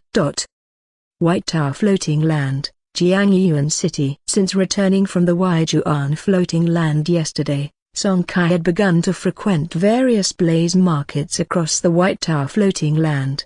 He and his father were set to depart today for the lair of the Bloodblade Star Thieves. According to his father, once they were on their way, they wouldn't be able to return for at least 3 months. Therefore, Song Kai needed to prepare all the goods for the next 3 trades in the ruins market. After all, who knew if there would be any place to resupply once they reached the lair of the Bloodblade Star Thieves? He had already bought some of the merchandise at the Waijuan floating land, and after visiting several blaze markets back at the White Tower floating land, by this morning, Song Kai had finally managed to purchase almost all the planned merchandise. On the outskirts of Jiangyuan City, Song Jiao and Song Kai arrived to find Song Lin already waiting for them. Besides Song Lin, Song Yu was also there, unexpectedly. After a brief moment of surprise, Song Kai understood Song Yu had awakened his abilities at the same time as him, and by now, had gone through 6 rounds of alien star domain exploration. His warship likely had already upgraded to a spectral airship. Song Jiao didn't say anything, but from the slight upward curve of his lips, it was clear that he was very pleased with the speed at which the younger generation of the family was advancing. After all, it also meant that the future of the family was secure. "All right, there's no need for you to summon your warships. Just come aboard." With that, a ghost light flickered between his brows, and the King Kong was summoned forth. 10 seconds later, the King Kong ascended rapidly, piercing through the clouds of the floating land and vanishing above the floating land. Why all 3 of them needed to board the King Kong is a story that begins with Song Kai's status at this very moment. Once aboard the King Kong, the 3 of them saw a ring of special fluorescence that tightly encircled them. Under the effect of this fluorescence, they all furrowed their brows, clearly feeling the circulation of spectral energy within their bodies become incredibly difficult. It wasn't just about cultivating the spectral energy guidance technique. They couldn't even circulate the spectral energy within their bodies for basic operations. Moreover, a cool sensation transmitted from their foreheads one by one. No matter how hard they tried to sense the seed of torch in the ancestral aperture, they received no response whatsoever. Looking inside the main control room of the King Kong, since Song Kai and the other 2 had boarded the warship, Song Jiao didn't hear any notification about the deduction of floating land origin. The reason for this was due to a special component installed on board the King Kong. Torch Warship Boarding Certificate LV10. Quality, Blue. Consumption, 50/person. Spectral Points. Capacity, 300. Effect, seals the energy within the bodies of the transported, 24 hours, lifts the restriction on the consumption of floating land origin within the capacity range. Up rank requirement, 10 strands of first-rank floating land origin, 1500 spectral points. This type of component is very common throughout the Torch human civilization territory, but due to its limitation of sealing bodily energy for 24 hours, most Torch ship captains seldom use it, only resorting to it when in a hurry to travel or escape. After all, for a Torch ship captain, sealing bodily energy means sealing spectral energy, and without the ability to mobilize spectral energy, one cannot open the ancestral aperture at the brow, nor summon one's own Torch warship, which feels very insecure. P.S. I see many readers are puzzled as to why I set up the rule that Torch warships cannot carry people, so let me explain it here. The reason for this setting is to limit the high-rank Torch ship captains from unrestrictedly transporting low-rank Torch ship captains for alien star domain exploration. Just think about it, if thousands of low-rank Torch ship captains were brought along for every monthly alien star domain exploration, what would that entail? Forget the increased danger. The same goes for real-world domains. If there were no such restriction, then the cost for each large-scale interstellar expedition launched by Torch human civilization would be too low, right? The setting of being unable to summon warships for combat within 24 hours is the same, increasing the danger of interstellar expeditions. Once an encounter with an alien race occurs during the seal period, it's death for many, making each interstellar expedition require extreme caution. I don't know if you all can accept this, but that was indeed my original setting. Inside the cabin, after a brief discomfort, Song Kai and the 2 others quickly recovered. They had seen components like the Torch warship boarding certificate in previous courses and knew that this was a normal reaction. They just needed to disembark, wait another 24 hours, and everything would return to normal. Before long, a strong sense of weightlessness hit them as King Kong began a spatial jump. In the middle of the 3, Song Kai's mind stirred, and he murmured to himself. It seems that the Bloodblade Star Thieves' lair isn't close to the White Tower floating land. The reason for this thought was because he could feel that the loss of gravity King Kong was experiencing during the spatial jump was significantly stronger than that of the Purple River translocation device, meaning that King Kong's current jump was far beyond 40 light-years. Furthermore, after one jump, the journey was not over, as King Kong had to wait for the second jump. Chaotic Star Field, Sector 0155. Located at the edge of the Chaotic Star Field, Sector 0155 is known as a barren area. It is said that thousands of years ago, it was the core star domain controlled by a medium-sized civilization group. However, it got heavily bombarded by numerous spatial collapse bombs during the first Great Expedition of Changxing and has since then become riddled with dense spatial rifts, engulfing the small asteroids and starry sea floating lands within this star domain. The prevalence of collapsing spaces filled the sector with innumerable spatial rifts, which continued to spread over time, raising the danger of the sector to an extreme. Coupled with the successive disappearance of small asteroids and starry sea floating lands, the sector became increasingly barren. With both factors combined, the sector has seen less and less traffic over the past 1,000 years, becoming a place no living creature wants to visit, bereft of any resources and filled with danger. In a remote area on the edge of Sector 0155, a powerful spatial fluctuation occurred, and King Kong emerged from a space of vortex. Looking out of the airship's cabin window and sweeping their gaze across the outer starry space, Song Lin was the first among the three to recognize the star domain. This is Sector 0155 on the edge of the Chaotic Star Field. I remember that this is where the Moruo civilization had their decisive battle with our Duchy's expeditionary force, right? Could it be that the Bloodblade Star Thieves have established their lair here? Compared to Song Kai and Song Yu, Song Lin's awakening time was much longer, giving him far more experience and, as such, a fair understanding of Star Region 0155. This piqued the curiosity of Song Kai and the other, who hastily questioned him for details. 2 minutes later, the two had a basic understanding. Of course, they knew about the first Changxing Great Expedition. It was even a tale they could recount by heart. It was a war waged by the Changxing Principality shortly after its establishment to expand its territories. It is said that the Principality mobilized 20 full fleets during the campaign, with over 600,000 torch warships, including more than 20 of the pursuing class. After 50 years, they successfully expanded across a vast territory. However, regarding the specific territories explored and the enemies they faced during the war, there were only scant details in their textbooks, so they didn't have an in-depth understanding. Now, with Song Lin's explanation, they learned that the territory originally expanded by the Principality included Golden Shark and several nearby star domains. The main adversary was a mid-level civilization group that called themselves the Moruo Clan. The Moruo Clan was also a dominant power in the Chaotic Star Field, controlling nearly 10,000 light-years of star domains. They possessed unique civilization technologies. During the Great Expedition, they caused quite a headache for the Changxing expeditionary forces until they were eventually wiped out by a large-scale use of space collapse bombs. Of course, because of the space collapse bombs, the core essence of the Moruo civilization was completely lost to the void fractures, and the expeditionary forces gained none of it. They only acquired the territories of Golden Shark and the surrounding star domains. This was why, under ordinary circumstances, none of the Torch human civilization forces were willing to use the space collapse bombs unless absolutely necessary.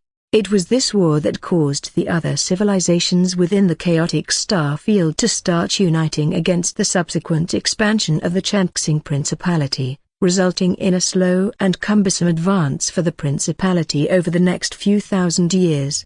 While the three were discussing, the King Kong moved forward, and Song Jiao, with a thought in the battleship main control room, activated a special component on board the King Kong.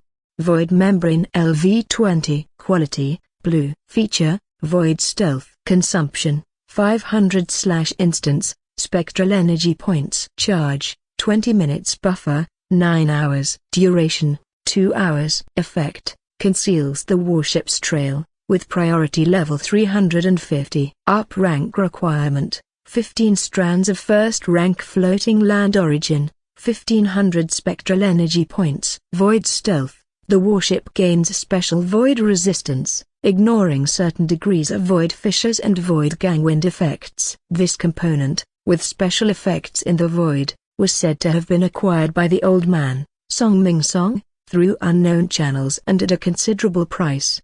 Besides being installed on the King Kong, Songhai's flagship also had one, precisely for concealment while entering and exiting the star domain during the change of guards to prevent discovery by the Bloodblade star thieves.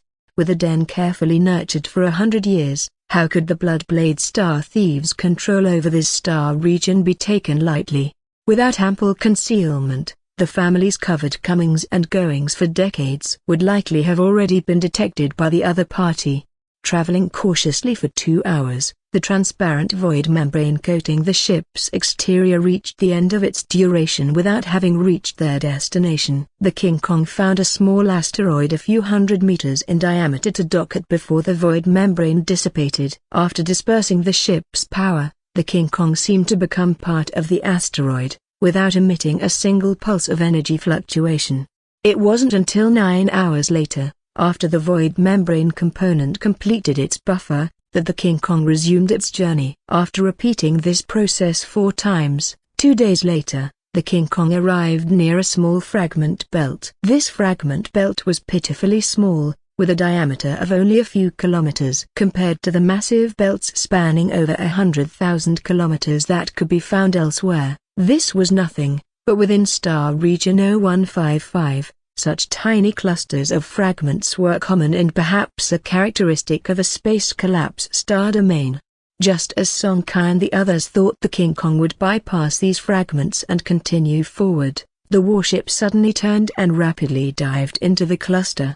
In the central area of the fragment cluster, pieces of floating land fragments of varying sizes scattered haphazardly across space, appeared ordinary to the naked eye, but soon, surprise was evident in the eyes of Song Kai and the others. The King Kong passed through an invisible membrane, and the scenery before their eyes dramatically changed. The seemingly unordered floating land fragments became a vacuum area nearly a kilometer in diameter, with a floating land fragment over 500 meters in diameter at its center. On this fragment, stood a small temporary base made of alloy, and at each of the 4 corners of the fragment, there was a mechanical device. Energy continuously flowed from the small temporary base into these mechanical devices. Deep red rays shot out, interlinking and ultimately constructing this concealed space hidden within the fragment cluster. A combined illusion construct device. I remember this thing's insanely expensive. A full set costs hundreds of strands of third-rank floating land origin. Is our family really that extravagant? In the King Kong, it was Song Lin who first recognized the devices. Upon hearing this, Song Kai and Song Yu also quickly understood. The combined illusion construct device, a product said to be developed by the Virtual Technology Consortium within the Kaiyu Divine Dynasty, one of the 4 great super empires of the Torch human civilization. Although the illusion realm that was created was indeed convincing enough to be mistaken for reality and also had a decent effect in shielding energy fluctuations, it was not only expensive, but the area that the illusion realm could cover was extremely limited. Therefore, it had never been very popular in the market. Of course, compared with technologies like the spatial veil, it was still much more cost-effective. Soon, King Kong touched down in the docking area for single-person warships next to the base. Whoosh! Once Song Jiao had stowed King Kong into the ancestral torch, Song Kai and the other 2 were finally free from the warship. Although the persistent restriction from the warship's credential component was gone, they still couldn't use their spectral energy, needing a full 24 hours before it would be completely lifted.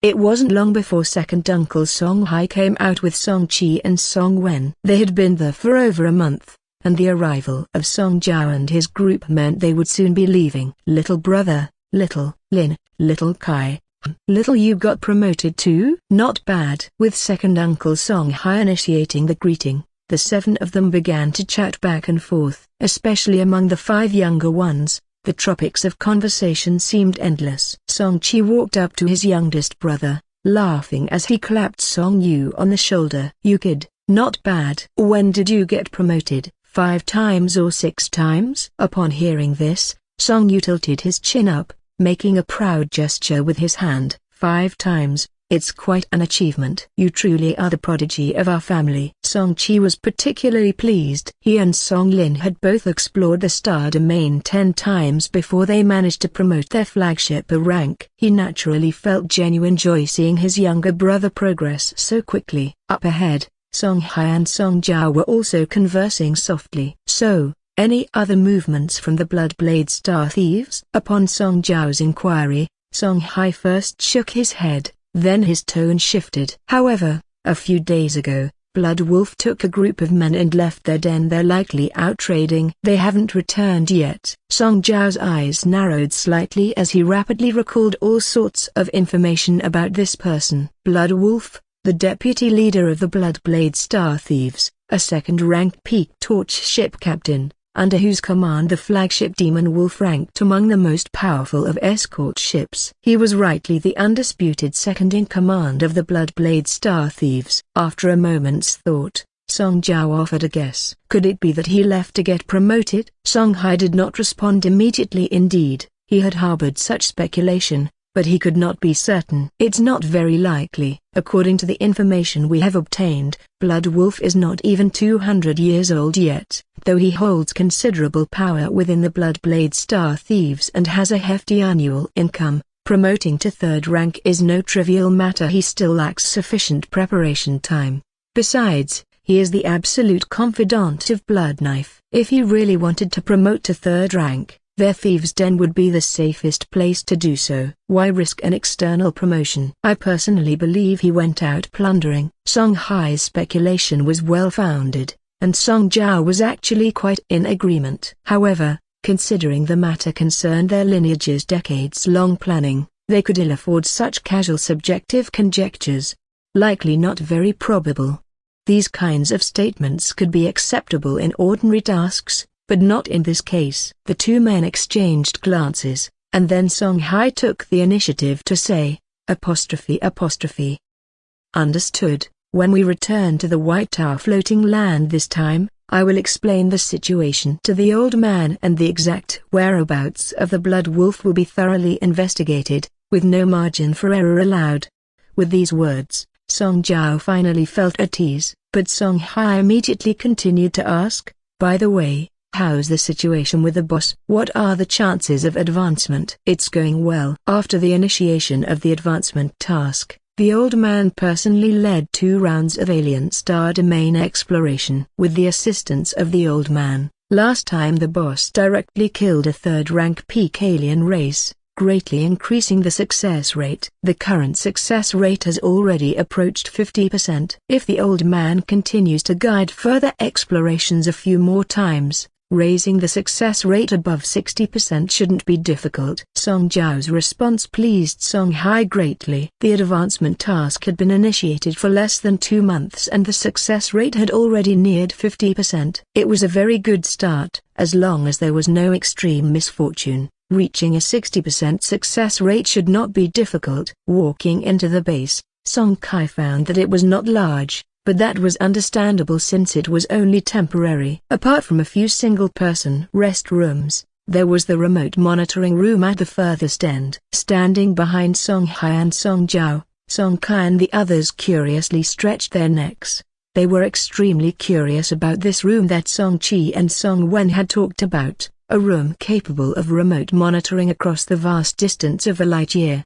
As the door opened, the 3 of them followed Song Hai and Song Jiao into the monitoring room. Upon entering, their gaze was immediately drawn to the large projection screen that occupied almost the entire room. This projection screen, over 10 meters in length and more than 5 meters wide, looked like an oversized black and white screen stretched across the room. However, this was not the focal point. Specifically, what captured the attention of Song Kai and the others was the constantly changing imagery within the screen. In the pitch-black starry sky, terrifying spatial cracks of varying sizes were scattered about. Not far away, a large floating land fragment over 10,000 meters in diameter quietly hovered. An elliptical energy shield, even larger in diameter than the fragment, enveloped the entire large floating land fragment. Through the transparent energy shield, one could see various sized torch warships floating within, and below.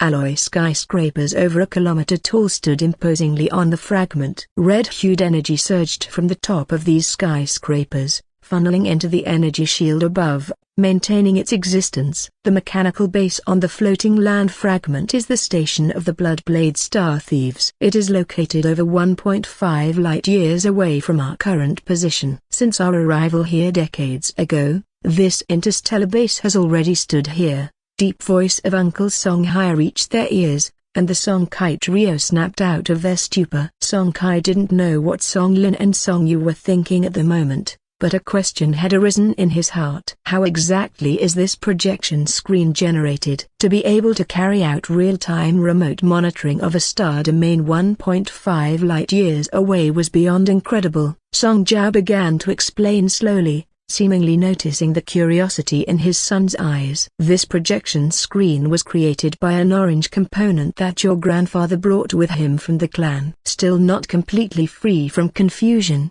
Song Kai listened. Ship components needed to be installed on a torch warship to take effect. Could it be that this orange component was currently installed on Uncle's flagship? But if that was indeed the case, what would happen when Uncle leaves later? Would it just be uninstalled and then installed on King Kong? Or would Uncle's flagship remain here permanently? Before he could ask, Song Jiao spoke again. This component only needs to be enhanced to level 19 for it to reach an effective distance of 1.5 light-years, and disassembling it doesn't waste many resources.